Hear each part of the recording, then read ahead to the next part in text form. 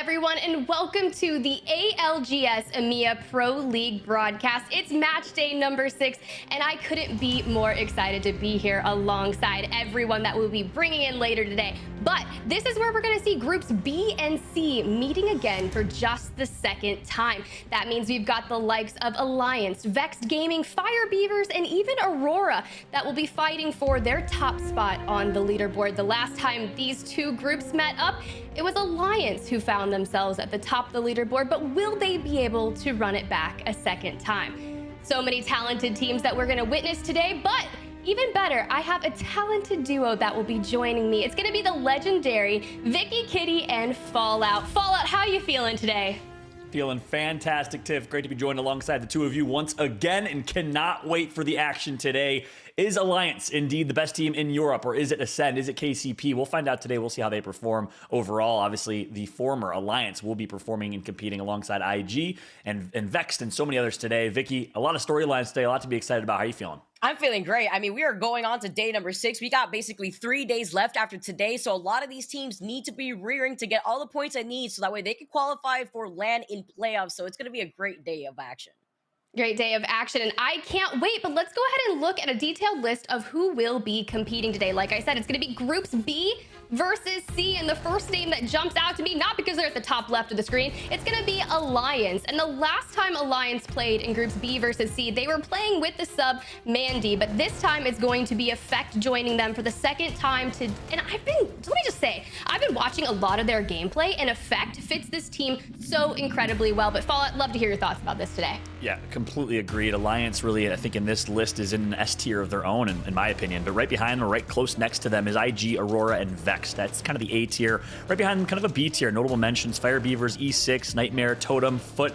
And then there's some dark horse squads. Teams like VZN, who have been trending upwards. And then lastly, teams that must perform today: Game Ward, Scars, and Navi. Eyes on them as they're in the bottom 10 right now. But let's take a look at the overall standings as well, Vicky. Certainly a lot to talk about here. And the overall standings so important because you mentioned it earlier: playoff implications plus regional final implications. And if you want to stay in here too, you want to be able to stay so that way you don't have to relegate to qualifiers and play against all of our heavy-hitting challenger circuit teams like we've been seeing a lot of these other squads that have been able to qualify into the Pro League really make a way. But, you know, another team that you didn't mention actually, follow Aurora, popping off with a very interesting composition. You can see them sitting 3rd overall for our standings. And this is a squad that right now are leading the way right above Alliance, who are also one of our more consistent teams like you were mentioning.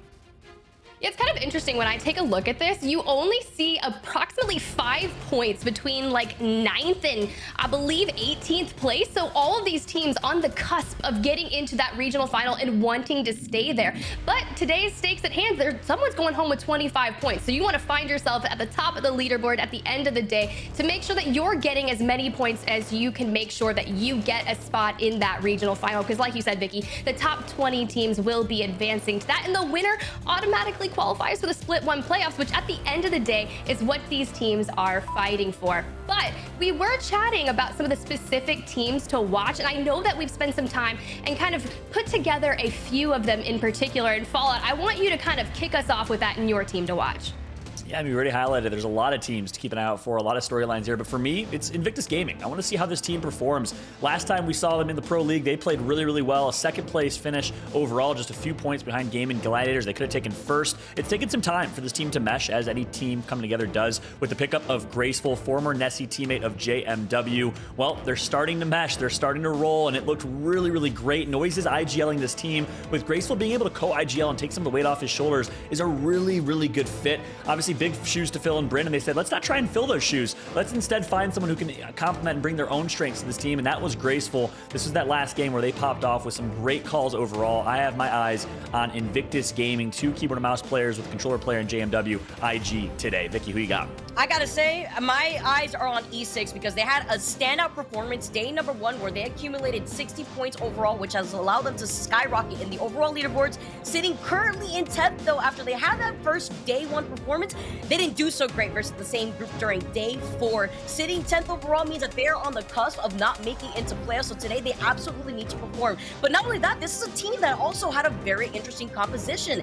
They brought in the Lifeline after incorporating Life in, bringing in bringing in from Horizon Union, but running this lifeline isn't really working out for them. I'm expecting this team to change things up now, as they're going to be able to bring in the ALGS Year on Horizon, changing things up to see if maybe this is going to allow them to have a lot more results, because they absolutely need to perform today if they want to be comfortable. Speaking of another team that needs to perform today, it's going to be my team to watch. That's going to be Vexed Gaming, the trio previously known as Bosch, consisting of Unlucky, Matafe, and Tyler FPS. And I had the chance to sit down and chat with Tyler regarding their performance thus far in Pro League Split 1, and they're not necessarily happy with what's been happening. 24% of their points have been attributed to placement points alone, with 76% of that being those kill-heavy elimination points. And they're very aware that the majority of their points are coming from those eliminations. But if you've been watching this team, you know that that's their strong suit, their micro-fighting style, and that is what they are aware of. So the thing is, they want to make sure that they're prioritizing their rotations and getting into those final zones and getting some more of those placement points to couple with the eliminations. But will they be able to do it here today? That is the question. Let's go ahead and look though, because we're going to be changing some things up. Let's look at that map rotation, kicking things off World's Edge, match 1 through match 3. Then we're going to be jumping on over to Storm Point to end out the day. And, you know, we like to keep things a little bit surprising, right? I mean, come on. But we're going back to that old favorite, World's Edge. But you know what's even better when you're watching Apex Legends? It's watching it how you want to play. You can watch all of the action your way with the award-winning multi-view. Let's say you want Alliance on one side, Vexed Gaming on another, and you want to keep up with the Fire Beavers. This is the best way to do it, because you can pull up and hear each individual team's comms. You can watch their rotations from start to finish, or hey, maybe even host a little watch party of your own. So track them along throughout the games here today. Get an inside scoop of their loot and weapon choices. Watch Apex Legends how you want to, and catch all of the action from beginning to end with multi-view. So, if you already didn't get enough with that map schedule, the rotations, and multi-view your way, let's go ahead and cut to a really fun moment that I've been enjoying throughout this broadcast. It's going to be What's in Your Pack, brought to you by WD Black. We've seen digi threats, we've seen all of the cool moments, but today's moment is going to kind of be brought together by a Horizon, a gravity lift, and I believe it's a gold knockdown shield fallout.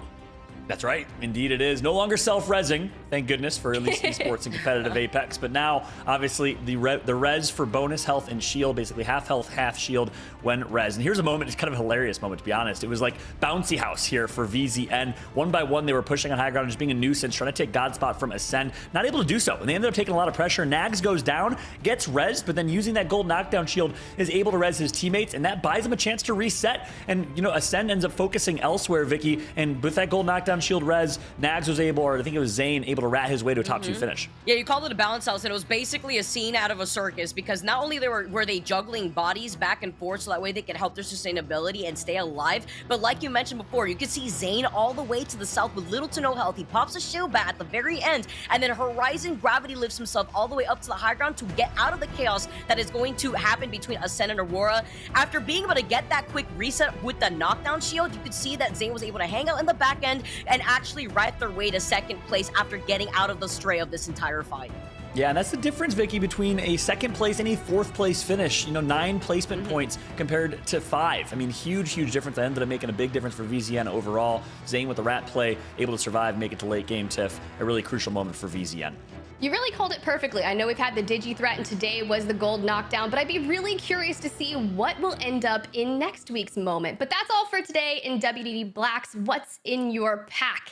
This is the moment where we're going to focus on the next matter of business, where I get to turn the tables on Fallout. Before we go, Fallout, I need to know kind of what you're specifically thinking. I believe last week we had Alliance come out on top, but who do you have pegged to take home the victory here in map number 1?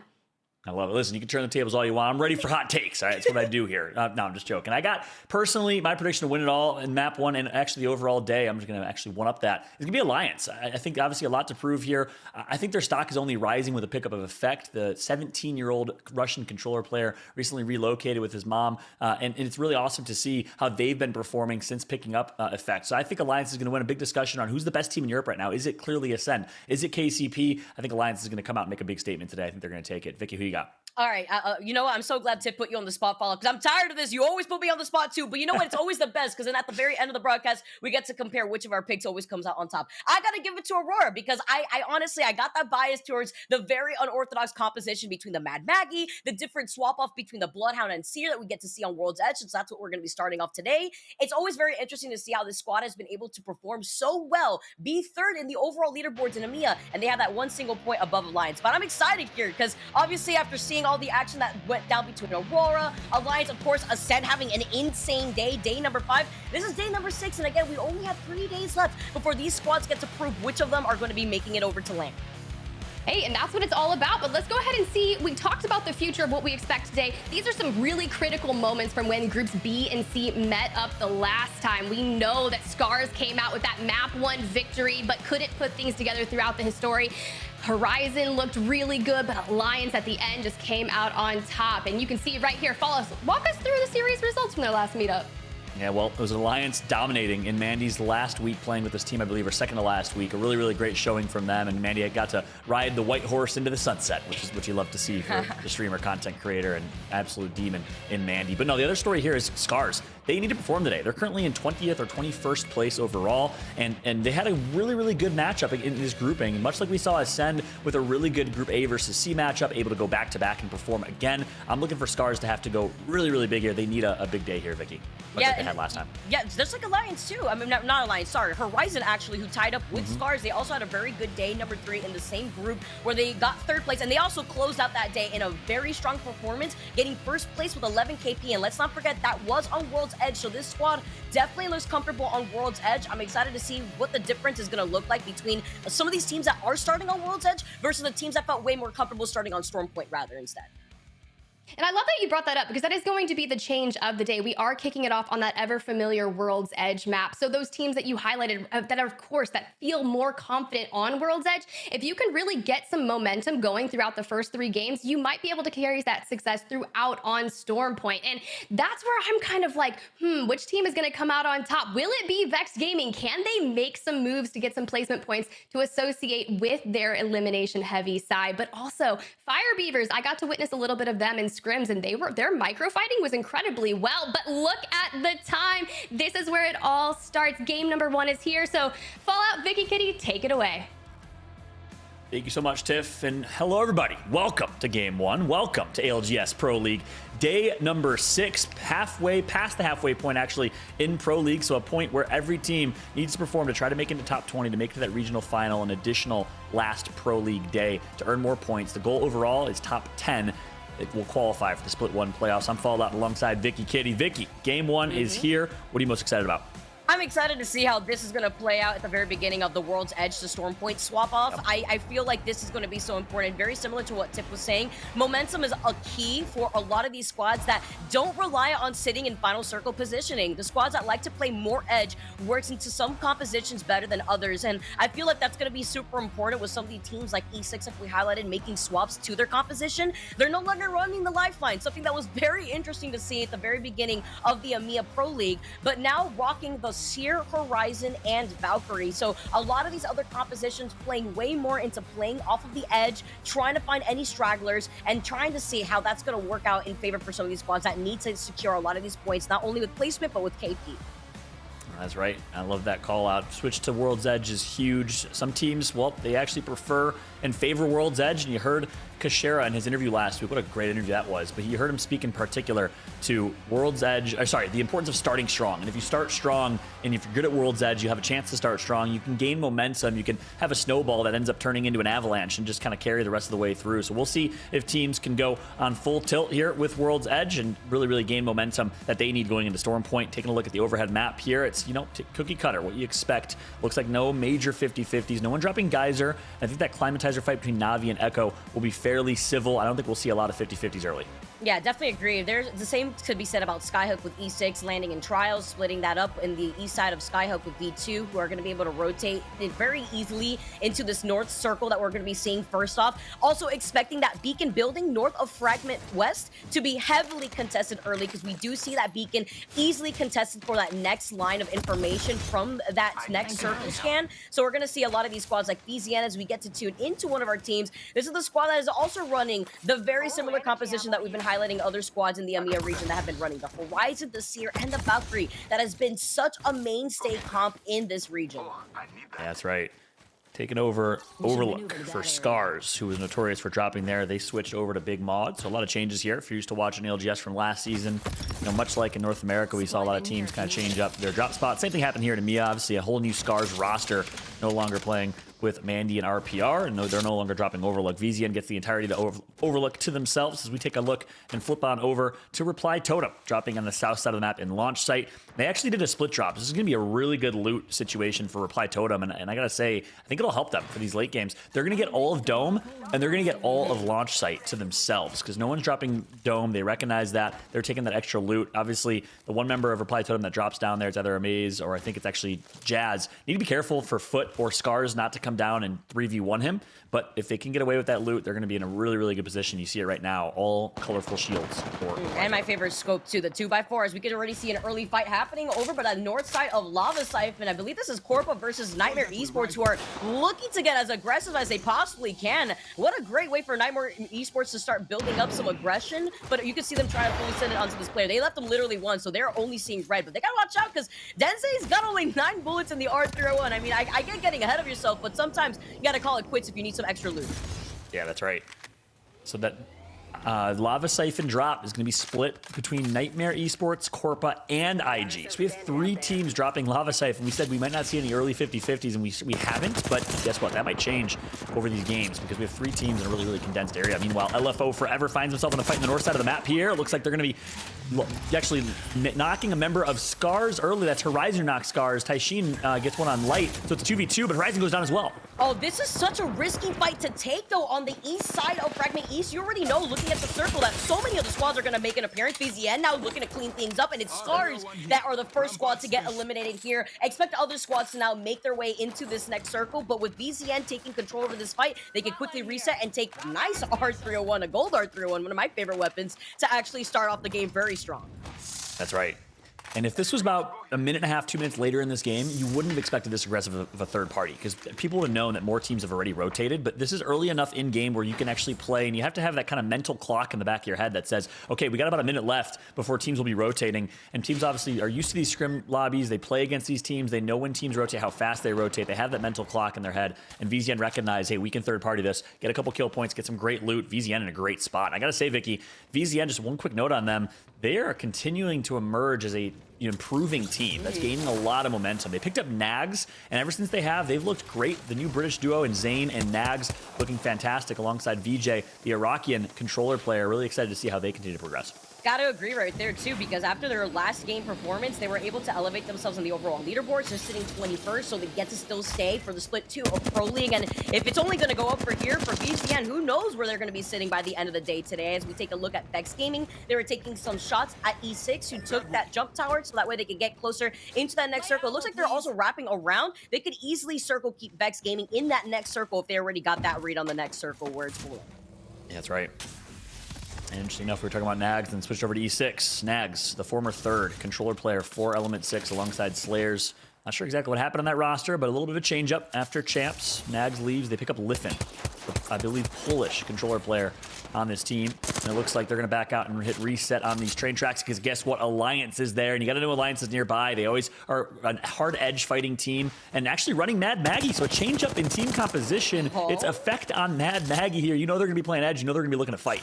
Yeah, they landed Thermal Station. They also had the hot spot, so they were able to get a lot of great loot exiting out of Thermal Station while they were making this rotation right past staging at the moment. They're trying to shoot at E6, who are just trying to run away. Remember, there was that squad squad that was already by Lava Fisher, that was Vex. We probably already made the rotation to countdown since that's where the circle was at. So Alliance, we're taking some shots. They're not going to fully send it right now. They're going to hold this spot right now because this is them claiming the space for the beacon. So they denied that opportunity for E6 to get that information, and Alliance are going to be able to continuously make this rotate into where they've predicted the next circle is going to be pulling. But I love the swap up in the Mad Maggie composition. This makes it our second squad, I believe, in the EMEA region Fallout that is running the Mad Maggie here. That's right. I actually love to see it. A lot of teams have been running Mad Maggie as of late. Well, sorry, I wouldn't say a lot, a few. And Maggie is kind of trending upwards overall. But that's one thing I got to say about Alliance. I've always really respected their ability to really have a diverse play style, run diverse team compositions that fit their team's play style. Hockey's, again, I give him credit often, is one of the best IGLs in Apex. He's been given a variety of teammates over the years, and he adjusts his IGLing. He adjusts his leadership style to his teammates. There's a concept called KYP. Know your personnel. Know what your team is capable of. Know their strengths. Know their weaknesses. And I love that Alliance is able to really reflect that, in effect being an absolute demon on controller, and they're changing their play style to play a lot more hard edge. And with Mad Maggie in the hands of Effect, I think they can be dangerous. Absolutely, and they've had a lot of great results with Effect in the past too, with other third-party tournaments that they've been able to perform in. So they've also gotten a good amount of practice with Effect, incorporating him into this lineup as we look at some of the other squads that are playing outside of Circle. LFO Forever, of our other teams, rocking the Crypto and Watson, another team composition that we've been seeing very frequently actually in the APAC region. Always interesting to see how the different compositions play out between region or region. We don't really get to see that very often in NA, basically little to no Crypto at all here, but LFO just gonna make their next move. Oh, Lockie's gonna get knocked though. Mistimed the med kit just barely, but they'll be fine. Obviously, it's only zone 1, not taking a ton of damage. Keep in mind, this is the same LFO squad that actually lost Light, lost Horizon. Lackey was able to get all of the banners, recover them deep in zone in Geyser, which was unlooted, by the way. No one dropped there initially. A couple syringes dropped here early for Lockey, so he'll be able to heal back up. Then they'll leave with some decent loot in terms of meds that they need to get, but they're not going to be able to prioritize their shields, unfortunately. We'll see if they can get blue shields at least, leaving the situation. Yeah, looking a little rough. They need those meds. I mean, look at Lackey. He's only got one med kit, one syringe that he's already going to be able to use up. Yeah, they got the replicator right there, so now they're going to be able to restabilize. But once they exit out of the circle, maybe they could try to get that beacon that's in no name to the east side of Fragment East. Not expecting any squads to try to contest them, since I think the priority here for those squads in Fragment at the moment are to make sure that they secure a building, seeing that there have been a lot of Watsons in this lobby between the EMEA region. So trying to make sure you set up that perimeter is going to be a priority for those squads, so they don't really have to worry about getting circle kept once they make their way outside of Geyser. That's right. They should be safe for now. We'll check back in on them and their journey a little bit later. Switching over to Game Ward. This is a team I've been pretty vocal about in broadcasts as a dark horse team coming into Pro League. How high is their high? How low is their low? We don't really know. It's a brand new team. YOLO, Aimbot, I think 17, 18, or 19-year-old French players that are new to the scene. One on keyboard and mouse, one on controller, and we thought maybe, just maybe, this could be the new kind of rising star squad, playing with Psychop, a seasoned veteran, former Le Site de France IGL. I love the pickup of these two, but they haven't performed up to expectation. This is a team that is in a must-perform scenario in, I think, 20th, 21st, or 22nd place. They will not qualify if the Pro League ended today for that regional final, and certainly for LAN. And they're close to relegation as well. So all eyes on Game Ward if they can emerge as a top French team here in EMEA. As we switching over to start a fight, one of our multinational team. I'm a big fan of Blast's and his career, his trajectory ever since leaving the original squad, which now became IG. He's found himself a really solid team with Doctor and Bambino, who's an absolute demon. Yeah, start a fight. Another one of those squads that are on the cusp of the top 20. I believe they're sitting 19th overall in the leaderboards. Had a pretty average day the last time we got to see them perform in day number 5, and now looking to make a dent into the overall leaderboard so that way they can sit comfortably in the high end, since if they do poorly, they're at risk of being in the red where they would have to relegate to qualifiers as we tune into Aurora, of the other squad that is rocking the Mad Maggie. I do believe we have 4 Mad Maggies in this entire lobby, so it is nice to see a lot of other squads in the EMEA region try to take a page out of Aurora's book, because this was a squad that first started utilizing the Mad Maggie, and one of the only squads running the Wraith. I know you were very happy about that one, Fallout. I was. I think they've abandoned Wraith ever since. But when they do run Wraith, they run it on Storm Point. We'll see if they do that here in Game 4. But for now, Maggie, Seer, and Valk. They're the team that really popularized it in the same way that in North America, Furia was the first team to run Fuse and Seer. Kind of started the Seer meta. Will Mad Maggie become a big part of the meta? We shall see. But certainly her stock is way up. 4 teams with Maggie, as you said. 5 teams with Crypto. 9 with Watson, of course, 10 with Sierra, 11 with Horizon, 18 with Valkyrie with a 90% pick rate overall. We also have Fuse, Caustic, Bloodhound, and there's 1 Wraith on the map as well.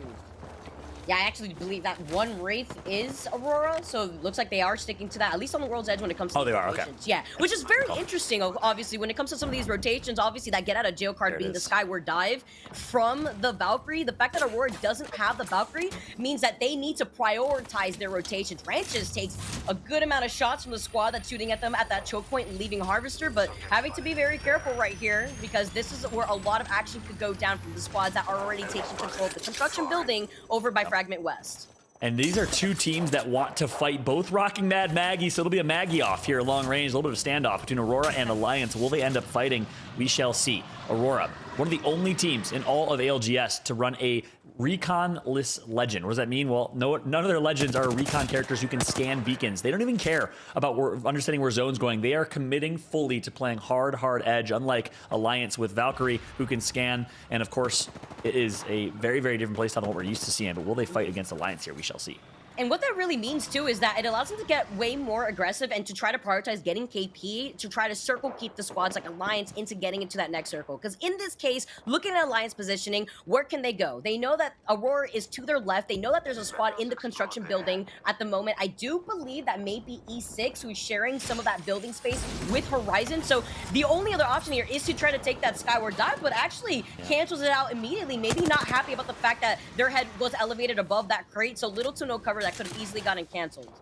Yeah, perfect timing to pull up the map. I was going to make a point. With these Fragment East or West finishes, it is so difficult to be an edge team. Why? Yeah. Because all of the buildings are already taken. Teams are going to rotate early. They're going to secure their buildings. They're going to secure their positioning for late game. And good luck Valk ulting and finding God spot because a team is going to be camping with Watson or with some defensive legends. There's going to be a tough Valk ult that's going to come through for Alliance. We'll see where they end up. I'm interested to follow their journey here through this Valk ult if they take it, which they likely will here in a moment. Not sure where they're going to end up because there's not a whole lot of land available. They have to take it. They have no other choice. If they decide to walk this in, they're going to get pinched by the squad like Nightmare Esports, who are off to their right past that choke point that you currently saw Alliance in. So I am expecting the Skyward Dive. We're just going to have to see where they end up going. Nightmare Esports, though, one of the squads that likes to take up some of these building spaces. Nice shots with the G7, with that 3-time scope. Gets the crack, at least closes in the gap right now without getting pressured out. But again, they are in the line of sight of other squads like Aurora to their left and E6 that have that construction building side. Game Ward, though, in a fight themselves. Psychop getting that knock.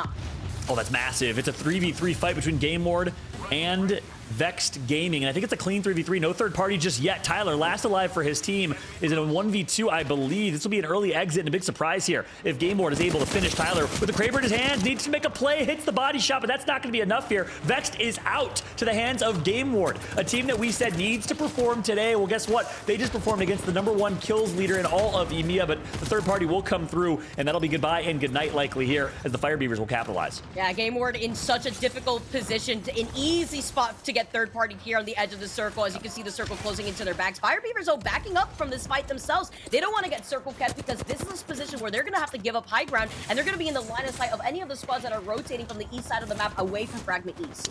That's right. Game Ward, I think, will survive, but it's a three-way fight. It's Na'Vi, it's Fire Beavers, and Game Ward. Game Ward survives for now, has one player left, I believe. And it looks like Fire Beavers and Na'Vi will be able to hit reset as well, so both of them were able to join in on that KP. This is our only Fuse team, one of our few Fuse teams on this lobby, and there's going to be the final full kill on Rugby of Na'Vi. So Na'Vi actually takes one casualty. Fire Beavers is the king of the hill. They'll be the last ones to survive. I think they're trying to get one last straggler, actually, from Na'Vi who managed to get away. I'm not too sure who that one rat is, as Game Ward unfortunately get deleted. They try to exit out of that circle, but right into the hands of that lava.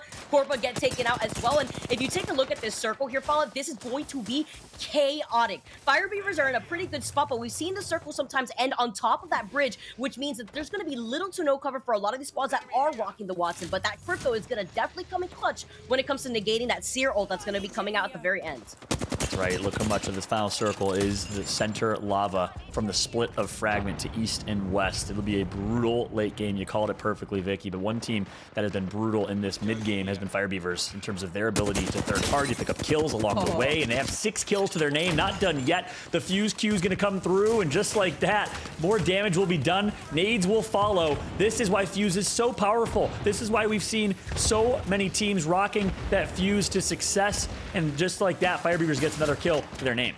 I get tilted sometimes when that knuckle cluster comes out. It's all the massive damage that comes in to clear up so much space from that Fuse Tactical. Now Fire Beavers, though, putting themselves a bit in the middle by that marketplace. They need to fully send it on this squad. After getting that knock, they're going to be able to go all the way in. The black hole coming in as well from OJ Ryan, and he's going to be able to move in off the back end. Nice split push here from both the Fire Beavers members. That's right, but 2 members are going to go down. OJ Ray going to be the last alive, a 1v1. He's going to connect for 1, needs to win this. Somehow with 20 HP, that's going to be it. Fire Beavers gets eliminated. V2 survives. We talked about French teams. V2 trying to prove that they're one of the best French teams in EMEA, as Zidane, Joke, and co will survive that fight against FB. See a black hole coming in right here too, as V2 need to go for a quick reset, wondering who that straggler is off to the side that's trying to contest V2. But congratulations to V2, not only taking care of Fire Beavers, but with that rotation behind them, they're able to get in a way better spot and avoid getting pinched, very similarly to what happened to Fire Beavers when they just pushed a little too far forward. A wee body landed nearby. Keep following V2 here.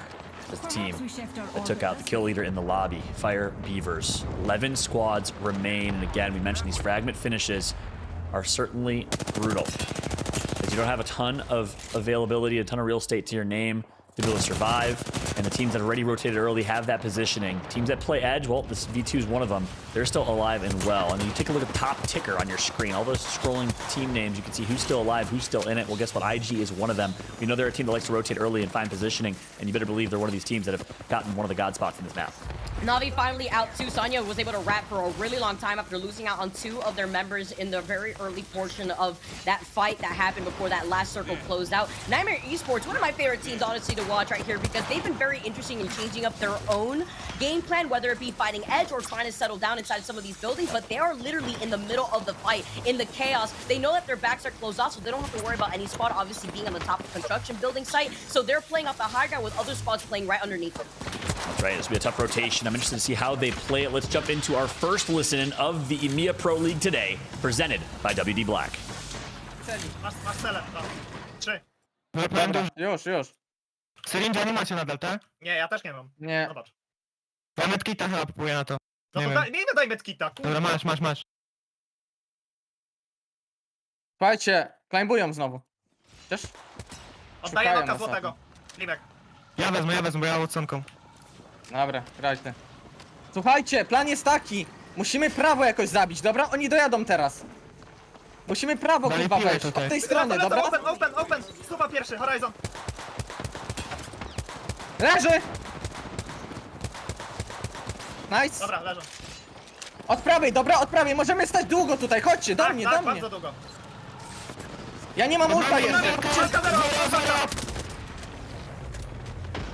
Daję skana zaraz. Żeby bić wszystko, panowie. Ultuję. Gaussy crack. Przed nami. Chodźcie na nich. Go, pierdolcie się. Na mnie. 0-1 knock. 0-2 knock. Nice. Ja padam. Nie dostańcie knocka. Go do przodu. Idźcie do przodu do minów, Seven. Do minów. I pralę musisz postawić. Schowaj się piniecz. Nie mam pali. Stoi tu. Ja szukam medów, kurwa. Nie ma. Box pusty, bez medów. Ja healuję syringem. Utrzymaj się, to jest zajebista gra. Możecie wygrać tę grę jako duo nawet. Ja cię piknę zaraz, chyba. Nie pikniesz mnie w tym zonie. Zrobię to. Masz wspierę? Typy są na dole, Sereni. Wspieraj A mamy w sumie, no. Kraka ma. Idę po ciebie. Walka flash. That's insane.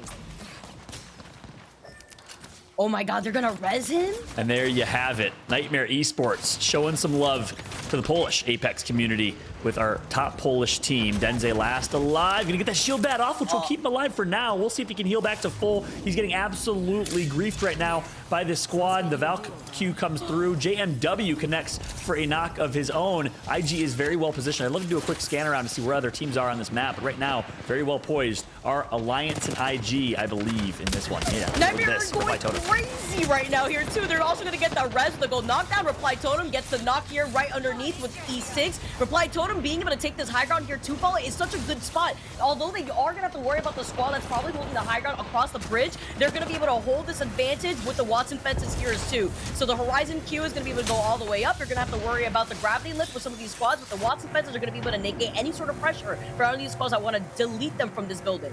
That's right, we missed the Alliance Valkyrie, but they found themselves in center map anyways. 2 members alive though. Effect's gonna have to do something insane. He gets knocked. Hockey's the IGL, the captain of this team, last alive, but guess what? It's IG taking the positioning from them. Effect got a knock on JMW. Nightmare was somehow able to res back to full. 7 squads remain, but IG will be taken out. Oh, and you get the replicator for some natural cover. IG getting taken out is great news for Reply Totem because that was the squad that was holding the high ground on the other side of the bridge. The circle closing in right behind their back, so they have to exit eventually. They're going to get foamed out into the line of sight of the likes of Nightmare Esports playing underneath on the low ground. 6-8 picks up one in the kill feed as well. VZN still alive and fragging. They get 2 kills to their name. Sharp gonna have to do something insane. The Italian, what can he do? 20 HP left. Gets the shield swap. Yes, he does, and manages to maybe get the res as well. But there's too much chaos right now. Jazz still alive, but VZN is center map frying with 12 kills. They are picking up right where they left off last tournament. Vicky. VZN popping up like you were talking about before. They needed to perform, and they're doing just that with Nags being on this roster. They clean up Reply Totem. This leaves 3 squads left. Alliance being only Hockey's the solo. Nightmare Esports versus VZN, and it's looking like VZN are trying to take this with open arms.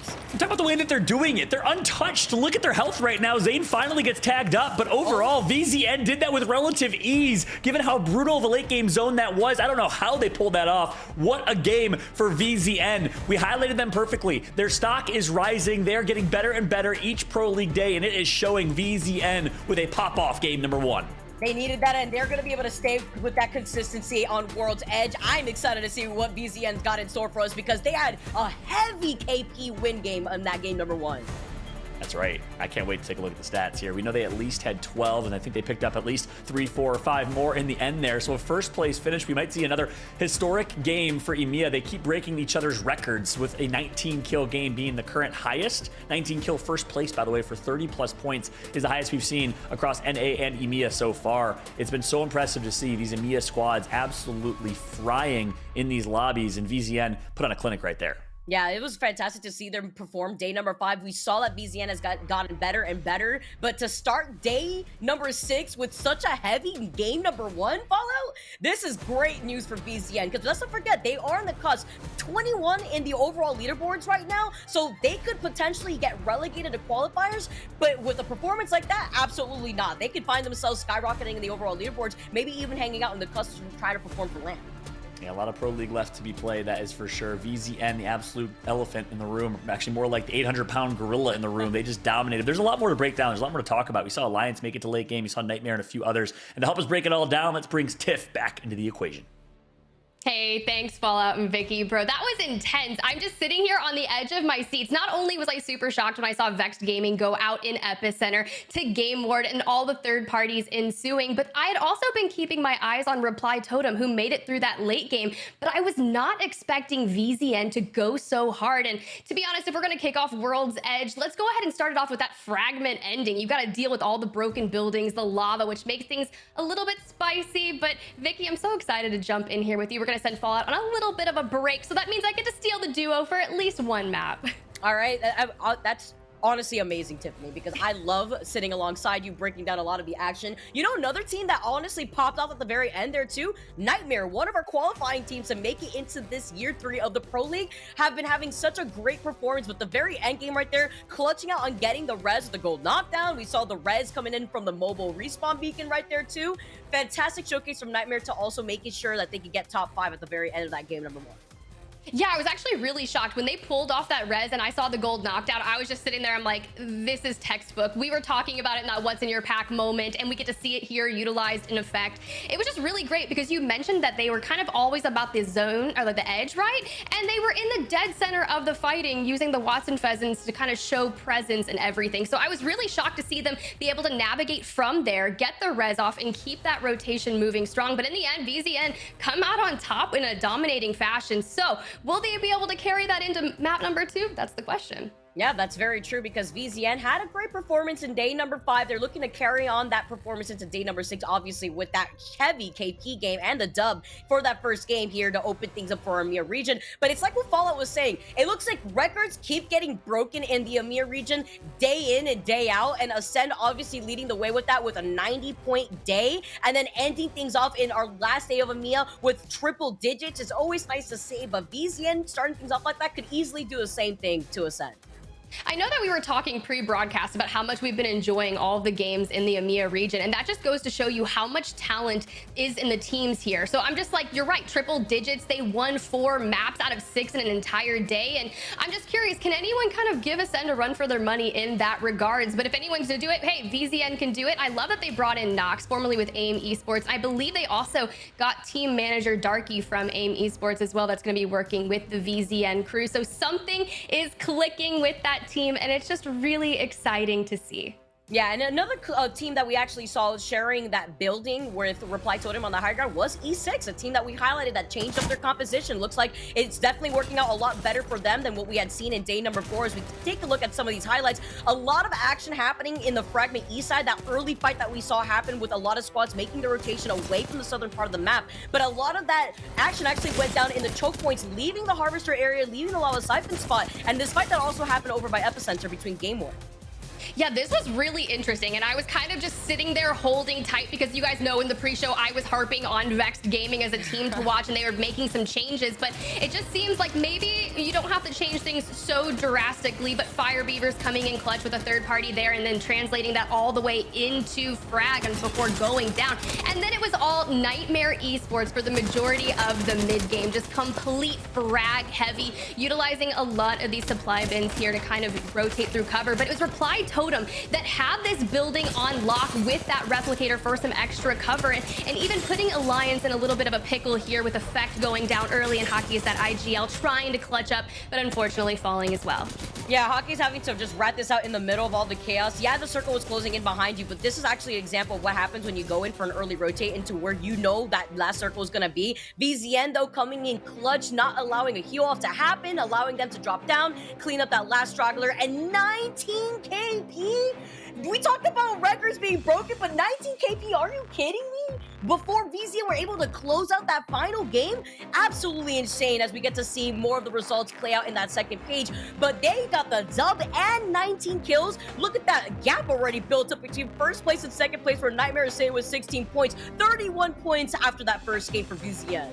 I mean, we talk about being consistent and that being a large portion of it and being key, but when you drop 31 points on your game number 1, that should be able to kind of hold you sturdy for at least 2 maps should you drop a donut or anything, not be able to continue that success. But I mean, hey, I don't want to curse it or anything. VZN needs to continue the domination. I'm looking at just this alone. Zane with 11 kills, 3,600 damage. You were talking early game, you know, about just treating this like ranked or pubs, but I mean, those are some numbers that you would see in like a ranked match, not a pro ALGS broadcast lobby. But hey, why not kick it off with a bang? VZN on top. And we had a lot of the teams that we highlighted. IG International coming in 7th place, still getting 7 points.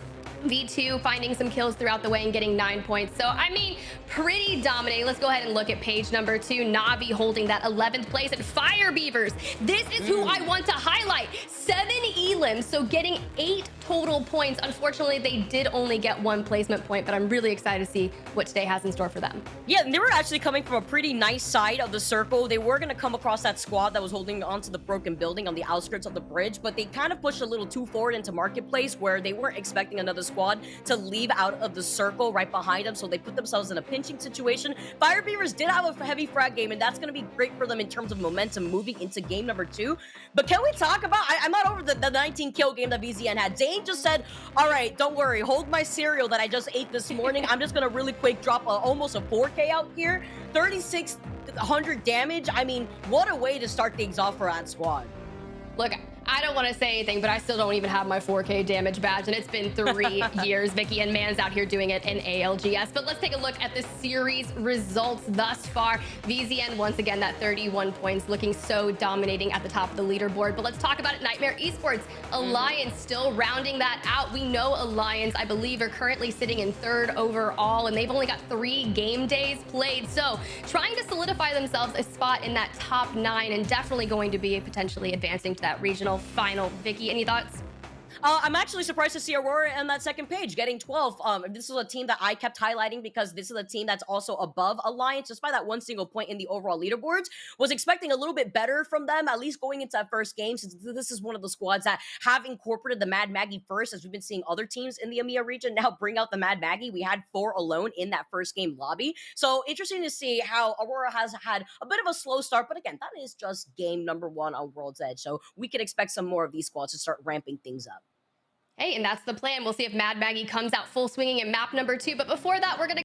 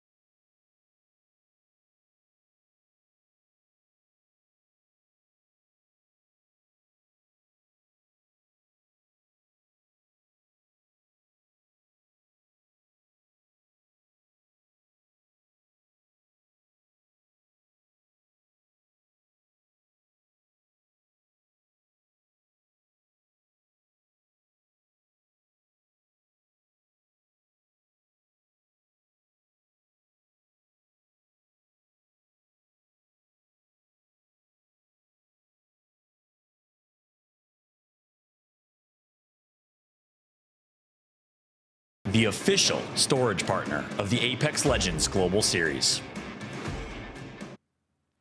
welcome back, everyone, to the ALGS EMEA broadcast. I'm your host, Spider Tiff, and we'll be joined alongside Vicky Kitty to bring you game number 2. But before that, we just had a commanding victory by VZN in map number 1. So if you guys missed it, please be sure to go back in the VOD and check that out, because it was pretty insane. They had 31 points. Yeah, I can't believe the amount of damage output that Zayd put down in that first game. Almost getting a 4K badge. I mean, what a way to wake things up here in the EMEA region. Love to see it, but can they replicate it going into game number 2? As we can follow a little break. Okay, gotta make them jealous just a little bit, Tiff, as we go into game number 2. I'm super excited to kick things off again. Yeah, it's going to be really fun, and I'm just curious to see kind of how this is going to happen. We saw Vex Gaming go out early. Scars, I believe, was the first team eliminated in map number 1, so hoping for them to have some better success here in game number 2, because you don't want to go too far deep into the map series without any points. But we do know that Vex Gaming is one of the most kill-heavy teams, with 76% of their points coming from elims alone, so I am not worried in any way, shape, or form. They're going to find success no matter where they go. Yeah, and you know, something that we also have to highlight, aside from the obvious of VZN getting all the KP that they were able to get with those 19 kills, that means that that gap has started to build up very early after that first game. VZN sitting with 31 points and Nightmare Esports sitting in second with 16 points already puts a highlight to what we can expect before we close things off on World's Edge, because sometimes getting these early points on a map like World's Edge, where it is the comfort map for some of these teams, could be a huge difference into seeing how you're going to finish things off on Storm Point, where I feel like Storm Point, at least specifically, could help elevate the game plan for a lot of the teams that like to play more edge, because that has been the type of topic that we've been highlighting when it comes to different compositions that help teams, that allow them to sit edge versus sitting inside some of these buildings, like running the Watson composition. Yeah, a lot of Watsons, but speaking of a lot of different legend compositions, we've seen a lot of Maggies. I was sitting back in my chair while you and Fallout were calling all the action, and I was just like, Mad Maggie, like I don't even remember if Alliance was testing Mad Maggie in scrims, and if I missed that, that's on me because I was like, that was a shock to me. I was not expecting Effect to pick up the Mad Maggie. Yeah, and I think it's great to be able to see the Mad Maggie being utilized because that's obviously a character that we haven't been able to see in a lot of these compositions. Usually, when we talk about the ALGS comps that we see in APAC, we see the Crypto, we see the Watson, we see the Valkyrie. The Valkyrie has been the mainstay legend in a lot of these teams. That get out of jail card with the Skyward Dive is so useful. And then you got Aurora out here not rocking a recon character, so not even having any beacon information, rocking the Wraith. I know Fall is extremely happy about that. Rocking the Wraith so that way you could rely on those rotations, the portal to get out of those tricky situations, and then playing more so the edge. So not only is it very risky for some of these circles for teams like Aurora to run a beaconless composition, just in terms of their comps that they're relying on, but the fact that they are now trying to contest other edge teams like Alliance sometimes into preventing them getting through these choke points so that way they could rely more on getting KP than placement points, which could be detrimental if they don't get that same type of placement points going into Storm Point. That's true, but hey, you got to kick it off. We are going to be looking at map number 2 on World's Edge. But the thing you talked about the most, that Wraith, right? You said portaling back to get out of a dangerous situation. The way I like to utilize Wraith or watch players utilize Wraith is where they use the Wraith portal to portal into a fight to give them a little bit of that extra aggression. And with Aurora being extremely aggressive, I kind of want to see if they'll do that. But hey, while we wait and get match number 2 queued up for you all at home, let's go ahead and take a look back at that final circle from map number 1. Chaos was ensuing all over Fragment, and it came down to the bridge overlooking all of that lava. So many teams running out of space, and one of those teams being included, Alliance. Yep, kind of in a bit of a pickle situation here because they were playing off the low ground. They were pitched between 2 other squads. This is the example of what happens when you go in for some of these early rotates where you know where that circle is going to be pulling because we've seen this final circle plenty of times before. But talking about getting out of a pickle situation, Nightmare Esports got the res. They get the revive as well with the gold knockdown shield. And Reply Totem had one of the best positions for a circle like this. Not only did it work better for their composition, but they were also able to pressure E6 from underneath their building. Yeah, and I love their positioning throughout this, but as the ring really starts to collapse, it's forcing them off that high ground, which then turns into a really terrible position because they're not able to get into that bridge. Yes, Sharp right here, able to just use a little bit, get a bat off, and just prolong their life. Utilize that grab lift, as you can see on the top right hand of your screen, just to give them a little bit more oomph. But you know what? You can't really combat the aggressive nature of VZN here, who just seems to have everything going right for them. Their fights were on point. They're just 3v3ing incredibly well and just decimating every team in their line of sight. And they came in from behind Alliance too, which is the most important reason as to why they were able to clean up so much KP at the very end here. One by one as they fell, they bullied Nightmare, they bullied Alliance, and they finished off this game with 19 KP, an absolutely outstanding performance for VZN, like I highlight again, because now they're sitting with 31 points overall, and that final circle and their timing to rotate into that bridge was perfect for them to clean up any of the other squads that rotated before them. And I know we were kind of harping on Zane having 11 kills with 3,600 damage, but we got to talk about VJ and Nox, both having 8 kills between the two of them, and additionally, about 3,200 damage between the two. So Zane doing just as much as the 2 other teammates combined, which is kind of wild, insane, if you call it. But can VZN do it again? That will be the question here as we get geared up and ready as our teams are dropping into their POIs for match number 2. Let's get started here. After VZN had a dominating game number 1, how is this going to fare for them going into game number 2, carrying that momentum? They split this drop in No Name for that beacon information as well as Overlook, so they're going to have a great amount of loot. They're also going to have that next circle information. Looking at a lot of our other squads, though, nothing to change up. Not surprised here. We still have Na'Vi and Echo landing in Climatizer, but not expecting there to be any sort of chaos unless Na'Vi really wants to fight for that beacon over to the right side of Climatizer. Maybe we could expect that early fight to go down depending on how Na'Vi wants to play that, unless they want to actually go in for a quick rotate as we get to see where this circle is going to be pulling. Very similar circle to the one we saw in the last game, but I'm not expecting this one to pull towards Fragment, rather expecting it maybe to pull way more towards the west side. As you can see, a lot of squads already taking up their own POIs, and it's going to be an easy rotation for our Western teams.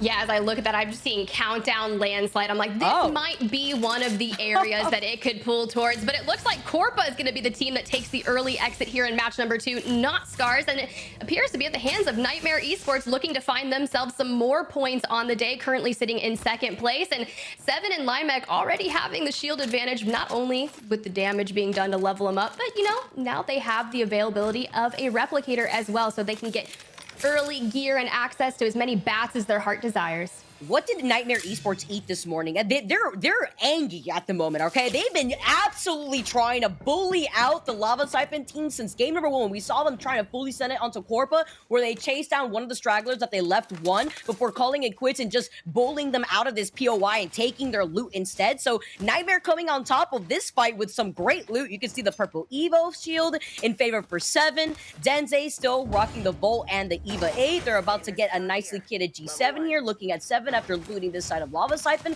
And like you mentioned, Beacon and the Replicator on top of it all. So Nightmare starting off very strongly already in this game number 2 after they just got 2nd place in game 1. Look, they heard you. They were like, hey, we know this is the day. It's getting late. There's only like 3 more match days after this, and this is the 2nd time that B versus C. So they're like, we need to get inside that top 9. We want to make it to the Split 1 playoffs. We're going to make sure that we are going to the regional final. And hey, someone else that's looking to make that happen is going to be Reply Totem, currently sitting in 12th place, just 2 points away going into day from that top 9. And I had a chance to really watch a lot of their POV during scrims this week. And yeah, I get it.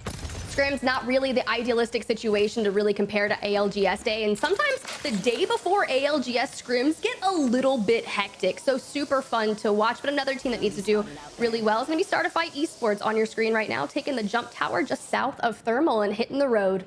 Yeah, already going in for these quick rotates. You can already see where that next circle is going to be pulling. And I love how you bring up Scrim sometimes. But you know what? It's about the flex and sending a message out here. And that's what a lot of these teams end up doing. You can see a fight actually maybe going down. Start a fight, making a statement, putting down the Seer ult, letting this squad know that's trying to rotate outside of Thermal Station, which is probably Alliance because that's where they land.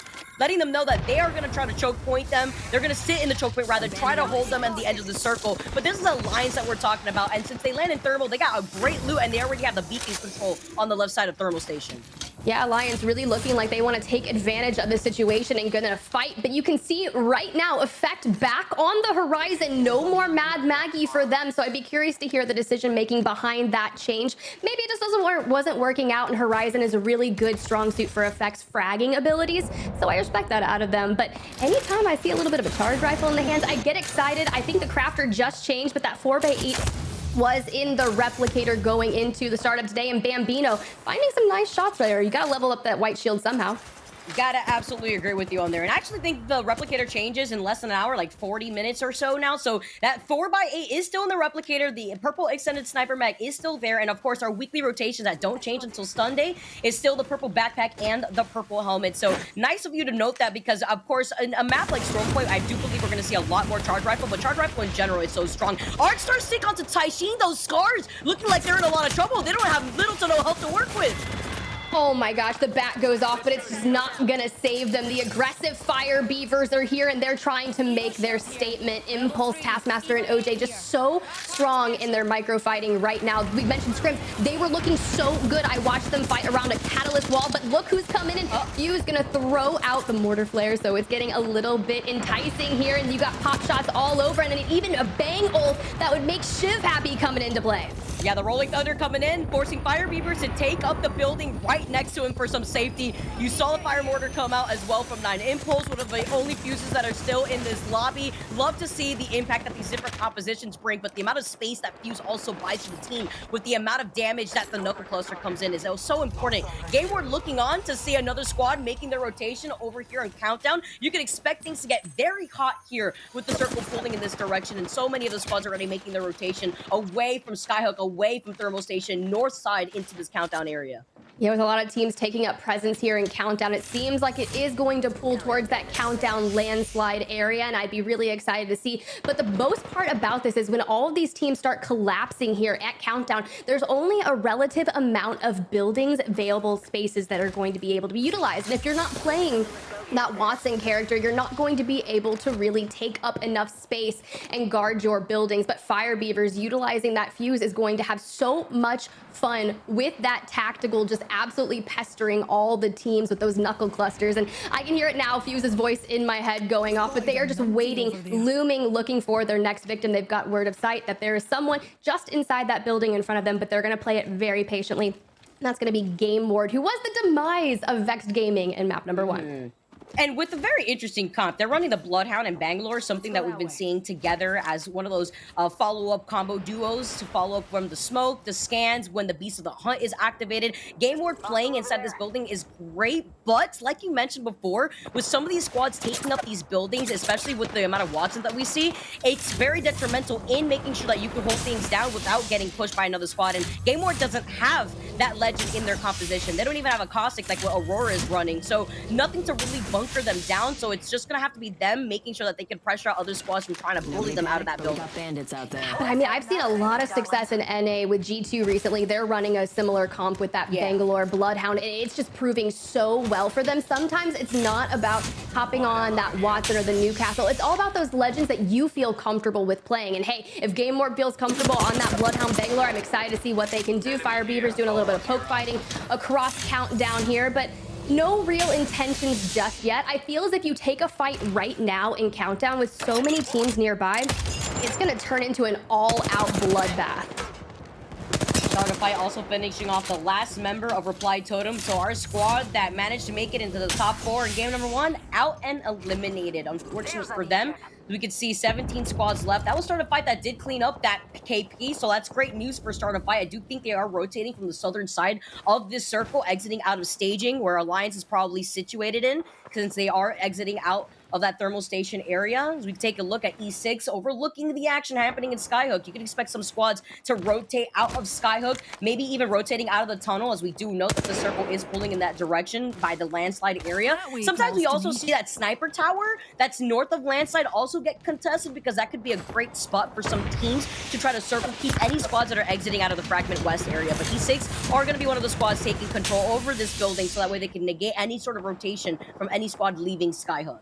Yeah, they're just getting pestered by a nearby Fuse Knuckle Cluster. Couldn't imagine who that's going to be as well. Missile Swarms coming in the form of Game Ward, but they're just holding it down steady. No reason to get too crazy just yet, but if the circle does tend to pull towards that landslide area, there's already a multitude of teams looking to set up shop over there as well. Game Ward going under fire, but no real major issue yet. Thankfully, Yolu, I believe the youngest player in the EMEA region, has that gold shield available to them, so you can really conserve a lot of the resources available to them. Now, seeing the fuse, it's interesting because we had 2 fuses in the lobby. One of them was Scars, who got eliminated very early in this game. But to see the Mad Maggies and the fuse also being utilized in EMEA, a lot of cuzzies out here. You know how it goes with some of those voice lines from Mad Maggie. I feel like she's bullying me every single time I have a Mad Maggie on this squad. But it's better when you see your Mad Maggie bullying these other teams here, as Game Ward are going to just sit patiently inside this building. They need to try to boost up these Evo shields, because Aimbot and Psychop are still rocking those blue Evo shields. You do not want to go into an endgame fight near the open and landslide with blue shields. You want to make sure you've at least got triple purple or some reds if available. But that all goes to show you got to get some in those mid-game fights. You can see Aimbot right now sees some enemy Watson fences, so that's the aspect. If there's a team kind of holding that choke point right there, utilizing those Watson fences to show presence, to maybe keep people away from them. They don't have the ability to see if there's a Jenny there, so you would not imagine that you can test it out, throw some grenades that way, but you want to make sure that you hold on to your ordinances towards that end game. But let's jump on board with VZN coming out of Harvester on that snake building right there. 31 points, not able to find any early game fights just yet. But let's just say, I believe the last time I saw them on the map, they were still up by Epicenter. So the fact that they've rotated all the way down through Fragment into the chokehold from Harvester and are now surfacing on the bottom of the ring, I believe that should clear out their back, but they just have to worry about playing forward. I actually really love this rotation from VZN, and I'm glad you highlighted it too, because you know that the choke point leaving that tunnel from Fragment West into Landslide is probably easily contested by a squad already that probably already lands Fragment West, which is not what VZN do, since they leave that overlook area. Going all the way south and wrapping around towards Harvester means exactly what you mentioned. Their backs are cleared, but there's probably a squad right in front of them in that tunnel, and it is true. As you can see, VJ with the Seer and the Heartbeat Sensor picks up a squad that's already inside of that tunnel.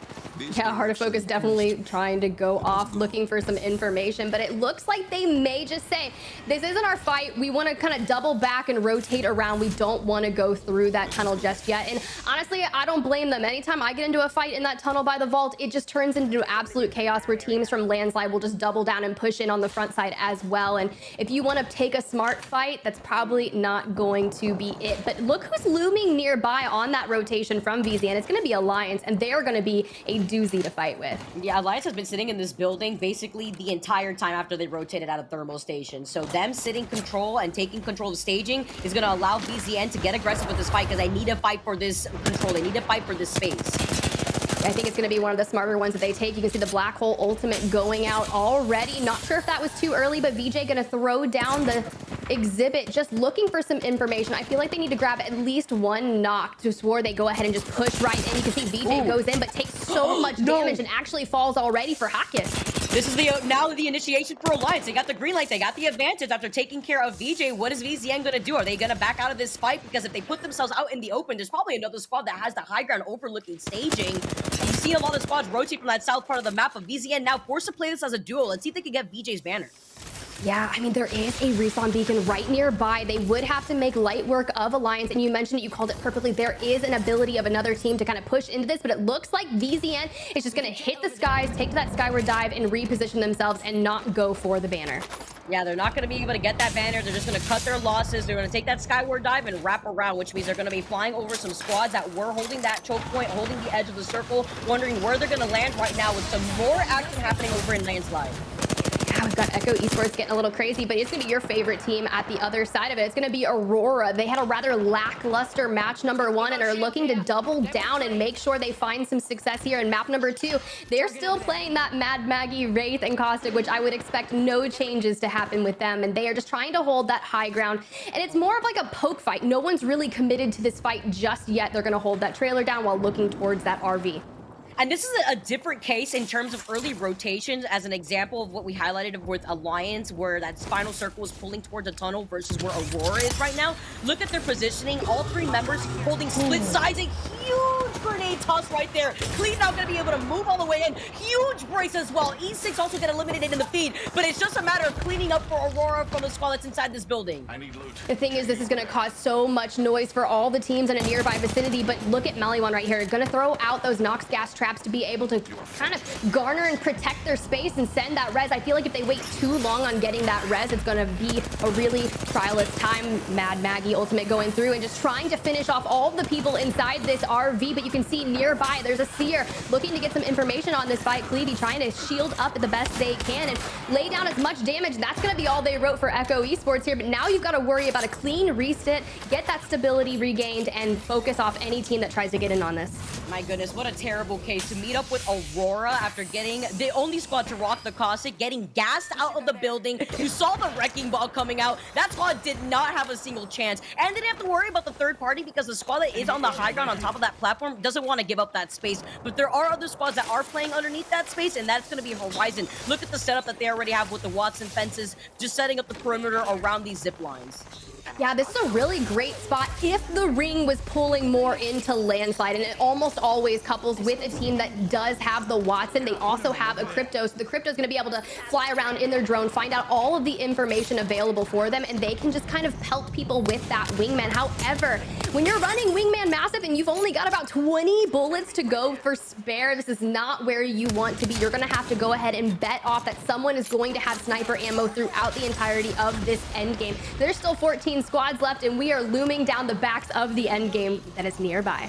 Yeah, it is. It's 14 squads left, and this circle is going to be pulling over to the left side of Landslide. Aurora, with his split positioning, though, are out of the range of that Wingman that you were mentioning before. With so many charge rifles, maybe we'll be able to get your hands on some sniper ammo here, as Aurora is also going to be able to loot up. Got the nice gold extended light mag from Maliwan, but he definitely needs some more light ammo to work with this R301.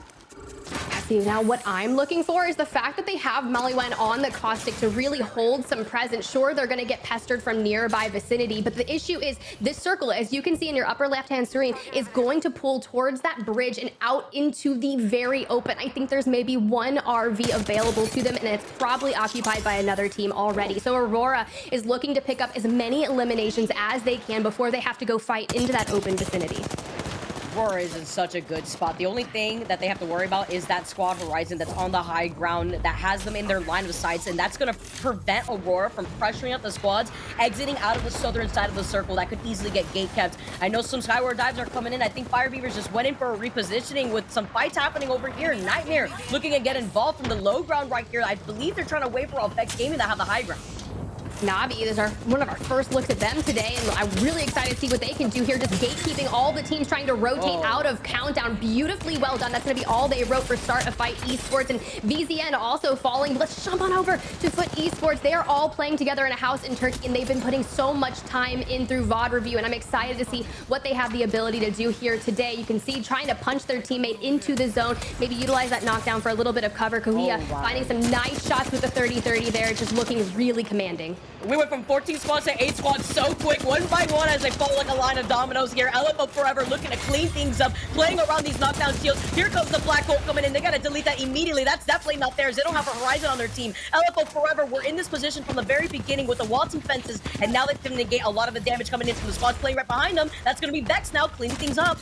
Hey, this is what we wanted. We wanted Vex to make it that long game, go the long haul, and pick up eliminations along the way. So this is their moment. They know they shine in their micro fighting, so they're looking to drop down, get aggressive, and just clean up everything in their site. You can see they've already got it down onto Light from LFO Forever, and now they're just able to kind of get a little bit more stable here. Make sure they've got plenty of ammo, bats for this end game, and utilizing this rock for cover really helps them out because they're just outside that next zone pool, and they're going to have to fight their way and play forward while also making sure that no one tries to wrap around their back. And already looking great because in that first game, they finished things off in 16th place with no KP. Currently, Vex Gaming have been able to clean up 2 KP in favor for the entire rest of the team, and their backs are against the circle. Only thing they have to really worry about is pushing in just a little bit too far ahead. Let's jump into listening with Vex Gaming to figure out what their next plan is and see how they're going to rotate at the top of this front circle. Yeah, it's good, it's good, it's good. Keep looking left, they're still fighting. Yeah. I got right. I need ammo, looting. Calculation. The hard fighting swing, still. Yeah, One we gets close to me. should wipe the whole side. There's dogs. You guys just keep looking. Yeah, we can look to swing left. Yeah, 100%. Don't I'm drop pumping back, I'm pumping back. We are in the Yeah. both spot. I'm just batting right now. They have no Please power watch to right. play except the trap. I got right. How Don't worry about flash right. weak? Don't worry about right. Left to Teller. Horizon. Yeah. Back, I mean. Nice. One swing left. Okay, One left. okay, One left. okay. Oh, that's another guy. Wait, okay. Another one, I think One another one. still here, Yeah. This one. Next one, one, Dead. Jump, don't die. Look left for me. Look Nobody left rights for it, me. nobody I'm rights it, gonna die yeah? to that. No, you're fine. Nice. They're inting right side, Swinging left. Okay, yeah. Shoot all. I can't. I have to tank that. I'm dead. I was cracked on Tyler. Swing left.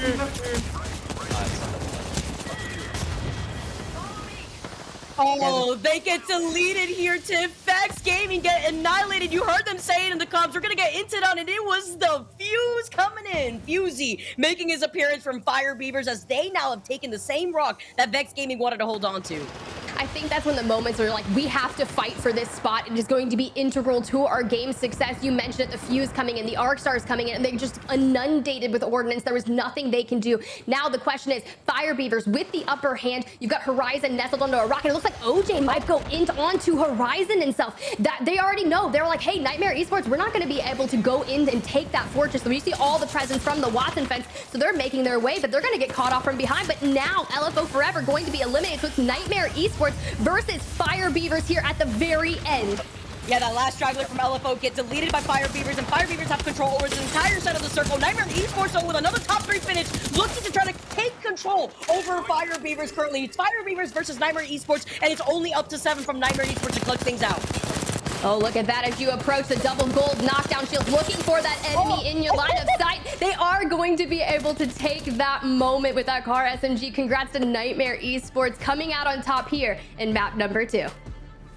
Fire Beavers and Nightmare Esports with that 1v1 playing against the 2 gold knockdown shields, but the clutchness from Nightmare Esports to stay consistent was beautiful at the very end. We're going to bring Follow back in. What do you think about the end game right there, Follow, after that game Absolutely insane. Are you kidding me? A 1v1 for the bread and 7 clutches up. The new player, new kid on the block for this Nightmare squad, the all-Polish team that's holding it down for the entire country, and he performs in the final 1v1. What a finish that was. Nightmare goes back-to-back top 2 finishes, showing what they're made of today, Tiff. Hey, and it proved immensely well. And let me just tell you, I thought it was really smart with OJ kind of wrapping around the north side to go ahead and finish off that team Horizon right there. And just making sure that you can garner as many eliminations as you want before turning your full focus on to Nightmare Esports. But I mean, a pure 3v3 fight for the end here on map number 2. What more could you ask for? Doesn't get better than that, that's for sure. Another big story there, I thought Vex maybe, just maybe, would break the top 3 curse. I mean, they weren't able to place better than 6th, yet they still got 6th place overall in the last Pro League. You saw them in the late game, but they're not able to get into the top 3. The last time they've placed within the top 3 in a Pro League match was day 1, their first day of competing in Pro League. It's been a long time since they've made it to top 3, Vicky. Yeah, it's very surprising. At least they did a lot better that game number 2 than they did in game number 1, like I highlighted before. They got 16th, I believe, game number 1. So to make sure that they were able to secure at least some KP while also being in a pretty good spot, you heard them in the comms. They were getting inted on. They were cleaning up any stragglers exiting out of that final circle while it was closing in on any teams exiting out of landslide. So that's great KP for them to be aware of that. But it's about making sure that your own space around that rock was not going to get contested. And what better way to have that space cleared up than having a Fuse put down his mortar flame and the knuckle clusters to ensure that you're going to get funneled over on the other side into the rest of Fire Beaver's line of sight. Not only that, but they had arc stars that were inundating them as well. So much pressure because that was the spot that that team had deemed was worth fighting for. It was going to take them all the way to the end. Now, maybe at Vex Gaming had a Watson, which doesn't fit their legend composition in any way, shape, or form. That is the only way I could think of them being able to hold steady there, maybe throwing that Watson ult down. But let's look back at some of the highlights from match number 2 because we know Fallout didn't get to call the action, but we're getting more enticing moments from that day. Yeah, that's right. You know, a couple big things. Scars, again, eliminated early. This is a team that is really all eyes on them. New roster, a lot to prove, and so far, not the best start for the Scars team that needs a good performance today to avoid relegation. I never thought I would say that. But again, obviously, it's a brand new squad. They're meshing together as a team. It's hard to live up to the expectations that the former Scars roster set with Mandy and RPR. But Aurora doing Aurora things here on Edge, getting some kills. You saw Fire Beavers get some kills early on as well, Tiff. Yeah, I really loved what they were able to do. We don't see a lot of caustic in this map meta anymore, really, but being able to utilize those Nox gas traps to be able to get the reset in really helped them throughout a lot of these fights on the mid game, and just such strong powerhouses. And then we got to see a little bit of glory moments here from Foot Esports. They've been putting in a lot of work trying to get better week in, week out, and I would really love to see them make sure that they have a spot in that regional final, and they are doing everything that they can. But here's that spot we were talking about, Vicky, that rock that Vex Gaming had taken early on but weren't necessarily able to hold. Yeah, it's always so interesting to see the different approaches that these squads that like to rely on being inside the buildings end up with a circle that doesn't have any buildings. You literally only have the natural formation of these rocks to actually hang out behind instead. You can see Vex cleaning up all the stragglers of the squads, moving over to their left, and then Fire Beavers moving in. After getting the crack, look at them wrap around on each side of the rock where they were able to finish off that fight as quickly as possible, and they needed to because they knew that there was still a squad on the other side of that field that could have contested them if they wanted to for third party.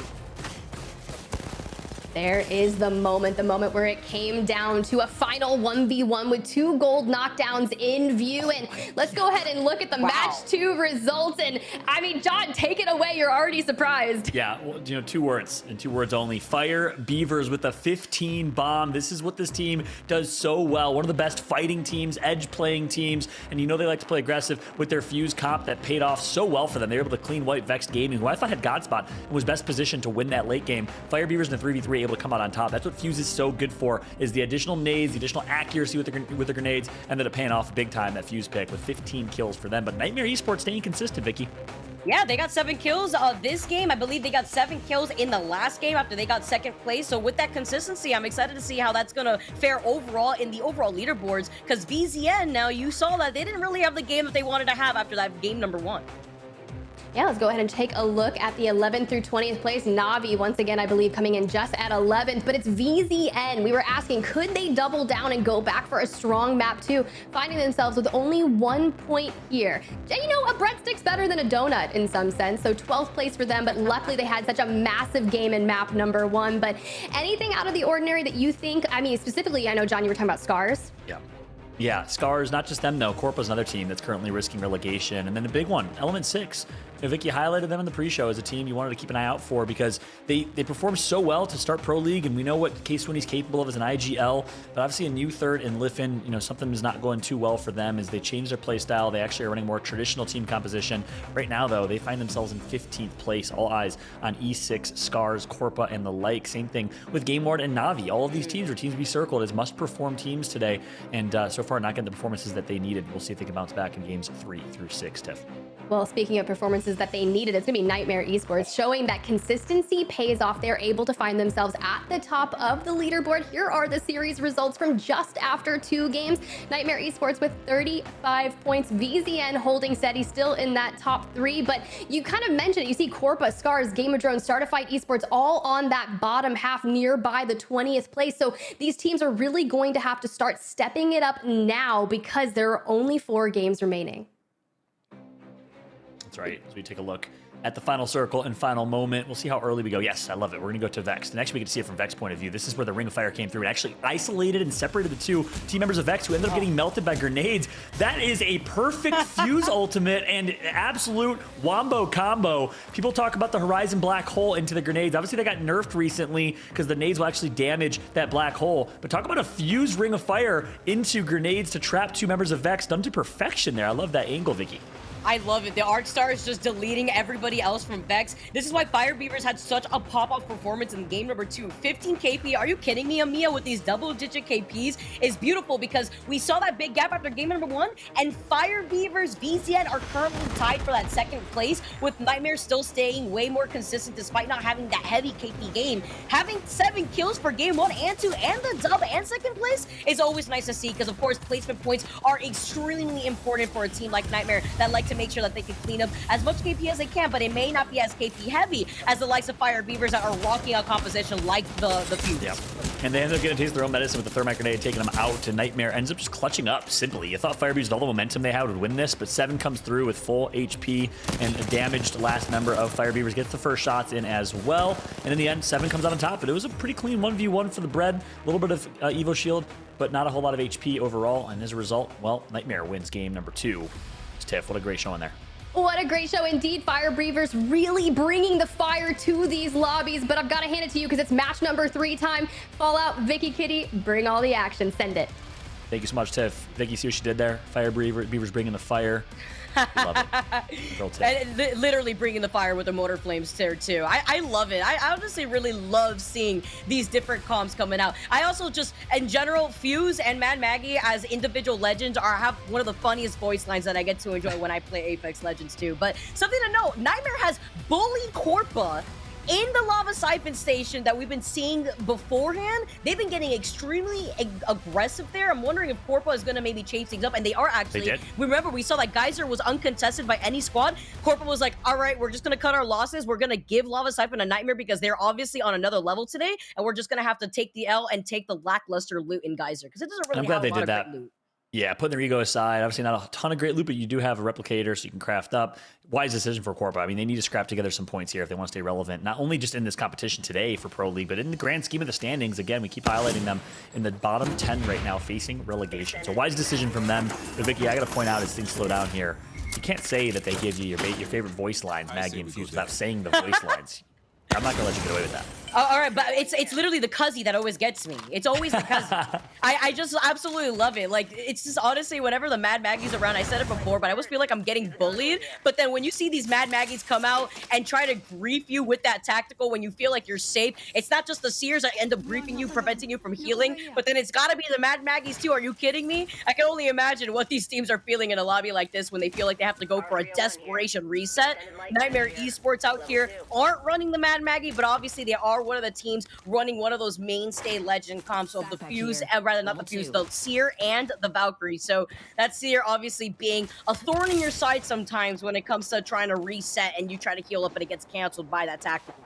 Yeah, you're right. Vicky, you nailed it. You know, 2 kind of mainstay or default comps, if you will, are Seer, Horizon, Valkyrie, and Seer, Valkyrie, Watson. And that's what we see as kind of the most picked overall team comps. And we'll keep you guys up to speed and abreast of which legends are on display today. And guess what? We have 7 Watsons on the lobby, 9 Seers. So, you know, again, Seer meta was really popular, but Horizon with 12 picks and Valkyrie with 19 and 95% pick rate overall. As we take a look at Navi running that Mad Maggie as well. A lot of teams, and really the CIS is kind of paving the way with that Mad Maggie. It started with Aurora, and now other teams following suit. I love how you highlight the different picks that we also have in this lobby. I do believe we have one Gibby, so a squad making some change up, but I don't know how that's going to fare against a lobby that has a lot of Mad Maggies to play with. I do think that's actually Scars that's trying to change things up a lot. And with Scars and their lackluster performance so far, this is the last map that we have, or rather the last game that we have on World's Edge before we make that swap over to Storm Point. So it's absolutely desperate for some of these squads to try to at least get as many points as they can in a map like World's Edge where they feel way more comfortable. That's right.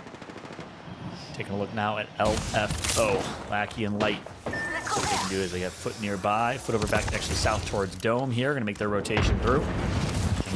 And Tiff highlighted them really, really well. Foot, a team that is all landing. They all flew to Turkey. They've been playing together in person for about 2 weeks now. So this is when you should be reaping those rewards. And right now in 10th place with 9 points, a decent start, but not necessarily the performance that they expected themselves. They hold a high standard. Why? Because they're former champions. And they've won ALGS online tournaments. They've won, I believe it was Fall Circuit that they won way back when with the original squad with Pia on that team. They made a big decision to drop Pia for Kuya and haven't necessarily found the results just yet. We'll see if they can now. They've been kind of a mid-tier team, but with land practice, maybe they'll change. Corpora now needs to perform today, and Zerfer, that last Arc Star is going to dodge it. Is he going to survive? Corpa can't seem to catch a break even when they're exiting out of Geyser, but this is to be expected because they're rotating through that tunnel where the vault is. You can expect squads leaving Fragment East or even exiting out of Overlook to try to contest a team like Corpa. It's actually Aurora that's on the other side of those vault doors. You see the Zero unleashed by that squad Corpa that's inside, and Aurora are going to try to close in the gap. They have the Mad Maggie Wrecking Ball, so that way they can actually get that speed boost and try to see if they can get a nice off angle. But Corpa looking like they're just backing away. They're going to respect Aurora in this case. That's right, Aurora's on the hunt. Little do they know that Corpa snuck their way out through the other exit and is already gone. So Aurora now basically hunting nothing. We got a couple other teams nearby. It looks like they actually have a vault key, so that's why they made their way back here. They were content with Aurora dipset. They're just clearing their back, and golden helmet is going to help them significantly, and they're going to be quite kitted now. Aurora with a really good overall loadout and inventory to really perform this game and break into the top 3. Also, a really good equipment to pick up, especially with this team comp, is that gold helmet. Wondering if they gave that to Maliwan instead, but also even if it works out for Cleve in this case, that Wrecking Ball is always so useful. Obviously, they could make that swap, give it to Ranches. If Ranches uses up that portal, that gold helmet allows them to get that ult and their tacticals online a lot quicker. They see another squad in the middle of their rotation off of that high ground, though, exiting out of the Lava Siphon Geyser area. Wondering what squad that is that Aurora is now going to face off against while Corpa made their escape to Overlook. Yeah, that's right. I was running the same thing. It's not as clear as like a Bangle or a Bloodhound you're going to instant give that gold helmet to. Between Caustic and Maggie, I think are my picks. I think Caustic probably gets it. Or additional barrels or Maggie if you're playing Edge and playing aggressive. Don't tell me it's in Maggie's hands. Foot made their rotation all the way from Geyser. They dropped Lava City. Rotated through Geyser all the way through the choke, and they're going to keep working their way through. They say, hey, that's Aurora. We don't want any of that noise. We know they're going to fly at us. And that's the reality. When you play these often in the team comps, you can get called out pretty easily. And these players obviously all know each other really, really well from these scrim lobbies. They know who's who, and they're able to call that out and avoid that fight against Aurora. Good decision from Foot. Yeah, I like the fact that they're going to Skyward Dive here too, because trying to take a fight on the outskirts of Fragment East could spell doom into just invite third parties to try to contest you in this rotation, as we know that this circle is going to be pulling towards the epicenter side. Foot doesn't want to waste any time. They're going to be able to Skyward Dive right on the high ground right here and maybe see which of the squads are exiting out of Climatizer that they can get involved with. Love this overhead map. That's showing us all teams, so many edge teams here in EMEA. You don't really see as many edge teams anymore in North America.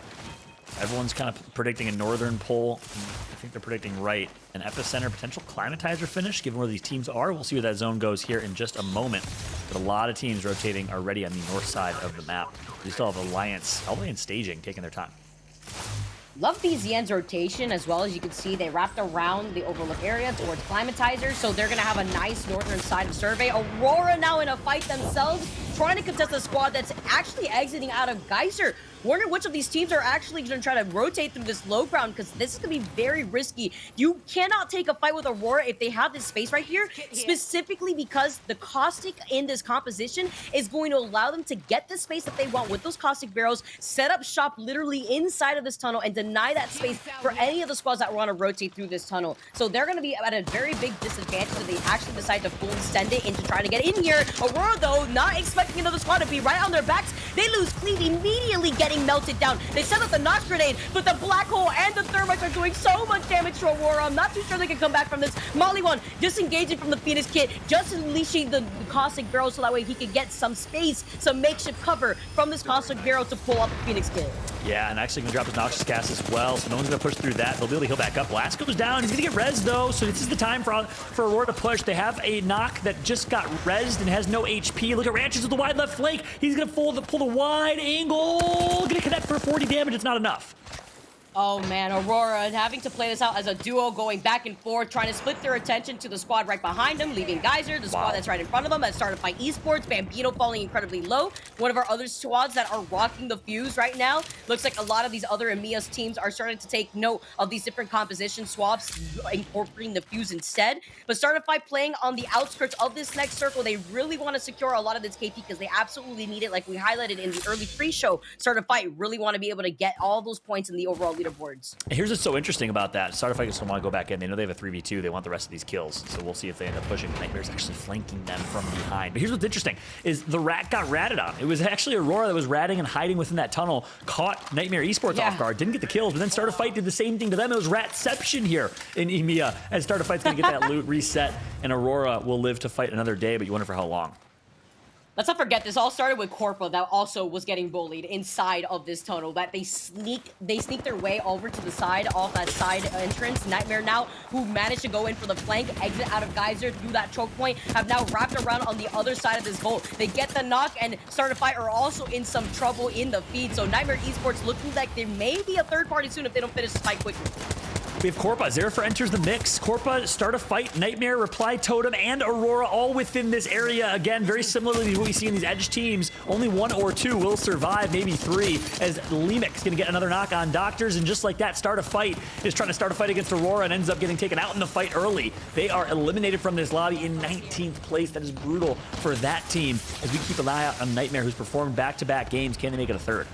Oh, the timing on putting out that Watson ult, but they're forced to give up not only the safety of the Watson ult, as Corpa has now made their appearance on the high ground. They're rotating away from Overlook. You can see some shots landing with that wingman. Some of those stray shots getting caught with that. Gets the knock here onto 7. Nightmare in a lot of trouble playing this out as a duo. They needed to back out a lot earlier. Like you mentioned before, Paulo, there was 3 other squads in the vicinity, and now Corpa are going to be able to walk away with some KP. That's right. It's big for Corpa. Said this is the game they need to steal away some points to stay relevant. Not only in this 6-game series, but in the entirety of Pro League. That's a good start. 2 kill points for them. They're going to continue to play Edge here. They don't have that Maggie. They don't have that Caustic. They don't have that hard Edge team. Obviously, with the Seer in their hand, they're going to be well poised to still fight, to get intel, but you wonder if they'll be able to survive with the likes of all these other teams nearby. Nightmare Esports. Aurora's all the way in Geyser right now, by the way. We have a quick mini-map on our side. So they're looting up solo. They got the banner, and they were able to, I think, potentially should be able to res up. They're in Geyser deep in the zone right now. It's going to be a tough rotation for Aurora. Corpus still find themselves fighting here in Fragment against Nightmare, and Alliance is going to enter the fight. I hope Aurora's got all the meds in the world to work with. Alliance also coming in from the other side of Fragment East. You can see Corporal taking shots, or rather getting taken some shots by the squad that's on the high ground. They make this rotation because they really wanted to try to finish off the remainder of Nightmare Esports, who are not having the greatest of time. You can see in your kill feed effect getting that second member, Limek, out from Nightmare. That just leaves a rat for Nightmare to work with. Their desperation is ensuring as Nightmare want to continuously actually stay consistent after getting top 2 game 1, winning game number 2. Corpora, though, are looking a lot better after changing up their own drop spot. They wanted the revenge on Nightmare. They didn't fully get it. They funneled them into the line of sight of Alliance, but this is still a really good start for a Corpa to start getting some momentum. That's right. We got an Alliance versus Corpa standoff in Fragment East with a couple teams in zone creeping up on them. I'd love to jump into a listen-in with Corpa to hear how they're going to play this. If it's a duo, I think we can push. Looks to me like a duo. Can we Horizon Q on that roof, maybe? Yeah. Like from here? Crazy, you wanna kill this? Yeah, like there's no one on height. Q here if you can. He's looking. Shoot the guy on the stairs. Okay, he's leaving. We can go above them. Here, in open. Should be duo if they're leaving. No, it's I think it's full team, no? It's full, yes. Dogs here. 45. Let me here. I'm still ulting above. Okay. I'm trying to Q him. Zero ulted. I'm trying to Q him. Okay, I'm on a med kit. Yeah, just try up this guy. Minus 16 Valkyrie. Fighting. I am knocked from other team. I can Q in 5 seconds. Can you Okay, get come out? to me. Knocked. Maybe. Here. Okay, throw in the back. Horizon's pushing. Oh, Look. no, man. What's climbing on me? You guys can win this. You guys can win this. 3 on me, 3 on me. 27. Literally 3 on me. 47. Yeah. All three here. All three Behind here. me. I'm gonna back Picking me up. up. You. We're gonna be Yeah. good to rest soon. We're gonna be good to rest soon. Just getting shot up. I have to go in zone soon. I got thirsty. I Down got the thirsty. box, down the stairs. 41. He's going to the box. He's behind box. Yeah, trying here to- he's behind the box. Bam, this one. I have to jump. 34. Okay. That's all you. I'm going to drop, I'm they gonna drop. life. Oh, then I'm dead now. Fuck. It's them again, isn't it? I can. Fortunate exit for Corpo. We thought maybe they'd be able to inch it out, but Alliance picks up the kill points instead. Kudos to them, but guess what? Game Ward's going to enter the fight here. They want a third party. They heard the fight going down. Meanwhile, let's jump into a fight with Game of Drones. There's so many fights happening on the edge of the circle right here, too. Game of Drones now coming out on top. Aurora get eliminated. Echo Esports gonna meet them right back in the lobby. They lose out on Torre here, though, as Game of Drones are gonna try to climb up on the rocks. They're gonna be taking a huge chunk of the damage. And look who's circle keeping them. It's gotta be V2 on the outskirts of Epicenter. A great position for them to be sitting in with so much of the action happening by Fragment. Yeah, he nailed it. So many fights on the edge. This is the northern edge. We were watching the southern edge action where Alliance actually just got taken out by Game Ward. We'll preview that fight. We're jumping over here. Back to the north. It's V2 with a few other teams in the vicinity. Game of Drones and Fire Beavers nearby. Again, similar scenario. Likely only one team will make this. V2, the French. What can you do? Joke's going to be tagged up and be able to heal back up with a shield bat. Here comes the push.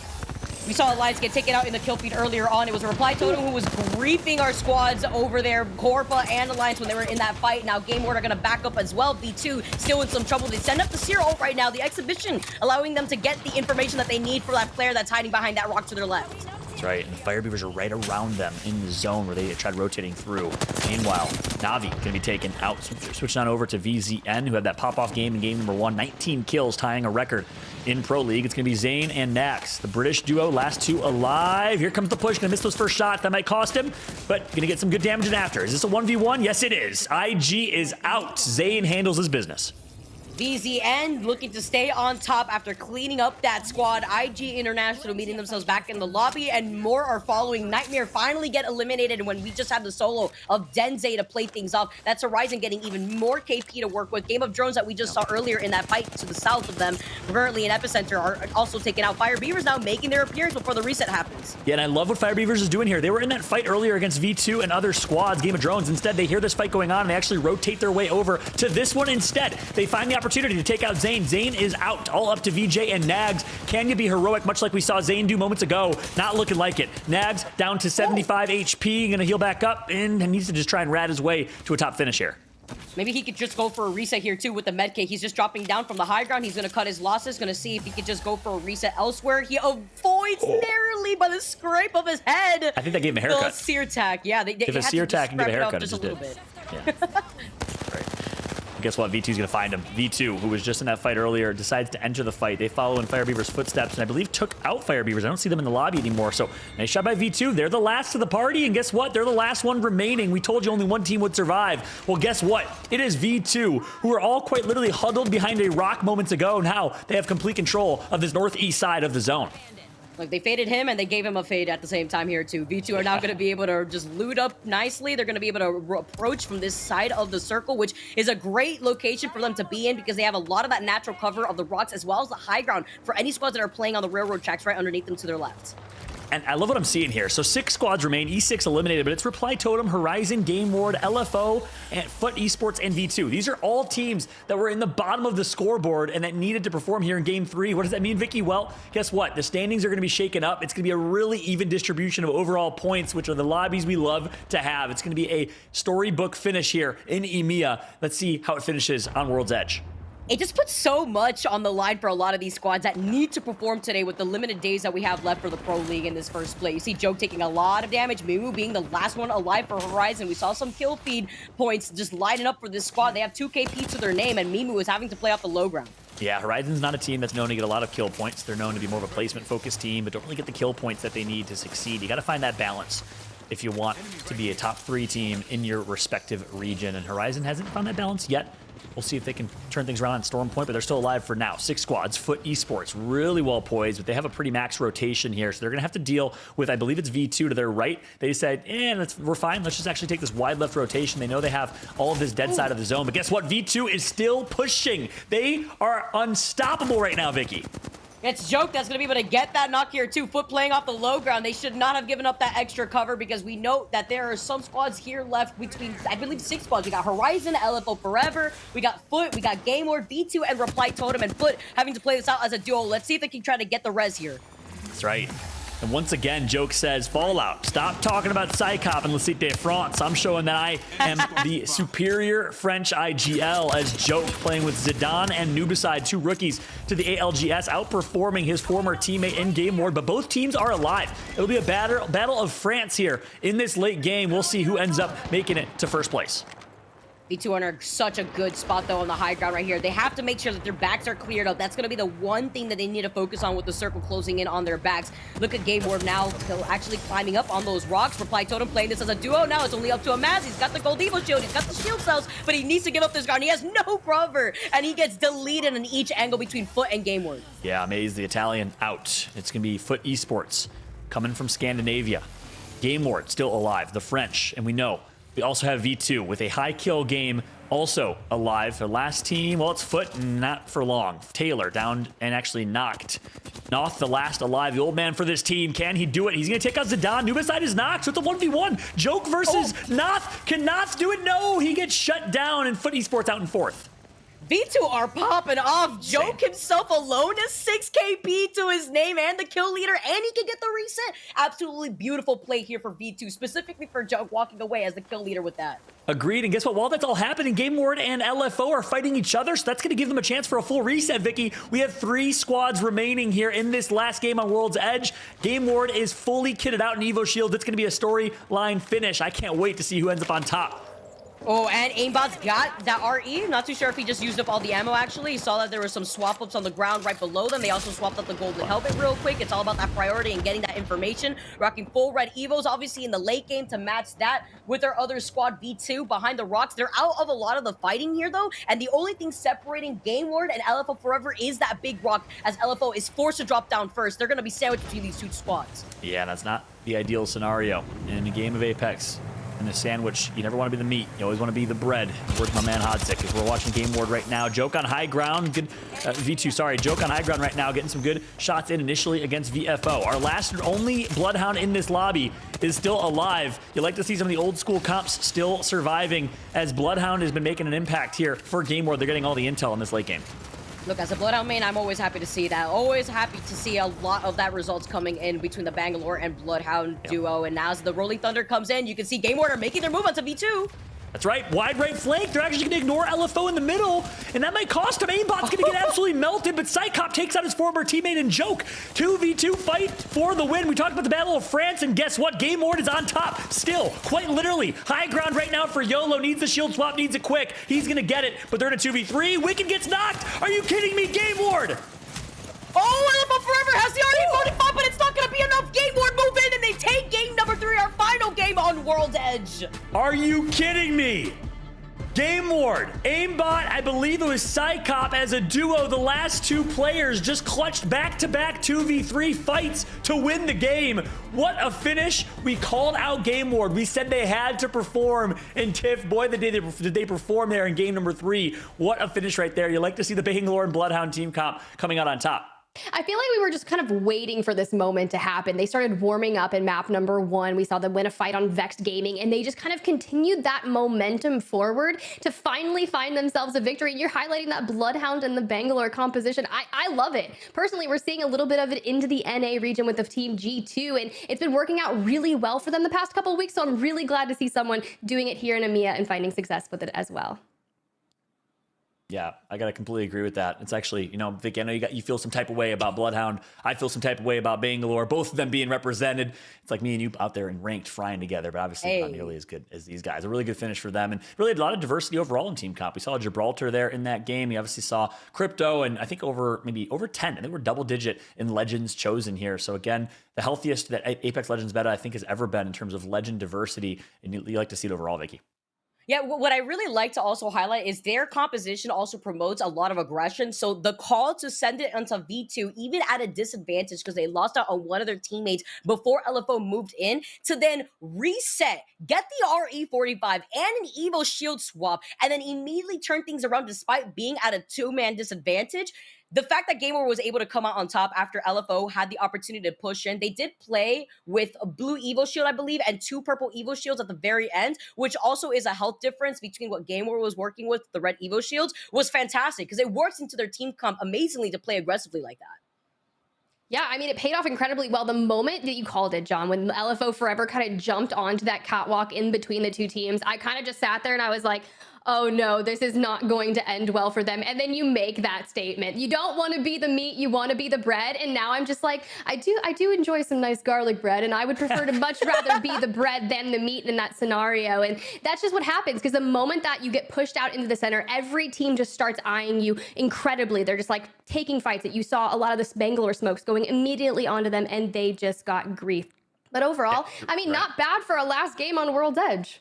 Yeah, you're spot on. They turned that sandwich into more of like a casserole, maybe like a, I don't know, some type of, skillet perhaps, and absolutely shook things around. I was not expecting that push. The decision to swing wide right was so interesting, and Vicky nailed it with the RE45 and the impact of the weapons in their pack or their backpack. I'm excited to see the final circle if we have it, because that was a really, really interesting last fight. And honestly, game 2, I thought was going to be impossible to top in terms of how unique that late game fight was with the Ring of Fire. That was even more interesting with the fact that Game Ward made that decision to say, let's just alpha this lobby, let's push wide right, let's take control of our own fate, and ended up winning a 2v3 in the end. Are you kidding me? That was one of the most exciting finishes we've seen in a while, Tiff.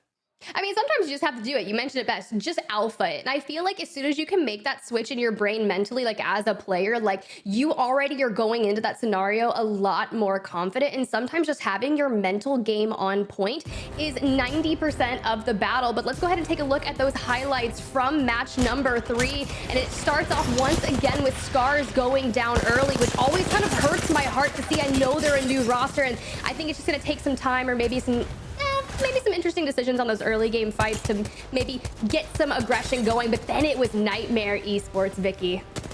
Yeah, Nightmare getting involved in the chaos that happened on the mouth of this tunnel, exiting Geyser. Well, we saw 5 squads here duke it out. Corpa could have been that meat in the sandwich. I personally, I don't care if it's an unpopular opinion, I love extra pickles on my sandwiches. Ooh. And, that was basically the cherry on top for some of these squads to get involved in third party, looking at their positioning on the outskirts of that tunnel. Yeah, coming on over, we got Corpa getting a little crazy here in Fragment, and then it's Vex looking to pick up some eliminations as well, but rather lackluster throughout, so I'm hoping to see them step up in Storm Point, just like some other teams. IG International, this was one of those moments, John. Yeah, that's right. It was not Game War, but it was V2 here that took out the winners of this fight with the ultimate flank, and third party VZN got taken out in just moments before. And I like that we saw Game Ward a bit ago too. You got to kind of see their journey and trajectory. And I don't know how many kills they got in the late game. We know V2 got a high kill game. We know Game Ward did as well. That's going to help them both out. I think they were both sitting in kind of the middle of the standings or middle of the pack. So it's going to be a really, really big game for them. But I liked how we caught the entirety of this V2 fight. Only one Edge team remained. It was V2. They took out VZN, worked their rotation in, worked their way through, and ended up being the last 3 team remaining before getting absolutely decimated by a wide left flank from Game Ward. Ooh, and Reply Totem hitting some nice shots with the longbow. I feel like the longbow doesn't get enough love in the competitive scene. We usually always see the wingman. It's always the charge rifle. But if you're on point with that longbow and you can couple it with a skull piercer, it's absolutely disgusting. And speaking of disgusting, but esports utilizing that grab lift to get a different angle, and not forced to kind of try and clutch things up for them. And LFO looking ever present here today. And I'm really excited to see what is in store for them on Storm Point. Yeah, the fact that they had to play off that low ground, they still were able to secure that second place after you saw Game Ward just fully send it onto V2 at the very, very end. Despite them having to play off the low ground, that RE45, the moment I hear those disruptor rounds go off, my eyes cry. Look at the beamage out here from Psycop. Even with the immediate swap up, V2 had absolutely no chance. The shield swap now into LFO Forever now pushing in. Game Ward, the fact that they were able to clutch this off as a duo with no scan, by the way, to know what direction they were moving in, was a beautiful look for Game Ward.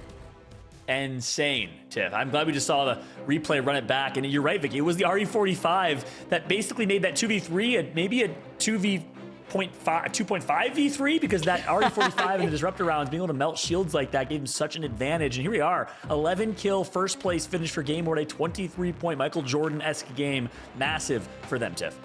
Yeah, that's absolutely critical. And I mean, we talk about consistency is key, and Game Ward really needed to get a big score up on the board to really shoot them up. But LFO forever staying ever present within that top 5 scenario. And then Foot Esports also getting into the top 5 as V2. But the question is, it's where are a lot of our other teams that found success in the earlier matches? I'm talking VCN, I'm talking Nightmare Esports, Fire Beavers. And you can see trickling down, Element 6 has been rather, I hate saying this because they're one of my favorite teams to watch, kind of lackluster today. And I don't want to say it's because of going to that aggressive composition meta, but we'll see. We'll see. I'm keeping my eye out. But Vicky, talk us through this part. Yeah, looking at the second page, you can see Nightmare, our squad that won game number 2 with 7 kills, and we're pretty consistent. Game number 1 getting second, unfortunately falling in 11th place for this game 3, our final game on World's Edge. They did secure 2 KP while they were at it though, and they pretty much had a difficult rotation. They were getting bullied by 2 squads. I believe it was Corpa and Alliance when they had to forcibly rotate through Fragment. Not a really good look. Aurora, once again, not having the game that they were expecting right alongside Alliance. Yeah, and actually, Tiff, it was ultimately Game Ward that came in after the Alliance full kill and full wipe on Corpa to come in and clean up Alliance. So that was the beginning of the Game Ward absolute roller coaster or train that ended up steaming through the rest of the lobby. And as a result, here are the overall series results. What a neck-and-neck series we got here, Tiff. Yeah, it's just kind of crazy to me because I feel like it's a lot of the names that we talked about and we highlight that you thought would be coming out on top in this Group B versus C matchup, because you know Alliance was the one that came out on top on that first group meetup. And I'm like, things are changing. Some of these teams are like, hey, I'm here to fire back. I came in with vengeance today for our second meetup, and Nightmare Esports just holding on barely to that top of the leaderboard, and VZN utilizing that 31-point game to really keep them going. But I know this is one of my favorite parts. I mean, just the thing is the hard part, right? There's so many talented teams, and the question is during this halftime, who do we highlight a little bit more? Who do we get a deep dive on, get a little bit of a focus? And John, this is the moment. I'm curious to hear, who's your team to focus and team to watch kind of throughout the day? Yeah, it's not a team I get the honor of talking about often, which gets me all types of excited. It's Nightmare Esports. I gotta gas them up real quick. The former Kick Esports squad, the Polish trio, and the duo in particular of Linek and Denze, so talented. They pick up 7. A complete rookie, never competed before in ALGS, was a Challenger Circuit player last season in Split 2, playing for Drain Gang, and he has performed on this team. I think this might be an all mouse and keyboard team, don't quote me on that, but again, breaking the kind of meta of the new rookie player being a controller player. 7 is one of those keyboard and mouse players you have to keep a close eye out for, as he absolutely performed in this 1v1. Nightmare Esports with back-to-back great finishes. They looked great. Vicky, who you got?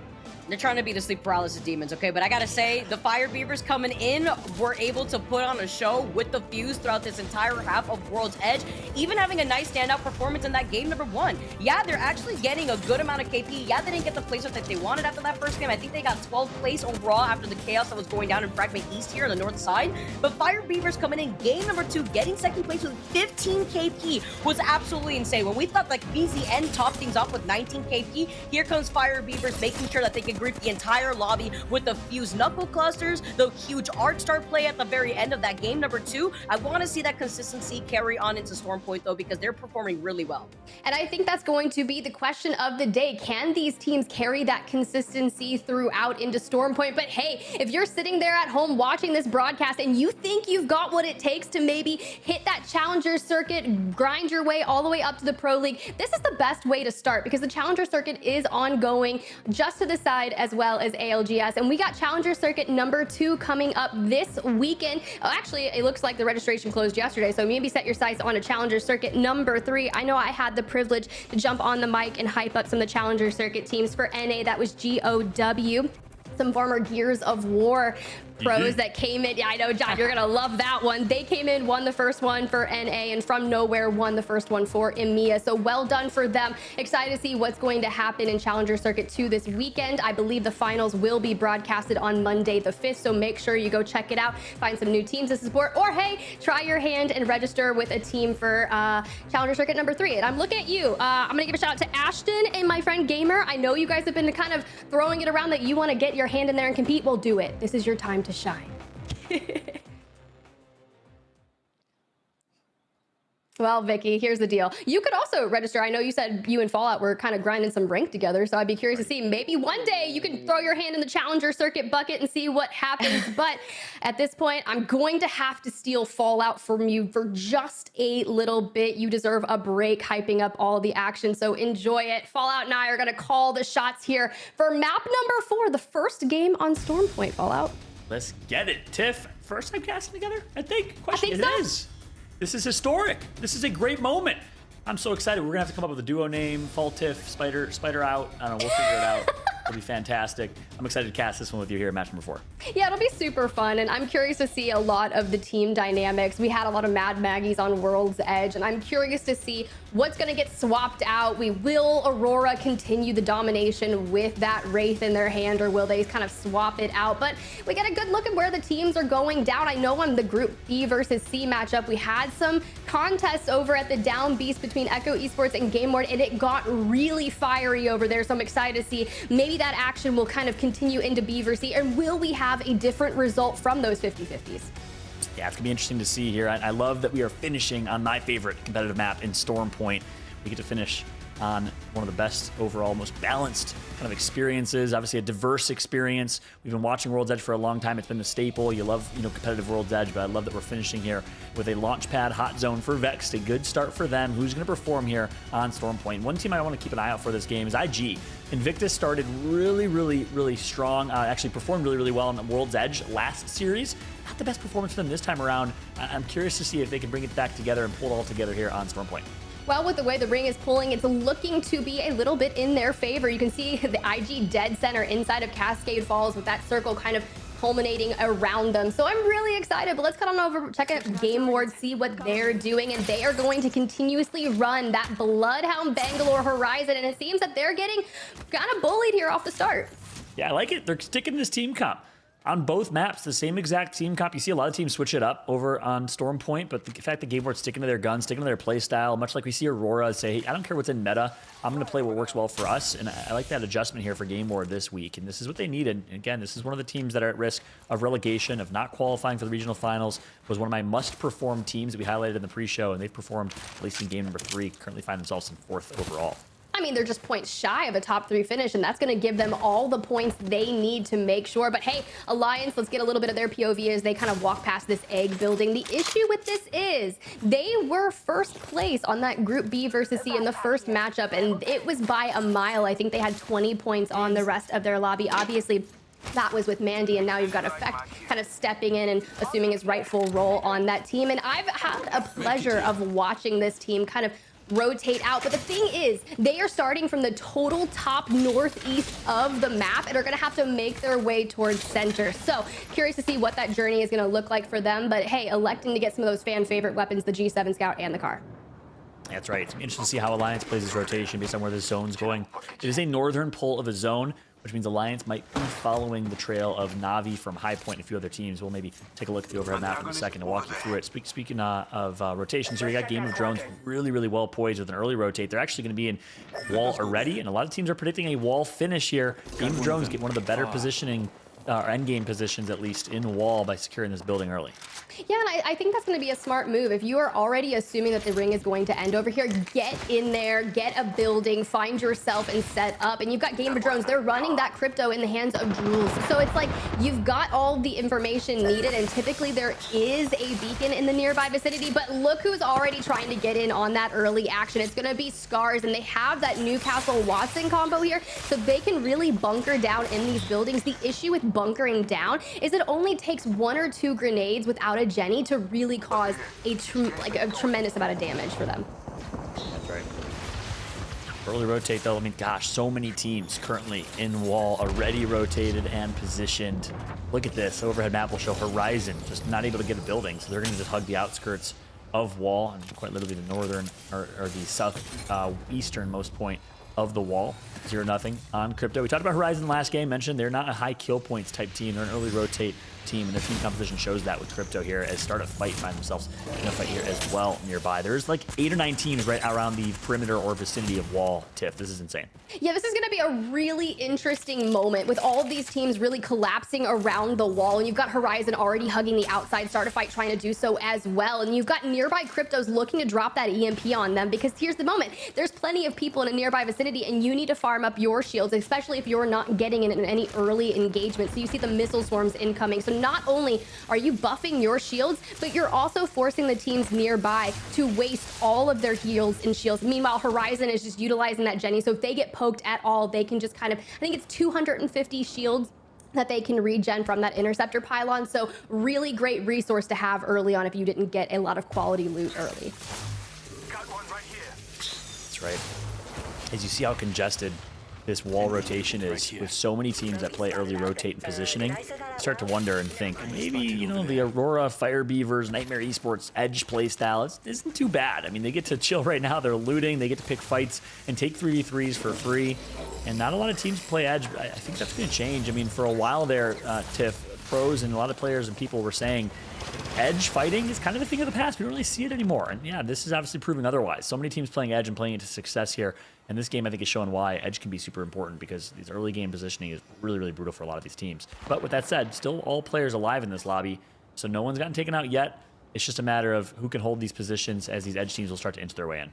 And I think that you call it best. When you're talking about these Edge teams, I feel like a lot of this is going to be contests and fights on their rotations in, with half of the lobby already taking up residence inside the wall or around it. A lot of those teams that play Edge are going to find themselves in engagements while they're rotating into the next ring. And as we say that, look at V2 really on the edge of ring here, hugging that inside. Now, granted, it is just round 1, so that's not going to hurt too bad. But when you've got Aurora kind of gatekeeping you on the inside of Antenna, making their way kind of heading towards Jurassic, this is already going to be in the upper hand. And we got Maliwan making that move from Caustic over to Catalyst. And I'm so excited every time we get 1 or 2 Catalysts inside ALGS. It's like, how are we going to use this to benefit us the most? That's right. Ranch is from Wraith to Bangalore. So Bangalore Bloodhound rocking the same combo as Game Ward, but they're running Catalyst as well.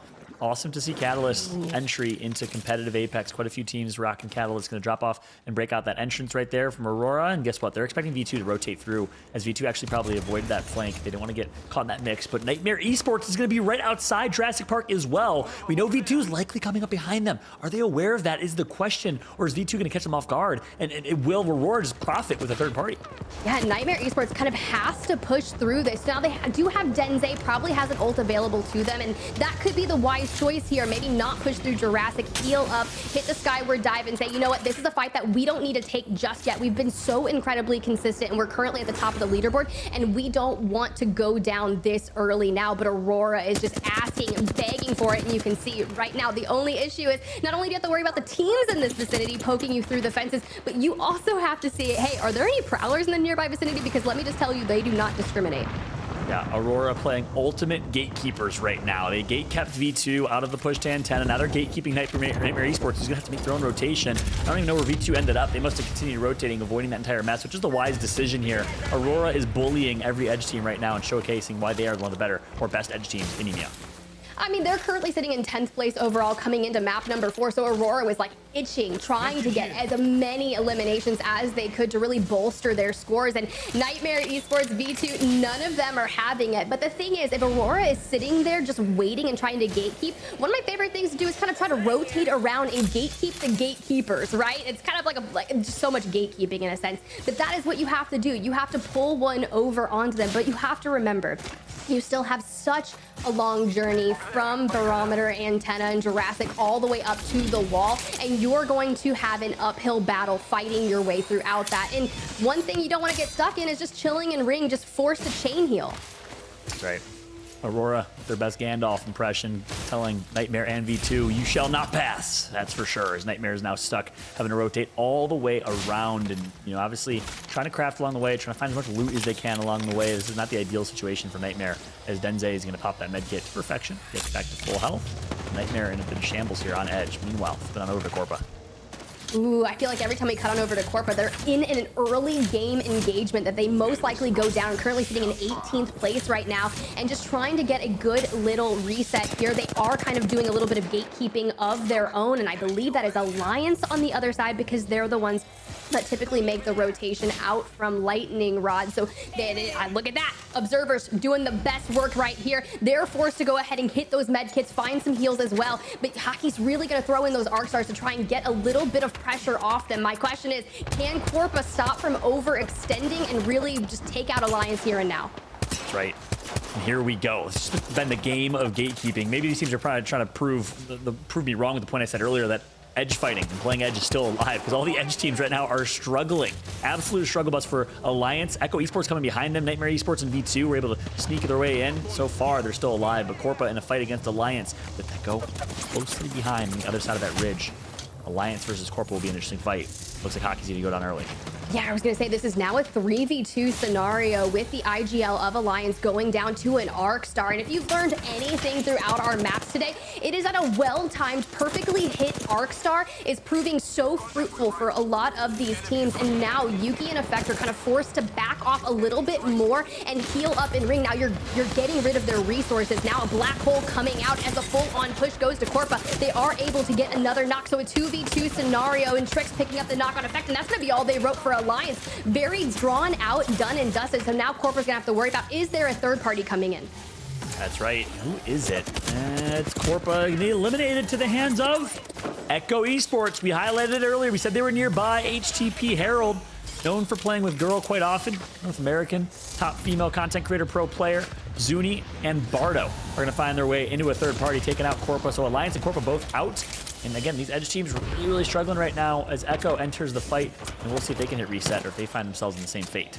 Hey, they're finding themselves in the same fate. I believe there is a team nearby, but Bardo able to find themselves in RE45. And if they can do anything that we saw Game Ward do early on with that RE45, it was absolutely chaotic. And VZN seems to be the team that's nearby just inside the zone. They've kind of got this choke point right here navigated, just waiting for the team to come inside. Now, it's Echo Esports has had kind of a tumultuous effort throughout maps 1 through 3, and this would be a really big game for them since they've already found a well-timed third party. But the question is VZN gonna let them get in, or are they gonna abandon their post?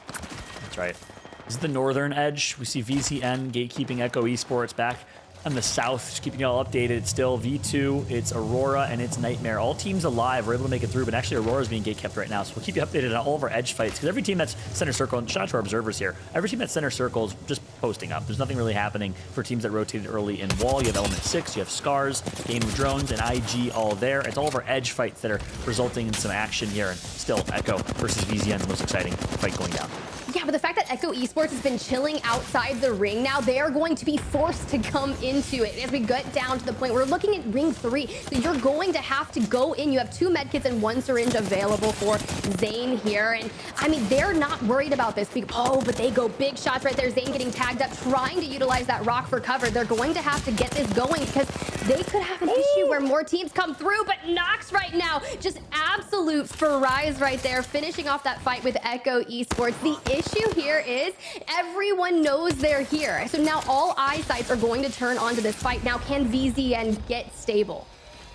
Yeah, so VZN, so basically it's just been, you know, the monster eating the monster, getting bigger, but then getting consumed by an even bigger monster. And right now, VZN is the last remaining team, but we'll start a fight. Gatekeep them is the question, as VZN will have to work their way through. It'll be another 3v3 fight that they'll have momentarily, but for now, they have a moment to chill, heal back up, reset. And I gotta say, I thought Zane was kind of the standout MVP for this team in terms of how he's performing so far. As I say that though, it was actually Nags and VJ as a duo who went huge right there. The all-controller squad has been looking so good. All 3 of them can pop off at any moment. As V2 finds himself in the fight here, center map by the rails, and it looks like they're gonna get the first knock. Zidane gonna get knocked right after, perhaps. Nubicide needs to go big. Nubicide needs to go big, just kind of hiding under the multitude layers of this building, trying to go ahead and get this crypto finish, so maybe get a shield spot, but unfortunately going to default to that bat instead. My question is, how is the team above them kind of letting them get this reset? Because you need to push. Sure, you can heal up as well, but look at V2. The 2 players that are up are almost full healed, and Denze with a nice arc star. This could be the turning table that they needed. And I love how they're playing this. They're going to try and ISO 1, but it's not going to matter. The team firing is too strong. strong from V2. They'll get the res as well. They will survive and take out Nightmare Esports, our top performing team from games 1 and 2, eliminated yet again here in game number 4. But guess what? Fire Beavers are here. Did they get the full reset in V2, or will Fire Beavers be able to capitalize? I mean, Fire Beavers are doing exactly what they want to do. They're like, hey, there's a third party. I smell a bonfire nearby, and we're ready to bring the fire. So they are coming in, but not nearly committing to that building just yet. But hey, set up shop nearby. You can all cohabitate in the same space. But the thing is, oh wait, someone nearby is actually going to hit that skyward dive. So we may be on that rotation, and it's Fire Beavers looking to set up shop nearby, just out on the outskirts of the wall. We had a lot of teams that were kind of setting up in this area, just hugging the edge of it. It doesn't look like they're still here. I believe it was Horizon that had held this space previously, but you've got to get set up and make sure, play for a package, you know, get kind of stable here. Use that as the Bangalore smoke to see what it is, and it's going to be a rampage. That is going to be beautiful for an open end game. Yeah, massive drop right there for them. And of course, in the hands of Bangalore could be dangerous. Not sure who picked it up. But ultimately, Fire Beavers, edge team, going to be on the edge of the wall right now, but also trying to gatekeep VZN versus start a fight. That fight has not happened yet. Aurora took out Vexed Gaming in a clean 3v3 elsewhere on the map. Aurora now finds himself in command center, still playing hard edge like they're known to do. It looks like a V2 fight against V2 will happen. It happened earlier as Chapter 1, Chapter 2 about to occur between Aurora and V2. Start a fight in VZN with the Fire Beavers gatekeeping in zone at the south part of this next zone pole. And I think this is where we need to harp. I feel like Element 6 needs to have a good game. We got 12 squads remaining. They're setting up shop on the roof here just outside of that next ring. But setting up shop up here, you don't have any Watson fences to really put some visual clutter on your screen. So anyone taking pop shots at you are going to affect you. But this is the moment. It's like you're going to have to navigate and win these fights, hold the rotations. There are approximately 2 teams, I believe, out to the left side of them trying to get into the next zone. And you're going to have to win these fights back to back to back. But let's get a little overview of Scars right now, just setting up shop inside the building, has all of those Watson fences available to them. But this is where they've kind of been since the beginning of the day, John. So they haven't really gotten a lot of resources throughout the mid game. That's right. It's Fire Beavers trying to take this spot right from them. It looks like they'll be fine just coexisting. The antithesis of this Fire Beaver squad is Watson fences. Good luck pushing through that. As aggressive as they are, as much as they like to fight, that's the one thing that'll shut them down. So don't expect the Scars fight with Fire Beavers to, ensue in the near term at least. They're going to be content holding this bottom side while Scars is on high ground and just coexisting for quite some time. This is where Seer is just so annoying. These late games get all the intel. You saw Game of Drones get spotted out by Element 6 earlier, courtesy of the Seer passive. So these Seer teams have a big advantage in kind of knowing all the information on the map, and that's why you see 13 teams, 65% pick rate for Seer, a little bit up from World's Edge. Ooh, it looks like they're kind of stepping out, trying to get an angle onto Scars if able. But I mean, if there's one thing Beavers know how to do, it's going to build a dam, right? And they're just going to set up shop underneath them and try to poke as much as they can at Scars. I believe a team just hit a Valkyrie, so a lot of teams are going to start vying for this building inside the ring. So it could be early contest. And downstairs, Fire Beavers, they don't have anything to really anchor down their share of the building. You can see Aurora trying to make a play once again. I believe that's on Element 6 for that roof of the building, and they are fully kitted and ready to go. Plenty of KP to their name, and there goes the blood of the hunt as they go in. Yeah, but here's the biggest thing. They have Catalyst, so this is great for them. They can actually reinforce all these walls and use the Catalyst to their advantage. They can absolutely isolate and kind of use the Catalyst as a controller right now to control the pace of the fight. Maliwano about to go down, has popped his ult already, down to 20 or 40 HP, and the ultimate's helping them, keeping them alive. The smoke is certainly doing the same. You hope they have Digi threats to their name, as Aurora is going to put some absolute damage in for now, but the Fire Beavers will be in their fight as well against Scars. Yeah, this is a fight between 4 to 5 teams, so ain't no party like a 4th and 5th party, and the Fire Beavers trying to kind of get stable once again. Not really sure what is going on with that Digi threat, looking down into the smoke. Get a little crazy there in the hands of Impulse. Meanwhile, Game of Drones are going to fall, so we are down to 8 squads remaining. This is where everything is coming down to the wire. We are here at the wall, and everyone's just trying to find a little bit of a safe space where they can just last. But Fire Beavers, Scars, they're gonna have to make a move up north, and there's a multitude of squads waiting for them. And Aurora's gonna come through and just run a train through Navi, absolutely dominating. Navi gets taken out. Aurora is untouchable right now. Cleve and Ranches are your damage leaders with over 1,000 each. They are performing, but they'll have to continue their quest as Scars above the Fire Beavers right now. Aurora rotated into zone. So many squads left for such a small vicinity and small circle here, Tiff. It's gonna be a really, really interesting finish.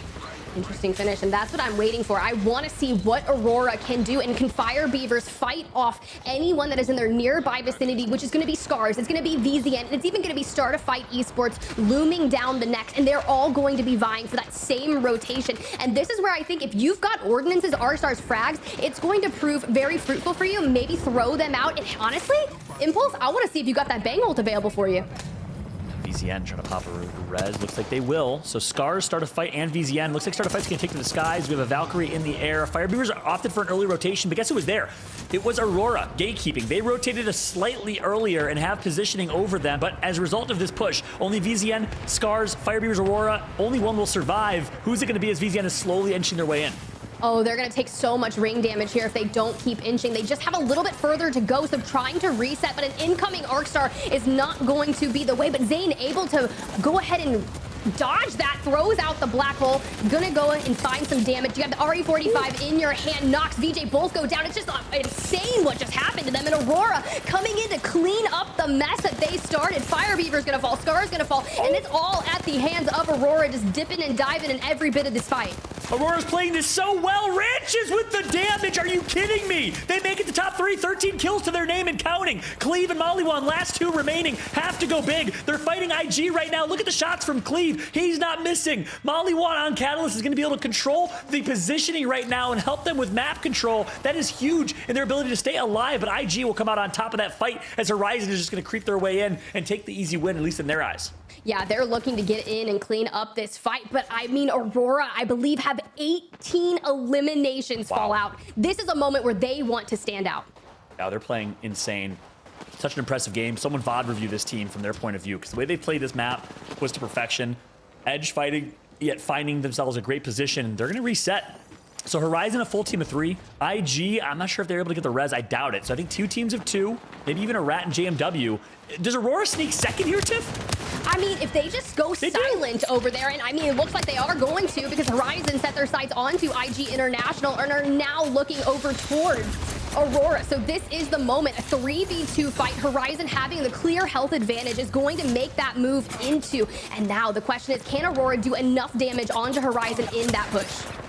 Yeah, another 2v3 here. Can they be heroic, much like we saw Game Ward last game? It's going to be a really tough one, though, because obviously Horizon's able to hit reset and get back to full. Here comes the ultimate. The wall's going to be placed here for Catalyst, but all 3 members of Horizon on the other side, and they say, it's okay. We can just sit here and chill. We don't need to make a move, but look at this finish. Oh my God, the aerial view is beautiful. Welcome, Catalyst, to ALGS. This is one of the most unique finishes we've seen.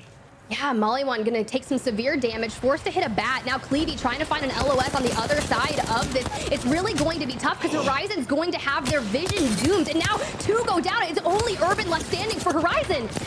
Urban in a 1v2, and some way, somehow, Aurora is gonna win it. A 2 versus 3. The Catalyst wall is what secured them the win. Horizon tried pushing through it. The snare and stun and visual clutter is what ended up getting them killed. And Aurora clutches up a 2v3. Are you kidding me? That was one of the most insane things we have ever seen. I feel like it is one of those moments that we've been waiting for, Vicky, to have Catalyst Ultimate in play in the end game and see the fruits of it pay off, and it was Aurora. I'm at a loss. I'm at a loss right now. They fragged out. They got what, over like 18, 19 KP? Are you kidding me? With a Catalyst on their team as a duo?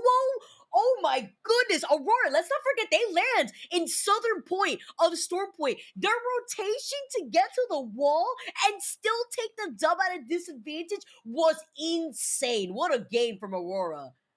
I mean, to be fair, when they were kind of gatekeeping all of those teams just south of Jurassic and had no eliminations to their name just yet, Fallout, I was kind of starting to get a little bit worried because they're that hyper-aggressive team. And when the fact is they had no eliminations there, make their way to wall and find north of 18 eliminations all there at the end. They just kind of had a hand in every single fight, and it was just like the right place at the right moment, and just coupled with all of the abilities, it was just perfect. Yeah, I agree. I mean, an entire book can be written on what Aurora just did in that game alone. There's like 4 chapters to it. I mean, yes, the early gatekeeping was crucial, keeping teams out and controlling the pace of the edge teams to be the ultimate edge team. The early fight against Vexed, winning that fight, the fact that they were able to rotate in and bully themselves into that building and take that early fight as well against Element 6 was chapter 3. And then chapter 4, the fact that they were the first team of all the edge teams to rotate, ended up gatekeeping Fire Beavers and everyone else from pushing in. Lastly, the finale of chapter number 5, the Catalyst Ultimate and the Wall to split the 2 teams, which forced all of Horizon into their hand. They said, hey, we're just gonna sit here. You're gonna have to push us. This zone's gonna close in on us. And they did. They used the Catalyst Wall and the stun to get themselves a win. That was just insane. Insane it was, but let's take a look here at map number 4, highlights on your screen, and it pretty much was the game of gatekeeping. So many fights happening just outside the ring, as you can see here with Corpa. They got into it with Alliance, Corpa Falls. It was Echo Esports that came in, and it just didn't stop there, Fallout. Yeah, that's right. VZN, a lot of these early fights, but again, ultimately, everyone just consumed each other. VZN ended up getting taken out in that rotation eventually. B2, another team playing early edge, found themselves a couple kills. Really clutch fight from them. I think it was 7, and Denzel, look at this, down to 1 HP, was able to heal back up. B2 came out on top in that fight before getting third-party Vicky and taken out. Yeah, what I really like about seeing a lot of these edge fights is seeing the difference on how both maps between World's Edge and Stormpoint favor some of the compositions of some of these squads and the way that they played the edge, because it looked like here, at least for Stormpoint at the very beginning, that these edge squads were in a lot of trouble, which is actually what allows squads like Aurora to circle keep a lot of the squads that take their time in terms of rotating, and they were ahead of the game when it came to these rotations. That's why they were able to clean up so much KP on their way over to the wall. There's just a lot of teams just falling on each other in the wall, and VZN kind of really holding that tight edge of the as it starts kind of getting smaller, and they just had the ring at their back, and I felt they took so much damage trying to nestle a space into it, and then it was just chaos. We went from north of 10 teams down to 7 right here in this moment, a well-timed black hole, but unfortunately it just wasn't going to be enough. I don't know how Aurora survived this fight. They played it so well. They waited to push Fire Beavers at the most opportune moment. And here's this late game where they're on the other side of the wall. All 3 members of Horizon are live, but this is the mistake that was made. 0-0. Tries to make a play, tries to be a hero. Doesn't have to. You can just wait this wall out. Wait the whole minute. You have a 3v2. Let them push you. And instead, they try to make the first play through that wall, and they get punished, showing how truly powerful that Catalyst wall is. Again, welcome to ALGS Catalyst. Aurora putting on a clinic and breaking a record, by the way, with 21 kill points, the most we've ever seen in split 1 of ALGS. Wow, we knew they were really just an aggro team, but to show out in this much, I mean, VZN had 31 points in match number 1, but Aurora coming in hot in match number 4 with 33 points. The nearest person to them, Horizon, with 12 points. We doubled down with IG and started a fight with 9 points each, and I feel like I caught a little whiff of what Clevey was saying. He was like, my heart, it's hitting like 300 beats per minute after that fight. And well, honestly, I think it paid off. I think it paid off, Vicky. Yeah, I mean, let's not forget that before this insane game from Aurora getting 21 KP, that they've had a pretty rough start on World's Edge, which further highlights how changing up the map series, starting off on World's Edge today rather than Stormpoint, could play a hand into the way that some of these squads like Aurora could do, because they obviously feel way more comfortable on Stormpoint. They got 8th in game 1 on World's Edge, 5th with 7 KP, and then the last game of World's Edge was terrible for Aurora. They got 15 plays with 0 KP. Then they did an entirely different swing here on World's Edge, not only taking the dub, but with 21 points, record-breaking numbers here for KP. Record-breaking indeed. Well, let's go ahead and take a look at our 11th through 20th places, and this is where things are really starting to shake up. We're seeing Alliance in 20th place going home with 0 points in map number 4, Fallout. Yeah, that's right. I mean, no one else in the entire lobby had more than 5 kills, because Aurora took every single kill of that lobby, it seemed like. I mean, 21 kills, that's a third of the well over a third of the lobby, including themselves. I mean, that's just insane what showing that they had, and I got to keep highlighting it because that was truly a monumental performance, a performance we will never forget in ALGS Pro League. Unbelievable showing, and as a result, well, they take first place, but not by a whole lot. VZN right behind them with 43, Aurora up by 4 points, and still really open tournament and open series right now, Tiff, for anyone to take first place. I just want to go ahead and harp onto this. Coming into match number 4, the threshold for first place was 38 points, and that was at the hands of Nightmare Esports. So they were only able to get 1 more point there in map number 4, and now 3 people have surpassed them. I mean, this is kind of what you need to say. And we only have 2 games remaining here, and they're both going to be on Storm Point. But let's go ahead and cut to a quick break. So make sure you go grab some water. You know, you got to get hydrated, especially after a final circle like that. We'll see you soon.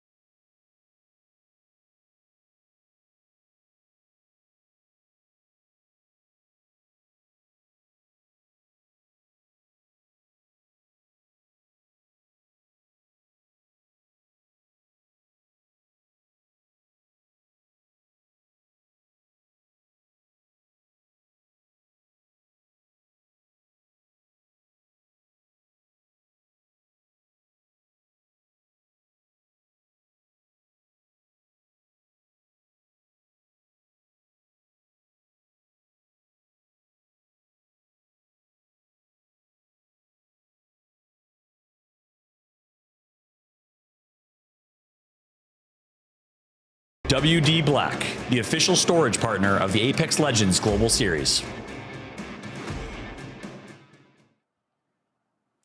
Welcome back, everyone, to the ALGS EMEA broadcast. Once again, I'm SpiderTip. Joined alongside me is Fallout and Vicky Kitty. We just had an insane match number 4 on Storm Point, but hey, we've still got 2 more games of action, and I'm going to let Fallout and Vicky take the reins for that, so send it. I am so excited to see what's going to happen.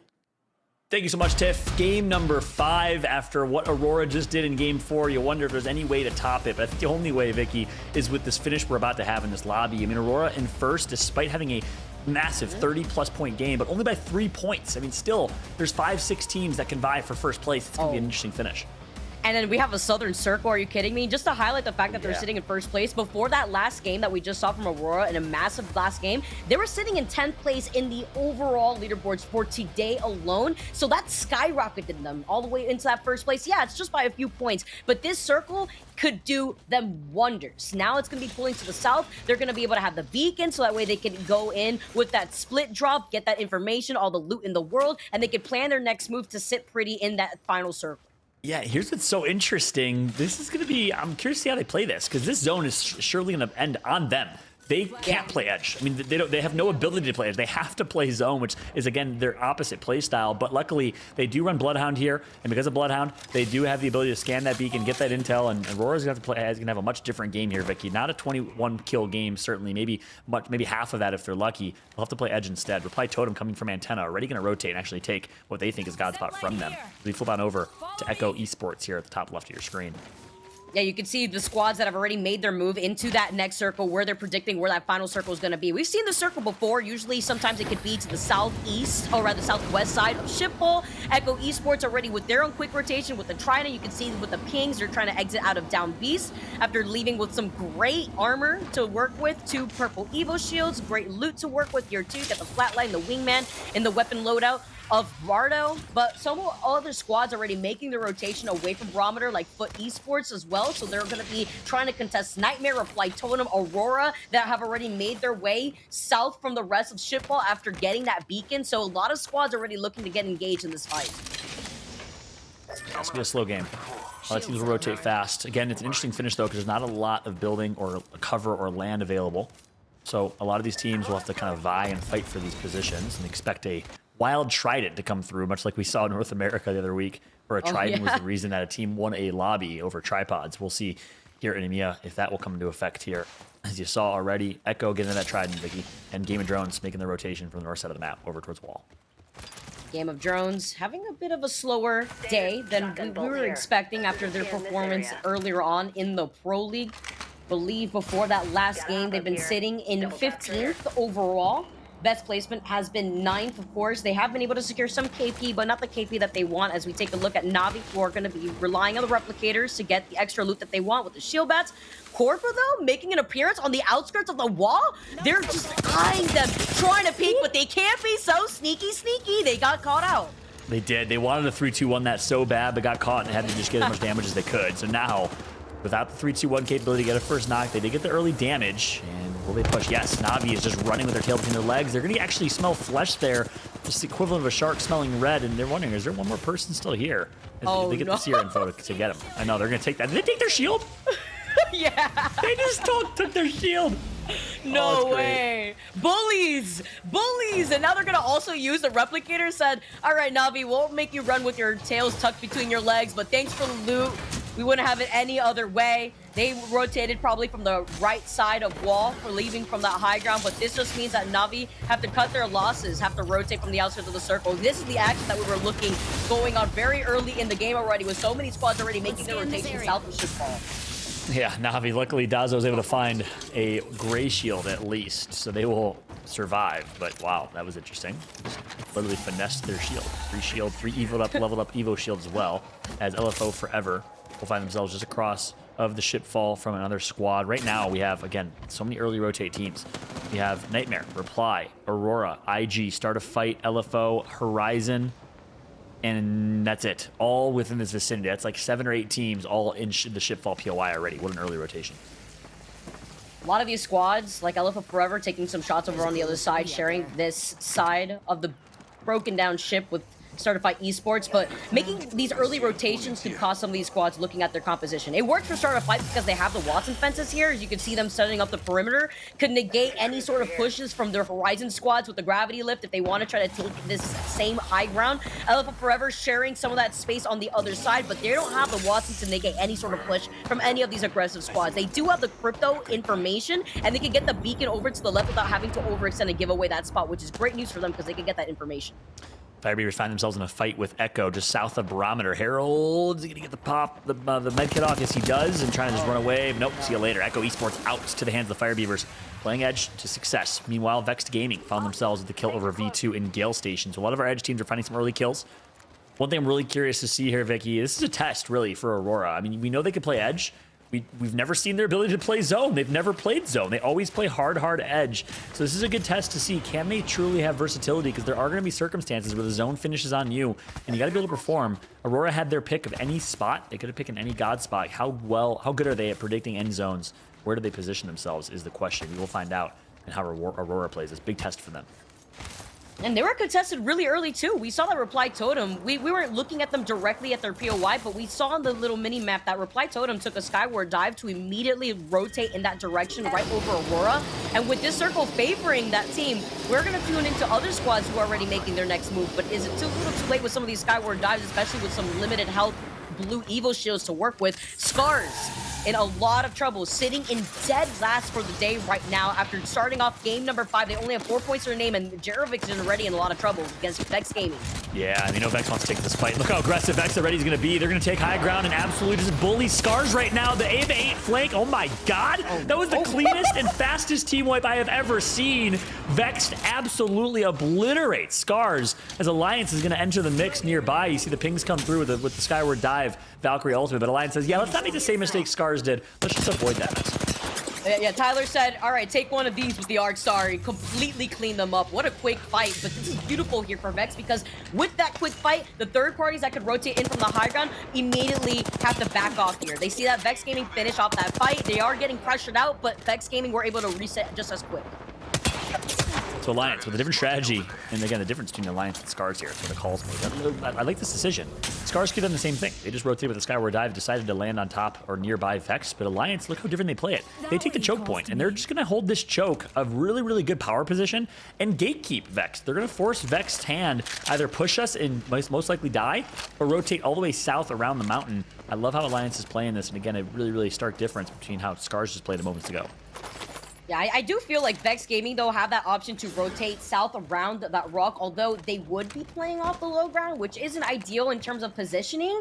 But they do avoid what could be chaos if the circle continuously pulls to the south. They would just have that rotation advantage over Alliance that could inevitably get sandwiched by the squads exiting out of Antenna, because they will be put into the line of sight of those squads and the squads that are north of Shipwell right now. So Vex Gaming have a lot of options right here at this position in case they do want to rotate to the south. They do. I'm really curious to how they play this. I mean, if they decide to just bowl right through Alliance and push this, respect for Vex in their play style. Maybe that'll tell us why they're so inconsistent in final placements, but still, you got to respect it.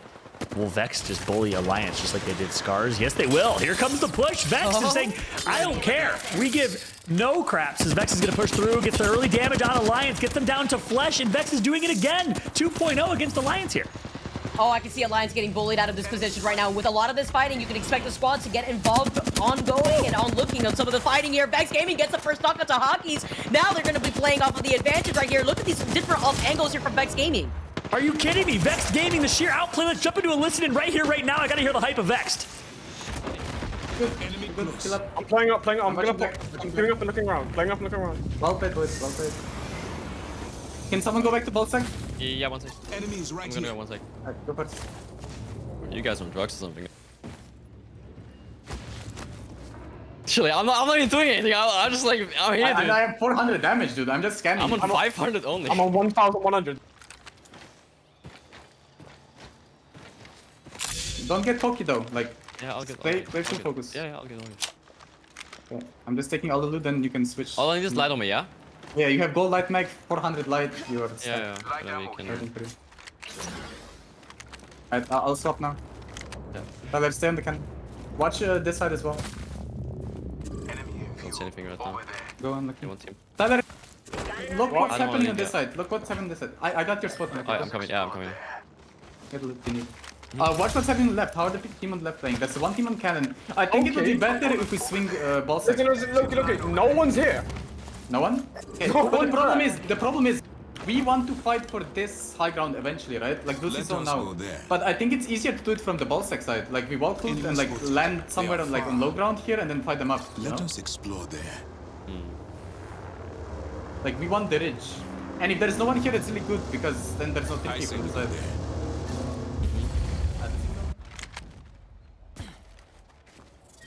There you have it. I love that listening with Vex. And by the way, they were absolutely screaming their minds off as they were pushing Alliance, and we caught them right at the end.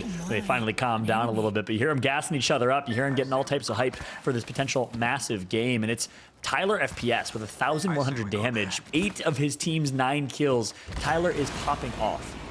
Yeah, he's going off. And I also really love the comms that we heard from them saying, you know, don't get cocky. Yeah, we're popping off right now, but let's keep our cool. We're doing really well. We got a lot of KP on our favor, and now they're going to take the skyward dive. I like the plans as well, trying to discuss where they wanted to rotate, what they wanted to do, and backing off before making this move, because this could be very risky at this point in time. Taking the skyward dive where so many space in Shipwell have already been taken. I think they're pinging right where Foot Esports is. They're going to get the intel, courtesy of the Valkyrie passive, so they have the information. Will Foot be the next team on the Vex Gaming hit list? It's been Alliance. It's been Scars. Vex has been running through every team. V2 as well. And Foot is the next team in their line of sight. The early knock's going to come in. Vex cannot be stopped. Deleted, shoved in a microwave, and roasted them while they were at it here. Vex Gaming claiming heads like nothing, putting them on stakes, and now they've also taken up this side of the circle away from Foot after sending them back to the lobby. They're looking great, but they're in the line of sight of IG, starting to fight on the other side of Shipfall as well. Look at those Watson fences set up. That's why maybe kind of focused on another squad that's right behind them, so with proper timing, Vex could actually make this clean rotate right behind them. Yeah, I mean, Vex already has 12 kills, and we're not even done with ring 3 yet. I mean, it's just insane what they're doing right now. It's not like they're doing it against chumps. I gotta hold that thought here. Game Ward find themselves in a fight against the Fire Beaver. Psycop gets the first kill, and Game Ward is gonna eliminate Fire Beavers just as fast as Vexed has previously done, but it looks like a third party is coming. It's Aurora nearby.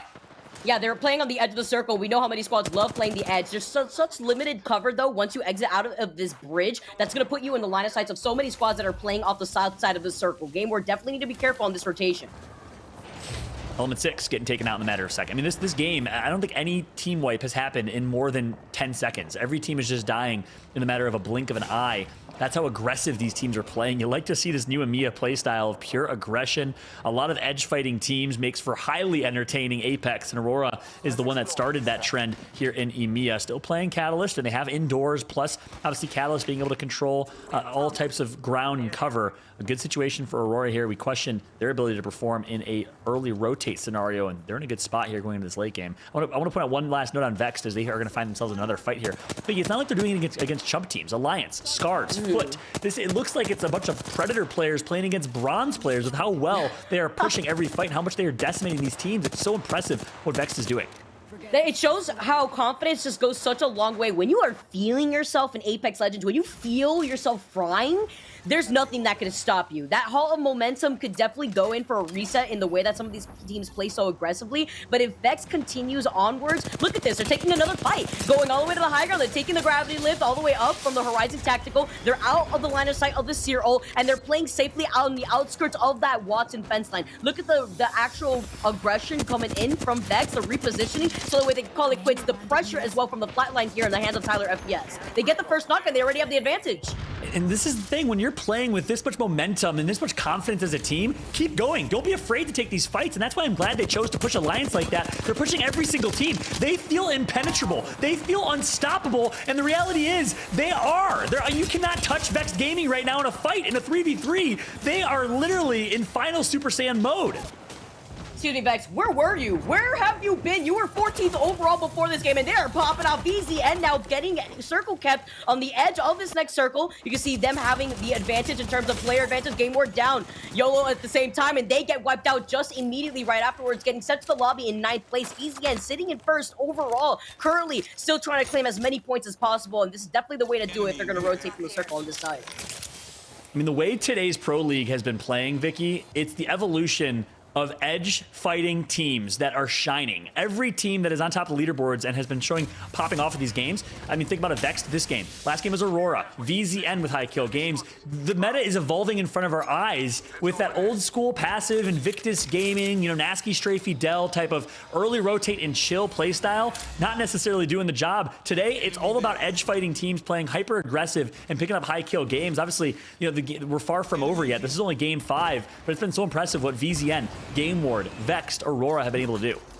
It's so nice to see the different types of compositions that they are also able to do it with, even though we see Vex popping off with the Horizon, with the Seer, with the Valkyrie, it's other squads like Aurora in the last game that are now being able to use Catalyst. That's going to be so interesting to see how that's going to develop, especially since they're holding onto the building with the Catalyst. A nice little cheeky angle here for Unlucky, just trying to see any of the squads that are playing underneath Chipfall right now, because Vex Gaming have the high ground advantage. That's right. Vexed. Can they finish is the question. We talked about it and I mentioned it earlier in the show. Their best placement since day 1 of the Pro League for them has been 6th. Their best placement overall was 1st, but that was weeks ago. And Vexed Gaming break into the top 3, kind of break that curse. With a 17-kill game already, they are on mark to make history after history was already made from Aurora with 21 kills. Can Vex top that with a 23-kill game? We'll find out. Buckle up, because this late game is about to be insane. 7 squads left right now. We got Aurora, IG, LFO, Vex Gaming, Nightmare, VZN, and Reply Totem. Let's go into a listening for VZN as Nags goes down. Go res, I'm resing. I can't res. What? I'm resing. They're resing too. VJ, watch your back. It's fine. Yes, bro, we're good. Heal Stay up, cancel them, maybe, VJ. I don't know. Can you get from... I'm gonna get inted. Wait, just wait. We got her. Wait, on me, swing at me. Help him. No, I'm fighting. Come to me. Medkit, Nice, you need It's to two medkit. squad this side, guys. Just Trust me. chill. DJ, trust me, it's better on me. Yeah, just chill, bro. Just chill. Yeah, just watch this team. Bogey here, and I'm looking We good here, boys. They're gonna Just swing chill, from man. here. They're gonna swing from here. numpty in our orbit. Shoot this team. Let's see a bandit close by. I'm gonna headshot this guy. Just wait.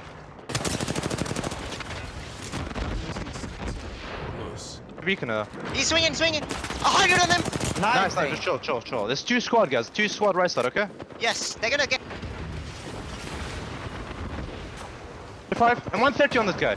I have Fucking digis. Do shitter. you have a digi next? I do. I have a digi. I'm going in the smoke. They have It's scouts. two squad. Remember, guys. I'm not swinging. I know. Just watch What's in this. above? What's in above as well? Next, give me the suppress. Next. Zane, you need nades? Yeah, I need nades. Take.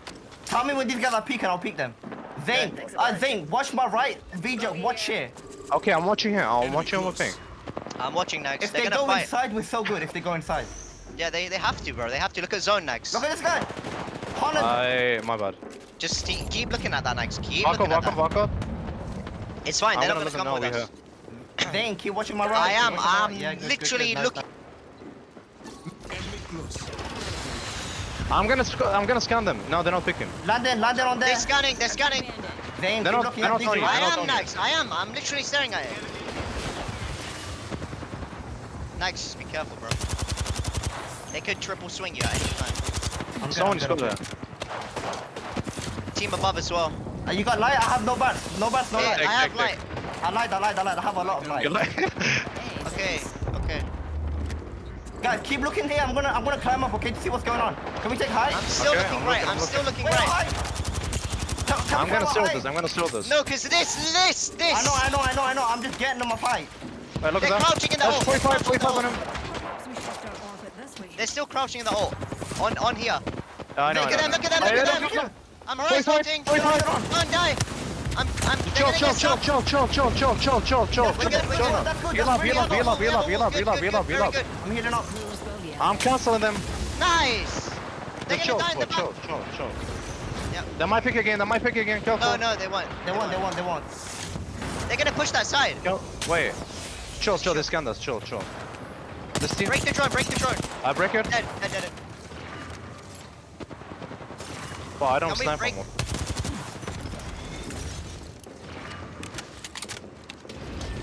No bats? No bats, no cells. Wait, I need to. What the fuck I'm doing? No bats, no cells. Here, next, take one. Yeah. I'm aiming right. Guys, we're not gonna win this game. We play for points, okay? Yes. Just watch your Rise swing. my You're gonna eight, triple okay? swing. Crouch. Guys, On this side of They're the gonna fence. fight. Yeah. They're gonna fight. Yeah, We late can't. next. Late. Let them fight. Let them fight. They have to fight on that side. Okay, they can't. They can swing. Do you maybe, like they my can idea or swing. no? We play this side of the fence. I don't know. Yeah, Yes, I do. it's good. I cue them. They knocked They- one. Just play for the points. Play Fine, for the just play points. for points. They're shooting top. They're shooting top right now. Top is killed. Okay, guys. Top we is need to killed. hold this and push left, okay? Can we go now? Can we go now? Go now. Aim left. See, They're kill it, BJ. I don't queue. No, I lied. On you, Just Zara. stay on me, guys. After Shooting back. through the smoke. Cracked one. Guys, can we play for kills here? There's a They guy want next to to you. munch them down, kill them. I'm cracked him. I'm batting. I cannot, bro. All you. No, bro. they It's just fine. triple Good swing shit. that. Are they- Heard them talk about it at the very end. 3 squads left and Dex Gaming get wiped out. Aurora is left here, but it's only down to 1. It's Nightmare Esports that take another win under their belt. After winning game number 2, they now take game number 5 on Storm Point. There it is, Aurora. 3 games, top 2. Consistency and placement is the name of the game for them, with some kills along the way. But that's not the only story from Game 5. I can't wait to bring Tiff back to the conversation here in a moment because, wow, there's so much to talk about there. Vex with a dominant game. You saw some great things from VZN. And really, Game 5, the story was the rise of the Edge fighting teams, Vicky. Yeah, it's always so great to listen into those comms. VJ was the most calm and collected one. You saw that Zane came in as the loot goblin, saying that he didn't have any loot, tossing out all the light ammo in the world and the shield bats as well.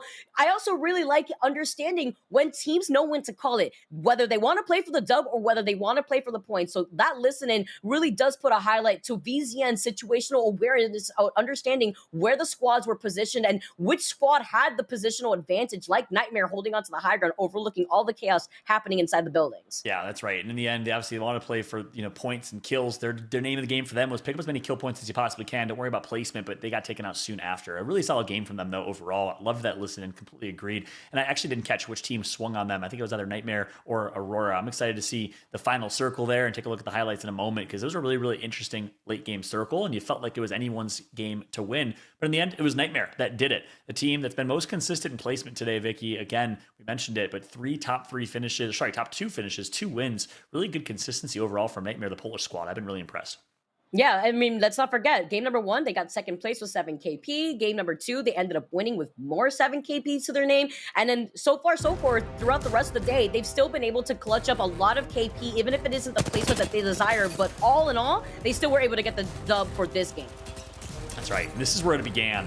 I mentioned it earlier. The Vexed Gaming hit list, targeting team after team. It started with V2. They were on a mission, and it was insane. I mean, just the way that they melted every single team. I love that we're catching every single replay. First, it was V2, then it was Scars, and then it was Alliance. And despite Alliance being a really good fighting team, especially with Effect, they still got melted. It was just unbelievable what we saw Vex do, and this is where they ulted and did the same thing right away to Foot. Foot didn't even fight back. They didn't even take any damage. They just got instantly deleted from the lobby, Vicky. What a game for Vex. Yeah, they got bullied. They were literally holding forward. They were feeling themselves, and they even bullied out this squad that was on the high ground right here. Despite the Watson fences setting up a perimeter, I believe this may have been start a fight. Vex was like, all right, we got other plans in store for you guys, and they were able to not only wrap around this squad, but take out basically in another full squad wipe until the very end. I believe they got 3rd place or so. Yeah, that's right. It was a flat line of Volt and his controller is all that Tyler FPS needed right there. Absolutely dominant. So well played from them. Here's where Aurora was holding high ground so well. Did some good damage onto VZN and kind of kept them at bay, but didn't get the final kills, I don't think. Vexed, 7 squads left, snuck into the top 3, top 4. Didn't get the placement, so it isn't going to be a hugely monstrous game, because they missed out on 4 or 5 placement points, but still going to be a ridiculous game for Vexed overall. 19 kills. They take out IG right after. Are you kidding me? And this is where we saw VZN get swung on. Yeah, this is the point where I love listening to the comms. Nice little off angles that Nags was taking to pressure out the squad on the high ground. They'll also pressure out the squad that was hanging out on the inside. Vex Gaming then took to the skies off of that gravity lift, and they got fully sent on by Aurora, who also held the back end of that circle. Great awareness from them, because they also had the makeshift cover of the Bangalore smoke. Yeah, Vex then ended up finally getting taken out of the hands of Aurora. And in the end, it was Nightmare Esports, I think, versus Aurora, who got 2nd. And that's going to be confirmed. Yep, 2nd place for Aurora, 5-kill game. And there it is, a record indeed. I actually called that. A 23-kill game from Vex. Are you kidding me? 30 points, even though they're in 3rd place, Vicky. And Nightmare still being consistent. Look, it may not be double digits, but it's the fact that they continuously get 7 KP with these dubs means that they're going to stay in their spot in the overall leaderboard, probably claiming that 1st place spot. But Vex Gaming with 23 KP and this 30 points in this game, even though they didn't take the dub, they got 3rd place. This actually may set them up pretty in #1 spot in the overall leaderboard at that game 5. Yeah, and this is the point I mentioned. I mean, crypto teams, IG, Game of Drones, 6 points, 2 points. How do you even keep up if you're just rotating and getting just a few kills? Obviously, this game, I mentioned it, the theme of game 5 was edge fighting, aggression, and I wouldn't say the meta is going to completely shift, but you got to think teams in North America and other regions are watching and taking note and seeing how really exciting and successful these teams are being on edge. I mean, this is just insane right now. As we take a look at the series results, again, neck and neck from our top 4 teams, and Vex is only in 4th. Wow, so they aren't in that 1st place spot. That wasn't enough points because Aurora and Nightmare obviously popped off in their own regards here too. But sitting in 4th, let's not forget, they were sitting in 14th before that game. So they went up 10 points, sitting in 4th right now, tied that with Fire Beavers, who also had that individual pop-off game earlier on too. So far, our overall standings, even 1st all the way down to what, 5th place with Fire Beavers? It's very close for this last game to determine a lot for these squads. That's right. Wow. I mean, all I gotta say is, look, someone slipped them this Vexed elimination list, because they just absolutely ran through every single team in the lobby. V2, Scars, Alliance, Foot, start a fight, and IG to wrap up with Totem. Those are some big names, and they literally just took care of business there in that game, Vicky.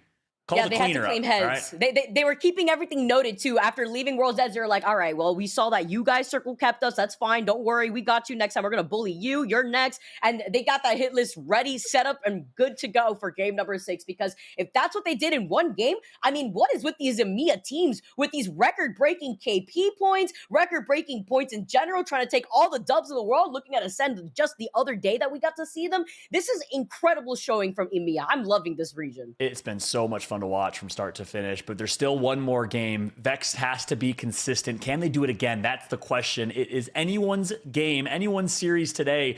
We'll find out who will clutch up in game 6 when it matters the most after we come back from this short break. Apex Legends Global Series Monster Energy, your official energy drink for the ALGS.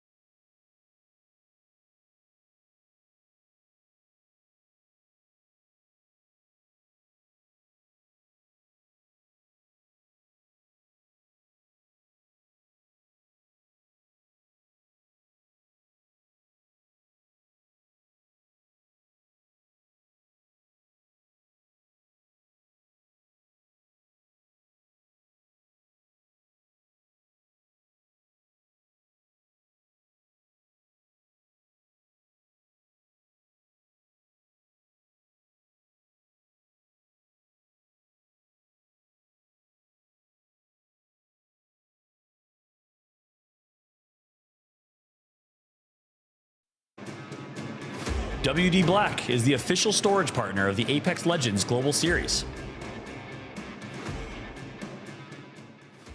Welcome back, everybody, to a highly entertaining ALGS EMEA Pro League. We hope you're enjoying the action as much at home as we are. I'm John Kefalukas, also known as Fallout, and of course, joined alongside Spider Tiff and Vicky Kitty. What a day it has been, and I'm excited for none other than game number 6, which is loading up and just around the corner. And to call all the action, I got to bring my duo back to the conversation. It's Vicky Kitty as we get ready for game number 6. What's up, Vicky? How you feeling right now?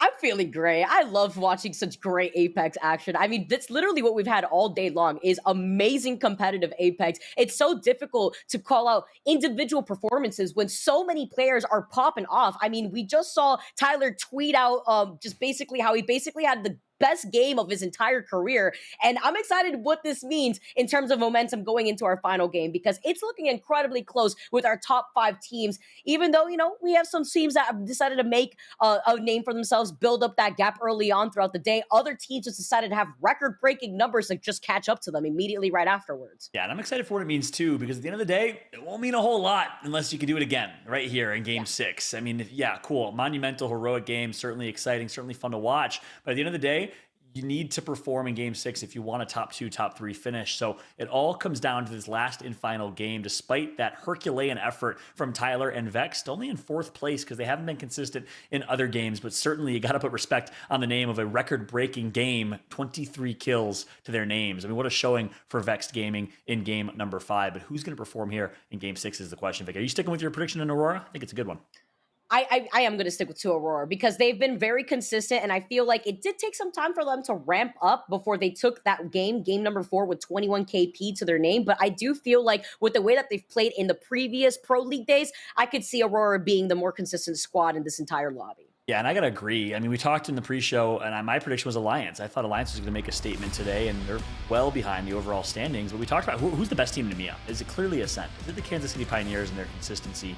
Well, to be honest, Aurora's making a case right now for them to be the best team in Europe. What they've done in not only playing an aggressive edge playstyle, but doing it consistently. I mean, they've been top 3, top 4, I think, multiple games in this series. It's really, really impressive what I've seen from Aurora. So I gotta agree with that and double down. I think Aurora's been impressing today. I'm interested to see where this zone pulls, though, because I think they will prefer a northern zone so they can really play that true edge playstyle. Yeah, very true, especially seeing how Aurora kind of had to get out of their comfort zone and play within the circle, looking like the last circle favored them over in their POY and chip ball. Now we're going to see where this final circle is going to take us in our final game on Storm Point and in the EMEA region. Always nice to see a lot of these squads change things up, even if it comes to bringing in a different legend into the composition, like Catalyst that Aurora has been rocking. Like to see the diversity. Aurora, formerly known as Team Empire, the first team to run a Mad Maggie Fuse team composition. Pulled out Bangalore when no one else was really doing it. Bloodhound when no one else was really doing it. Aurora's not afraid to change up their play style, change their team comp, and I love that they're the first team to be running Catalyst so consistently and with so much success. I know we've seen CLG do it in North America and a few other teams, but no one has found as much success as Aurora has. Yeah, you know, and just to put it on the record, it's not super surprising, obviously, to see the Mad Maggie. They've been rocking the Mad Maggie for, what, about a year now at this point, so it's not something that they're just bringing out of left field. We were expecting it, but the fact that other teams in EMEA have started to incorporate the Mad Maggie has been even more impressive to me because we've been seeing so much of the Seer, so much of the Horizon, so that's not what's surprising at all. Of course, we have seen that composition, but it's the fact that other teams are now starting to catch on to change things up themselves in their own team comps. Yeah, that's a good point. What it's doing for the overall meta, it's shifting things quite a bit. And I mentioned it last game. I've been harping on it quite a bit, but I really do believe it. I think Game 5 was monumental in terms of what it's going to do for the overall meta, the shift that I think it'll bring. I think you're going to see more and more teams continue to play these aggressive team comps. And I think the very aggressive Bloodhound team comp that we saw back in like Season 4, Season 5, and that play style might be back. Edge fighting is still well alive, and it's showing today as Echo, speaking of Edge, find themselves in a fight against Game War. It looks like that fight will not continue. Look, I love bathing in the booth sometimes. Got to give love to all the Bloodhound mains out here. I stand with you guys out here. And as Echo Esports haven't been having the best day, they're also at risk of getting regulated into the qualifiers. So having these 50-50s be a threat to them is very scary in this final game. They want to make sure that they can get as much loot as possible for making the rotation out of Down Beast. Yeah. Well, as things slow down here a little bit, I got to take a moment for an educational moment. For all the thousands of people and everyone watching at home, because it was a travesty that what I just saw on screen. These are professional players and they don't know this. So you know the dragons that fly and drop loot? Yeah, the flyers? Yeah, the flyers, thank you. Yeah. You just saw, I don't remember what player it was on Nightmare Esports, take one out. All you got to do is shoot it once, get it to flap its wings with one bullet, get it to flap its wings, wait for 3 flaps, and then shoot it again with 1 bullet. You don't got to waste 2 clips like my man on Nightmare Esports just did. You just wait for 3 flaps of the wing, and then shoot it 1 time. That's the algorithm, if you will. Shout out to my man Blaze who taught me that. But it drives me crazy when I see people like unloading clips. You know, it's actually so interesting you say 3 flaps. I thought it was just shooting at the crate itself, the death box. Oh, nope. Well, let me hold that thought real quick. E6, though, living in actually a lot of trouble right now. Slayer's now having to move in, trying to get into position to get that res. But IG already getting contested on the outskirts of wall. That's right. Oh my gosh. Element 6 out. Okay, see you later, Element 6. I mean, gosh, such an underwhelming showing from them yet again. It's really unfortunate. That's not the showing that they wanted. We'll see if they can clean things up because they're going to have to these last few days. But also, Invictus. I mean, Invictus came out swinging their last Pro League day in this matchup, and they got second place. They were right behind Gaming Gladiators. We thought that they were redefining the meta themselves with that crypto playstyle, the early rotate for Intel. Noises came into the interview so confident that that was the right playstyle, and they might have to rethink things. I mean, Invictus has had a really underwhelming day, and we haven't seen a lot of them on screens. We don't know what's going wrong, but they're down to a team of 2 here. They have to somehow work their way out of this and see if they can bounce back and perform here in Game 6. They need it. Yeah, I'm glad that you highlighted them because they're sitting 6th in the overall leaderboards in the entire EMEA region, but today specifically, they are sitting in 9th, so they are within that top 10, but something, that we're usually used to seeing from IG is to be in that top 4 spot. They go in for a Skyward Dive, looking at VZN as Nags falls incredibly low. He needs to reset, but with these early rotations, we've seen how it's incredibly detrimental for the squads that have high ground over them. Yeah, that's right. Thank you for the clarification. I thought IG was way further down the standings, so good call that they're 9th overall. I don't have the standings up next to me. So we'll see if they can perform here in this last game and still kind of take home a top 5, a really respectable top 5. As we're on board with Navi, a team that really is in that category of need to perform, on risk of being relegated. Nice fight for them as they picked up Dazo. which is really interesting. This team historically has been all a CIS team. Dazzo, British player, I believe. So for the first time, Navi, Sanya, and Rugby, former CHMK championship winning team, actually breaks the CIS mold by picking up a Western European player. Somebody needs to help Zane. Zane has had a pop-off day right now, but he's in a lot of trouble. He's in between two other squads. The 30-30 shots are landing. He has some natural cover, but the Seer tactical is gonna grief him in the middle of that recovery. Look at this. He's literally playing a scene from The Matrix, dancing around the missile swarm, dancing around two other squads shooting at him. He's literally around three other squads that have made their rotation into the wall super early. And a fourth one is now making their appearance. Yeah, and he is so happy that this wall is as tall as it is because no one can climb over it and grief him. And I don't know if that team's not running Horizon, but they easily could have just Horizon lifted up. More Seer Qs are going to come. This is so tragic. Zane is absolutely in shambles right now with Seer Q upon Seer Q absolutely raining on his parade, his ability to revive. Seer Q, and then the Horizon Gravity Lift to try to grief Zane in the middle of trying to get that res. It missed slightly. Let's see if he can actually pull us off right now because there was another Seer to their south. Missile Storm coming in. That's probably gonna get it. No, it's not gonna get that knock onto BJ. I was a little worried right there. He could try to pull off the Phoenix kit, but Zane says, look at me. Don't look at BJ real quick. He tries to go for a shield swap, and they know how much health he has after that scan. And it looks like he gets the res off and continuous Syracuse. I just don't know why Navi hasn't pushed this. I mean, maybe they know something we don't, but they have a 3v1. It's just a matter of flying, picking up those kills quickly, and then working your way right back to that building. I mean, I feel like it's pretty cookie cutter, pretty simple push, but instead, they're going to let VZN actually lift their way out of this situation. We'll see if they'll do it to success. There is that squad that's on the high ground right above that zip line, I believe, so Zane's actually going to back up in time. Let's see if he can safely get the res. It's LFO Forever, who they thought actually gave up that space, now cleaning up VZN.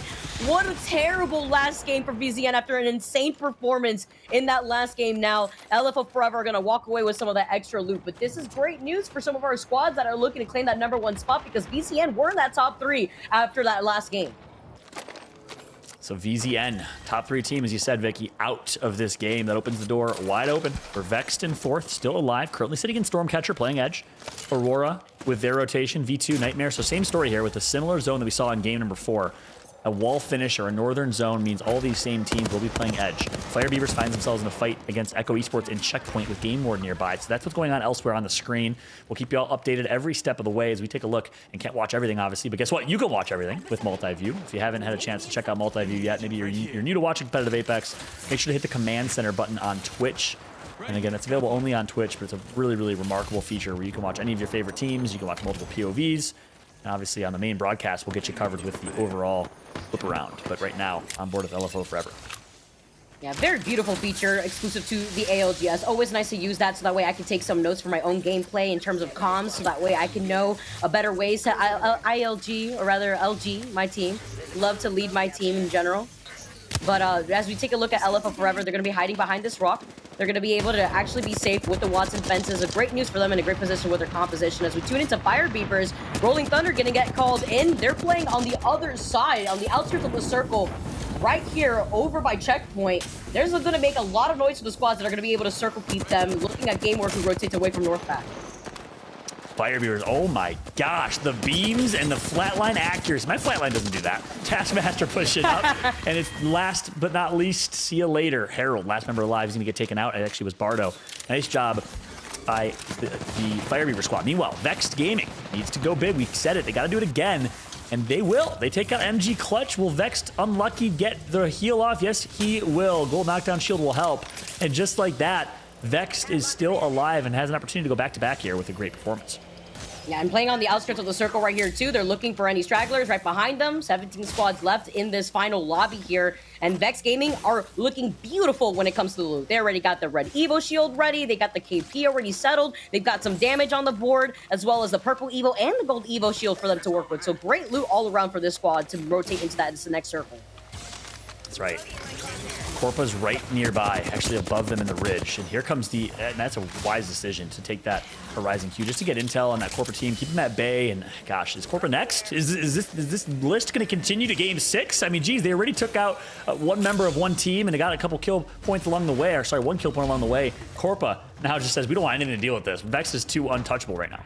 Now they're like, you know what? You want Thunderwatch? All right, you can take that. I heard the gravity cannon, the yeet cannon, just send them forward. Vex is like, all right, well, they're gone. Let's take some med kits while we rotate through the inside of the circle. We're going to cut our losses. They definitely wanted that extra KP because that would have been free KP since they already took a member out from Corpus. So they're forced to play that out as a duo. Probably won't be able to get that banner. We're going to tune into the rest of the squads that have already made their way into the wall, looking at where the circle is going to be pulling. We still got some squads like Nightmare, Fire Beavers making their rotation on the edge of the circle. Yeah, and if it's possible, sorry to put you on the spot, production, but if we take a look at the overhead map and show you all exactly what, kind of what we're seeing in terms of rotations, in the grand macro of this game, it's going to be Vex having to go all the way north and making a deep, deep zone rotation through High Point. Going to try and find some syringes on the way, which are extra valuable, given that Unlucky has a gold knockdown shield, or gold Evo shield right now. So that'll be a really, really deep High Point rotation for them. Meanwhile, Aurora, V2, Nightmare Esports, and Fire Beavers alongside Corpa still playing Edge on the south side of the map. So expect those teams to run into each other momentarily. And something tells me this is the zone that Aurora dominated. Here's that overhead map. Aurora will be the last team standing because they played this zone to perfection in Game 4. When we thought we couldn't one-up Game 4, Vex somehow did it in Game 5. I mean, this has just been the most entertaining series of Apex I've ever watched, Vicky. It's almost like every single time we talk about record-breaking numbers, every team in EMEA is like, wait, hold my cereal real quick. I totally got you on something even better. And Aurora being around this beacon means that there's probably going to be some early contention from other squads that want to get the same set of information. You can see the scan coming out. They don't have the seer, so they don't have the information if another squad is going to be rotating right behind them. I do see some pings, so it looks like the stragglers of Corpa that wrapped around past command center may be coming up on Aurora. Aurora now, Vex now finally completing that all the way north rotation. That's going to be difficult for them. We'll keep a close eye on them. Meanwhile, Aurora find themselves, speaking of Aurora, back to this high ground spot that we saw Optic win their game in North American Pro League last time, but obviously this is a much more northern zone. Here comes Aurora. We talk about how good they are on Edge, and Corpa is going to get melted and deleted. See you later, Zerafer. The Slovakian will fall, and Aurora's not done yet. The aggression, the movement speed boost of Bloodhound plus the movement speed boost of Bangalore when fired upon gives them all types of aggressive advantage. And just like that, Aurora will clean wipe Corpa, ending their spree, and Corpa still at risk of relegation. And the scan, too, to know that there was just one last member of Corpa left before telling him, why are you running? Gonna clean him up as a last member of Corpa. Vex Gaming now, with that long rotation towards the north side of the wall, they're pinging some of the other squad mates that are already inside those buildings, probably on the high ground, that could circle keep Vex. And they don't want to make any more noise because they're not in that circle even after they get out of this circle. So they're going to take the skyward dive instead, which could be a little risky with so many squads already inside of the buildings of wall. Yeah, exactly. This is the high risk, high reward play. Unlucky as Valk, down to 20 HP, might get knocked and somehow still up, but start a fight. Doesn't have a charge rifle, so it's going to be hard to hit these shots. You got to lead them, and somehow they'll survive. We'll see if Vex will land. I'd love to switch back over to Vex to see where they're going to drop, because this is a high risk, high reward situation for them. They're going to take this low ground, and they'll get positioning, but they got to hit reset somehow. It's not looking good for Vex. Oh, the EMP now coming in as well from the other squad on the outskirts. They're sharing this building with another squad on the high ground, and there's that other squad looking at the mouth of the door. Vex Gaming forced to go into these corners. The arcs are coming in. After that EMP, they know how many members of Vex Gaming are left inside, and it doesn't look great here, Fallout. Vex Gaming in a lot of trouble. That's right, all up to the top, and see you later. Vexed is out in 14th, so after a historic record-breaking Game 5, they'll fall early here, and they will be in the maybe top 7 if they can stay there. Horizon in 9th place, one of those teams that's trying to take their spot. Horizon with the reset as well, going in for that shield swap real quick before another squad gets involved into this fight. But with the Watson and the Crypto being part of their lineup here of the team composition, they clean up one last member of whatever squad that was on the outskirts trying to shoot at them from that building. But Horizon in a really good spot with all the shield swaps to work with here on those death boxes. Fire Beavers in 4th. They've been consistent, but only one member alive for this team, and we know that Aurora's nearby. This might be some friendly fire. CIS versus CIS taking out Fire Beavers here. As Aurora still alive right to his left. He's going to get spotted out, I believe. But guess what? Aurora has their hands full. They have a fight against V2, and they're going to take it with aggression yet again. Here comes the push. Smoke can be out. No, actually, no, he does have a Digi-Threat, so that is a huge advantage. Digi-Threat plus Bangalore Smoke. That's why you run this combo with a Bloodhound and a Bangalore, and they are dominating. 2 members of V2 are out. The last one certainly will follow soon.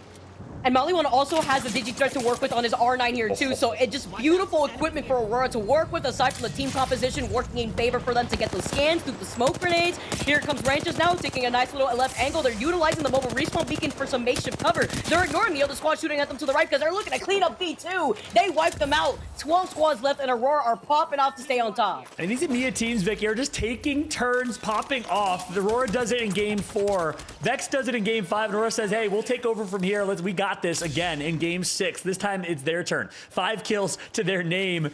Wow. I mean, I just can't believe what we're seeing here. Redefining what edge fighting is and redefining the current meta is Aurora. Catalyst, Bloodhound, and Bangalore is their team composition, as Aurora is going to be able to hit reset, and they'll continue their run here in game 6. Let's not forget, before this game, they're currently sitting in number 1 with 68 points with all the extra KP, but they were sitting with just a 3-point lead before this game had even started, with Nightmare Esports with 58 points right behind them. So now they're building up that gap between themselves and the rest of this lobby, and they're trying to take this W. With 10 squads left here, they need to plan their next move to get into this next circle, because it's going to be difficult to get through that wall. That's right, Aurora here, making the rotation up. And through. Which team is next in front of them? Well, it's all teams in zone. Alliance is outside of the zone currently in the southeast side of the wall. Game of Drones is in the first building closest to Aurora on the southwest side of wall. So that's the next team, and this is exactly what Aurora did last game. They're repeating the same exact strategy, taking this building with Catalyst as well. Here we go. Here comes the push, and Aurora is going to do it again. The early damage is done. They're going to connect for a first knock on Rondon. It's Game of Drones, the same exact team. You'd think they would have learned their lesson, Vicky. Oh, Game of Drones. Alliance also sharing up this building here. Aurora with the Catalyst has been able to put in so much work. Look at the wall getting set up in the mouth of the door right here as Branches goes in for a reset with the shield battery. They're getting pinged by another squad that's holding the other side of the building. They may actually get involved for a third party. I believe it's Navi that was holding onto that building. Aurora takes to the high ground, and now with this high ground positioning, they're going to be able to actually scoot and loot and clean up anybody else that's trying to contest them. That's right. I love how Aurora plays this. Notice what they do. I mean, they initiate the fight, they get the first knock or two, and then they just back out because they know a third party's going to come. They're anticipating the next third party. They're playing chess while every other team is playing checkers, and Aurora is doing it to perfection. Guess what? All 3 members of this Aurora squad are queen pieces because they cannot be touched. They are unstoppable. As I say that, the Molotov does go down, and it's going to be all up to Cleve, the last member alive of this team. Cleve backed up just in time here too, and this is how serious it is to deal with these Seers. Another squad kind of climbing up from underneath the low ground. Cleve gets cleaned up, and it's Scars who were waiting patiently by with white Evil Shields in the late game. Are you kidding me? Now they're gonna get melted, but this was detrimental for Scars. They needed to get the placement points, but they won't be able to get all the KP that they needed. That's right. Nice job by Navi. The last team remaining when the dust settles is the team that needed it the most. I mean, again, currently in 22nd through 30th place. The teams that place 22nd through 30th will be relegated to Challenger Circuit, or at least to compete against the top Challenger Circuit team, for a spot in the Split 2 Pro League, and Navi currently is one of them. This is a Game 6 where they were in 12th or 13th place that they needed to go big, and this is a good start for them. So many of these squads, like Scars, needed to do so well because they're also in that relegation spot. Currently now, Navi left, Game Ward as well. Horizon, LFO Forever, Navi, Game Ward, and Reply Totem are the last squads remaining right here. 5 squads left in this final game, in this final circle. And here's what's interesting. The top 5 teams in standings, Vexed, Aurora, Fire Beavers, and the rest are out. So Game Ward in 6th place is the highest standings team right now. This is huge if you're a Game Ward fan. If you're a fan of French teams, one of the top French teams we have in Apex, well, Vive le Français, we have Game Ward right now with an opportunity to go big in Game 6, to win another one, and to secure a top 3 finish. And it's so huge, too. I know you were talking a lot about our other members, YOLO out here, Aimbot, but Psychop has been having such a pop-off day. I gotta highlight it again here, as Game Ward are gonna be able to rotate over to the side and not get involved in a lot of the chaos happening inside this building. They have a lot of the information from the scan, and you see that Aimbot's got the Beast of the Hunt activated. With a nice gold R301, right now, Game Ward have all the tools necessary to try to take this dub. That's a good point. In zone, well positioned, and they're going to want to just slowly inch their way in. This is where we saw Ascend in the last EMEA, or one of the last EMEA competitions, take high ground with a Newcastle ultimate, which got them the win. Well, Game Ward doesn't have that same luxury as the teams are already there. And of course, they're running that Bangalore Bloodhound team comp, so they're playing their comp to perfection right now. Guess who it is? It's gonna be Na'Vi. Na'Vi takes the high ground. Look how many shield swaps they have to work with. You wonder who has Godspot right now? Well, it's Na'Vi, certainly with the win condition and Godspot and high ground, but it's gonna be Game Ward who's gonna have to find a way to use that Bangalore ultimate if they can. I don't see a Watson pylon down, I don't think. So, no Watson in Na'Vi's hands. That'll be an opportunity for the Bangalore ult to come through and help them win. Yeah, that Rolling Thunder would definitely force him off of this high ground right here. They have line of sight of the squad that's playing underneath them. I believe that's Reply Totem. Game Ward on the back end who are not poking at Na'Vi just yet. But Na'Vi also have a lot of these shields that they can just rotate through. Look at this. They're dropping them, and they're going to be able to pick them up just like it's candy. That's the reality, is that Rolling Thunder's not going to do anything. You can drop a Rolling Thunder, but at the end of the day, you still shield swap, so the damage isn't going to do much. It'll tickle them, if even that. But the big thing it will do, it'll stun them, but it also stuns yourself, and it also stuns your teammates. So if that was not the case, I think that'd be an opportunity for them to push while they were stunned, or at least slowed. But I don't think it's worth it. I think Na'Vi still has complete control of this game here, Becky. And Horizon also have the crypto still available, so wondering how that's going to play into the Seer ults that are going to be unleashed at the very end here. Final circle closing in less than 5 seconds for these squads. Ultimate accelerant here. So taking a look here as we have Dazo on high ground. Playing with Sonya and Rugby, a big roster change. Picking up Dazo again, that's huge. First time ever, CHMK, former squad, Na'Vi has actually played with an UK or Western European player. So that's a big decision. Will that decision pay off for them? Will they show some incremental improvement here in this lobby, in this game? We're currently watching Dazo, Sonya, and Rugby on high ground. We got Horizon below them, Totem nearby, Game Ward on the outskirts, and one lone member of LFO ratting. It's Light trying to secure a top 2 finish and some placement points. Yeah, it's going to be the Crypto. Like, he could try to grief them. I've heard a Crypto drone get deleted right before this fight, but here they go as they try to take to the skies. Game Ward has them all in their line of sight. Na'Vi getting absolutely deleted. That black hole pulling Rugby in. He's forced to drop from the high ground here. Huge arcs are coming in as Totem also finds some of these screens. We didn't see it entirely, but it was going to be, I think, Reply Totem who pushed him. Psychop did it at the same exact time, and guess who's going to take control? We predicted it like foreshadowing. It was Game Ward with high ground control and the opportunity to win this game. They are single-handedly bullying their way to winning in this lobby and going huge in game number 6. EMP after EMP, though, you get the first Crypto drone deleted, and Game Ward see that it's just one rat on the bottom, but Game Ward are not going to give up this high ground. They don't have the ability to easily get onto the high ground after utilizing that gravity lift from YOLO here from Game Ward, but Horizon are still playing off the low ground. If they drop down, they're going to be put into the line of sight of Horizon.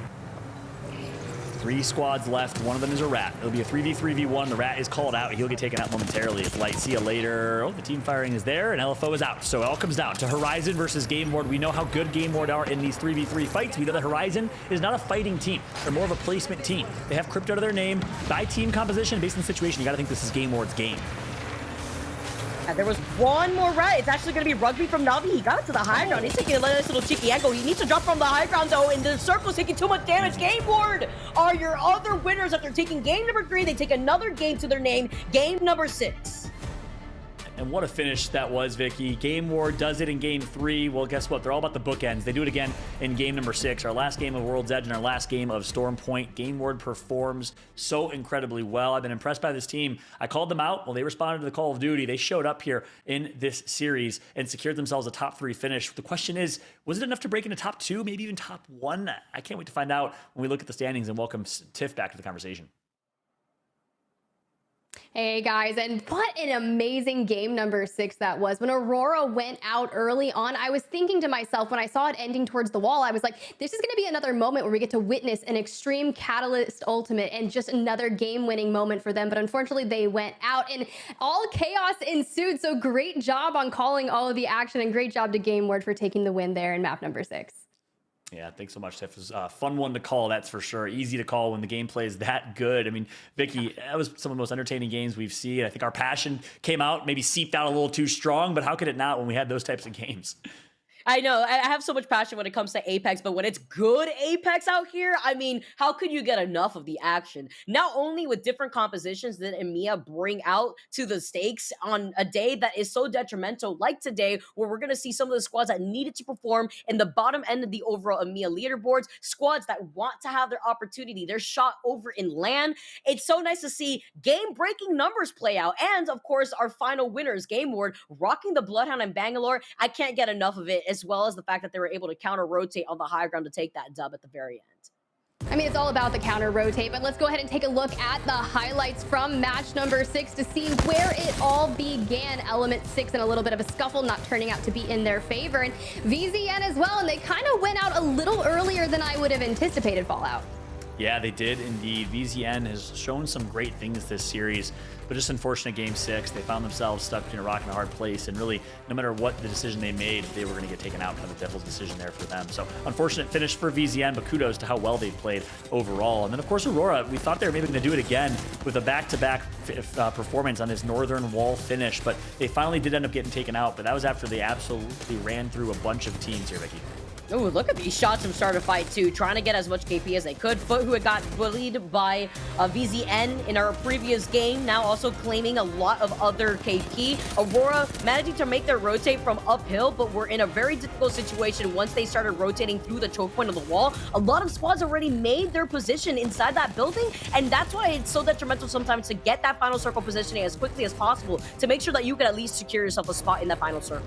Look at Taskmaster, sneaky beaver of the Fire Beavers. It's just poking and prodding against Aurora from far away, but here comes the push. You thought they were going to do the same exact thing. They initiated with such good damage, and then they decided to back out, and I like that decision. You expect a third party to come, but ultimately, holding high ground here, the Bangalore ult hurt them and stunned them a little bit, which allowed, I think it was Scars to come through and flank and do damage to them. So we thought Aurora was going to go back-to-back. They got the knock-on effect, and you thought, this is it. It's secured. Aurora did it again, but the flank and the third party came through and took them out as Aurora ultimately got punished.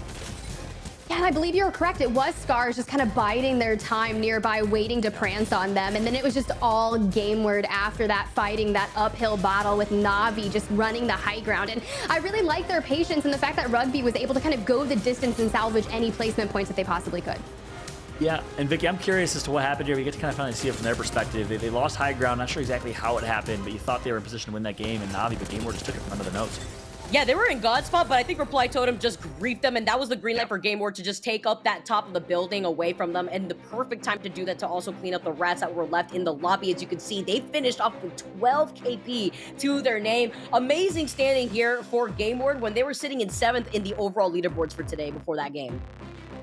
Yeah, it's just really well done. So many north of 20-point games. And then I just feel like it is this moment where it's going to shake up that overall leaderboard. And I can't wait to jump onto that. But Horizon really showing out here, better late than never in game number 6 with 16 points to their name. And Na'Vi as well with 14. LFO Forever, I feel like they've been relatively consistent along with Reply Totem. But Scars just trying to kind of pull some things left and right to get to that end goal. They're so strong at times. And when they're not, they're just not on. But let's go ahead and take a look at page number 2 Fallout. Yeah, let's do it indeed.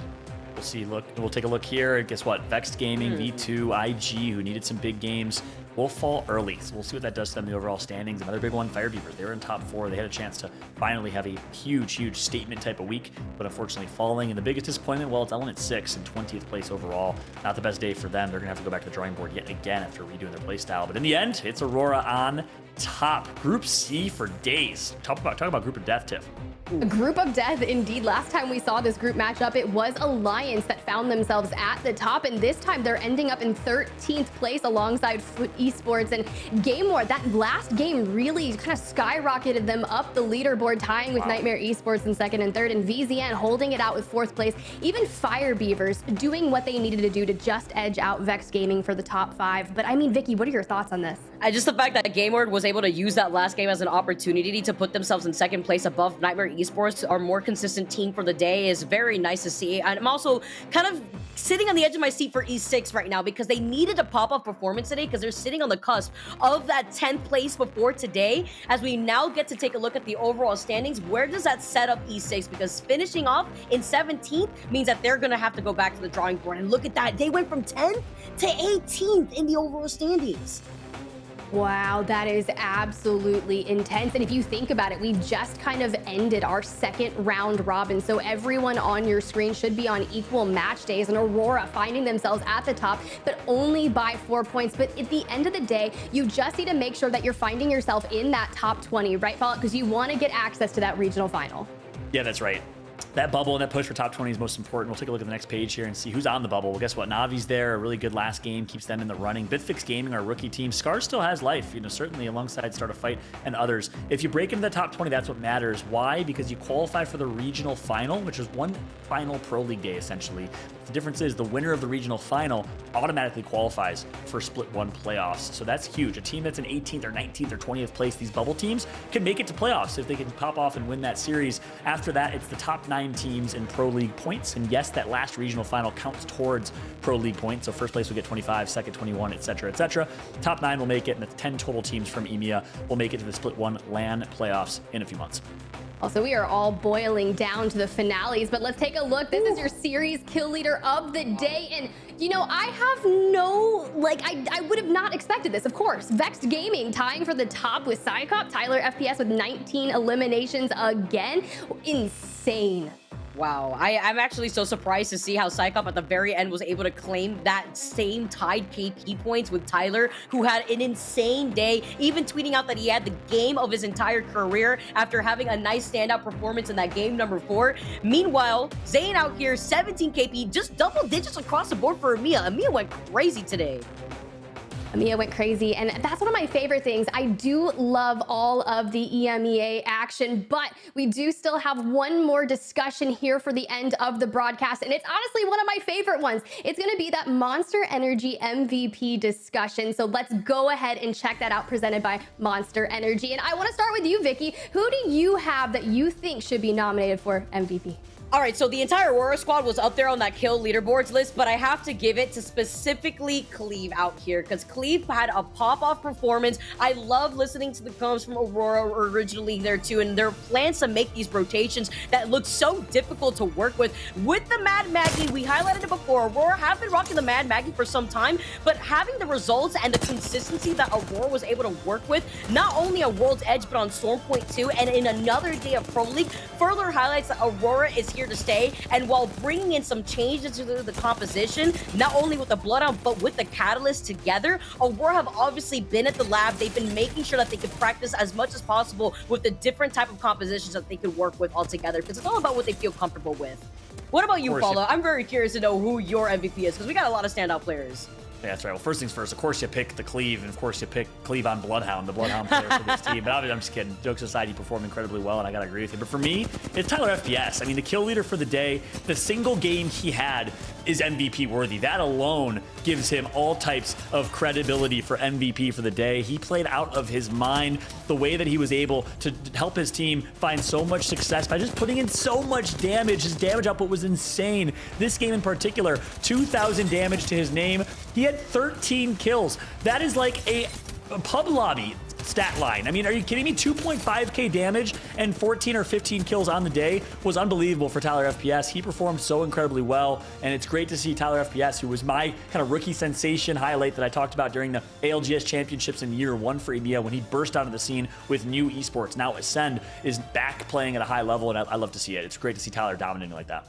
It really is. Anytime you're going to be a fragger and be so consistent in being that fragger, it's so great to see. For me, I just want to give a quick shout out to VJ from VZN. They started out super strong, and I just really wanted to see them find a lot more consistency throughout it. But VJ, we look at him in the listen-ins, right? That cool, calm, collected voice that was really keeping the other teammates in check. And I just want to say huge W from them. And you also mentioned that he did play on that new esports roster, formerly Ascend. So it's good to see him find some success here today. That's right. Maybe all roads lead to Ascend and post-kill and Kashera, perhaps, because these players are now, you know, spreading their wings elsewhere. But one other honorable mention I got to give too is Psycop. I mean, also a kill leader tied with Tyler. I think we'd be remiss to not mention him as an honorable mention for MVP. IGL of his team, rising from the ashes, if you will. Former Lecite Défense great, is now back on top. You'll love to see it as Game Ward perform today. Well, we've got Cleve, Tyler, FPS for the nominees, and we've got VJ and Psycop as the honorable mentions. But regardless, that's going to be the discussion of the Monster Energy MVP presented by Monster Energy.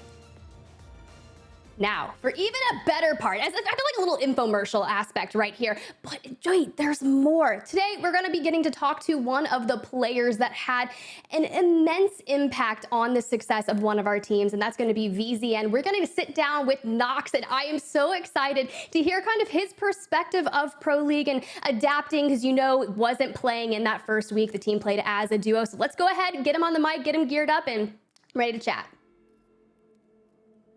Hello. Oh, hey there, Nox. Can you hear us good? I think we're all connected. Yeah, I yeah. can hear you. Yeah, I can hear you good. Camera, and I like your hat. Thank you. Well, I just want to say thank you so much for putting some time together to speak to us after kind of a really intense day. I just want to kind of get your feedback. How do you feel coming off the brink of that? I know VZN played as a duo the first week, and then you kind of came in formerly from AIM Esports. So I'd like to hear your perspective on that journey and joining VCN. The boys played, as like everyone knows, they played duo on the first day, and on the leaderboard, that's quite hit us pretty hard. So we had a lot of catching up to do. The first day that we played together, the trio, we ended up getting 13th, and it was the same lobby, and so we knew like what we needed to work on because we're a new team. And then couple days ago, we played. It was our second time in the other lobby against Ascend and those guys. We came third, but we should have came second. And then today it was the same thing. Like we started off really good, everything was like on point, and then as the game went on, we made like little mistakes that cost us like big games, and that ended up actually costing us at the end. Like we should have came second or even first if we like just get those like mistakes out of the way. But in my opinion, that just comes with experience. Like the more we play together, the more we're gonna learn, you know, how the chemistry is with the team and stuff like that. Yeah, I completely agree. I think once you guys kind of get those reps under your belt and kind of grow that team chemistry, I think you guys are going to be incredibly strong. I'll pass the next question over to Fallout. Yeah, I think you highlighted it well, Nags. I mean, the reality is you guys are getting better and better, and you can just tell you guys are a team that is just gaining momentum, improving week over week. I think it's scary what you're going to be like when you're in your final form. So kudos to that. My question is actually similar to Tiff's. I mean, I'd like to talk about your trajectory. Obviously, you were on E6, and I don't know if you're comfortable sharing what happened, why you left E6, or why if you got dropped, or what happened there. You went to AIM, and then you know that didn't go well. You switched rosters again. It's been a bit of a journey. How does VZN compare to playing on those teams, and why'd you make the decision to kind of leave those teams, and how'd you end up on VZN? Okay, so I'll start with E6. When I was with E6, we were doing good. We were a good team. We made LAN. We ended up getting top 9 or top 10, I think it was, in the previous Pro League. And then what happened is after LAN, I got bought out by AYM Esports. They don't play anymore. So I joined AYM, and we actually didn't even get to play. So we played only a little bit, and then one of our players from AYM got bought out by Scars. So the team disbanded, and therefore we didn't have the Pro League spot. And I was actually thinking about quitting. Like my vibe was just gone for the game and stuff like that. I didn't really want to play. And then I was like hanging on, let's see what options there are and stuff like that. And then that's when like stuff happened. And then VCN came by. I was like, okay, like I know them both, and I'll take the opportunity. And as soon as I joined them, I knew that we'll be one of the best teams of the EMEA. We just need time. That's all we need. Like I know the VJ he's played LAN, and Zane is an insane fragger, as you guys can see. So yeah, with me and VJ just quite gel together, because we had experience, and Zane it just that's our fragger role basically. Wow, I really like that story too, because just kind of telling the history behind, you know, feeling like you're down in the dumps, feeling like maybe I should take a break from the game, and then coming up with a squad like the rest of VZN. I wanted to ask you how your dynamic is as a team, because we got to do a listening to your squad. I feel like VJ took like the dad role to try to calm you guys down. I saw that Zane was being a little loot goblin over to the side, tossing you guys all the meds and the ammunition that you guys needed. How is the dynamic together working as a team? Because like you mentioned before, you guys are on the come up. You guys got what, 3rd place in day number 5? You guys are out here still consistently popping off, getting 4th now, especially after coming off of a win in game number 1. How's the dynamic together as a team? Honestly, I feel like we're the type of team when it's like hectic, we play better, sort of. Like we don't like to not do anything. We like to like keep it hectic, the vibes. And I know from a spectating perspective, it looks like everyone's panicking and stuff, like the way we're coming. It just like the way everyone communicates. Like I know teams like C9, they communicate like that as well. Everything's hectic, but they still perform. So I think the dynamic of the team is definitely VJ's more the calm one, I would say. Me and Zayn are more like the bubbly characters. We're just like the chemistry there. He's from London, I'm from London as well. Like we're UK based basically. So the chemistry is always there, yeah. But that's the dynamic, yeah. It's hectic, but I love it, to be honest.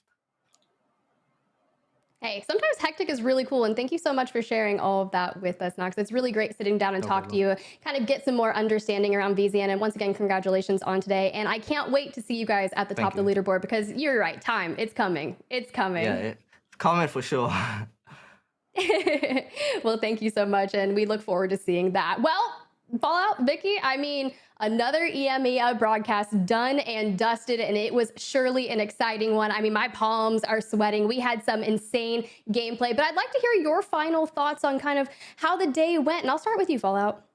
Yeah, exciting is certainly an understatement. What a day it was for EMEA. And look, I have so much love for the EMEA region. I have for a long time. Coming from Greece originally, I got a little bit of bias, a little bit of love, but today, EMEA was on display at full form. I mean, VZN kicked us off game number 1 with a 19-kill game. We saw a 21-kill game, the record broken in game number 4, and then a game 5 23-kill game. History was made. It was an unbelievable day of action. Some of the best Apex I've had a chance to cast and watch. Purely entertaining. Big shout out to the EMEA region for putting on a show week in and week out, and I hope it continues to grow as we get more and more eyeballs realizing how much fun this region is to watch. So my final shout out and love is just purely for the EMEA region, all European, Middle East, and Africa Apex players worldwide. Love every single one of y'all. Thanks so much for putting on a show today. It was really amazing, Tiff.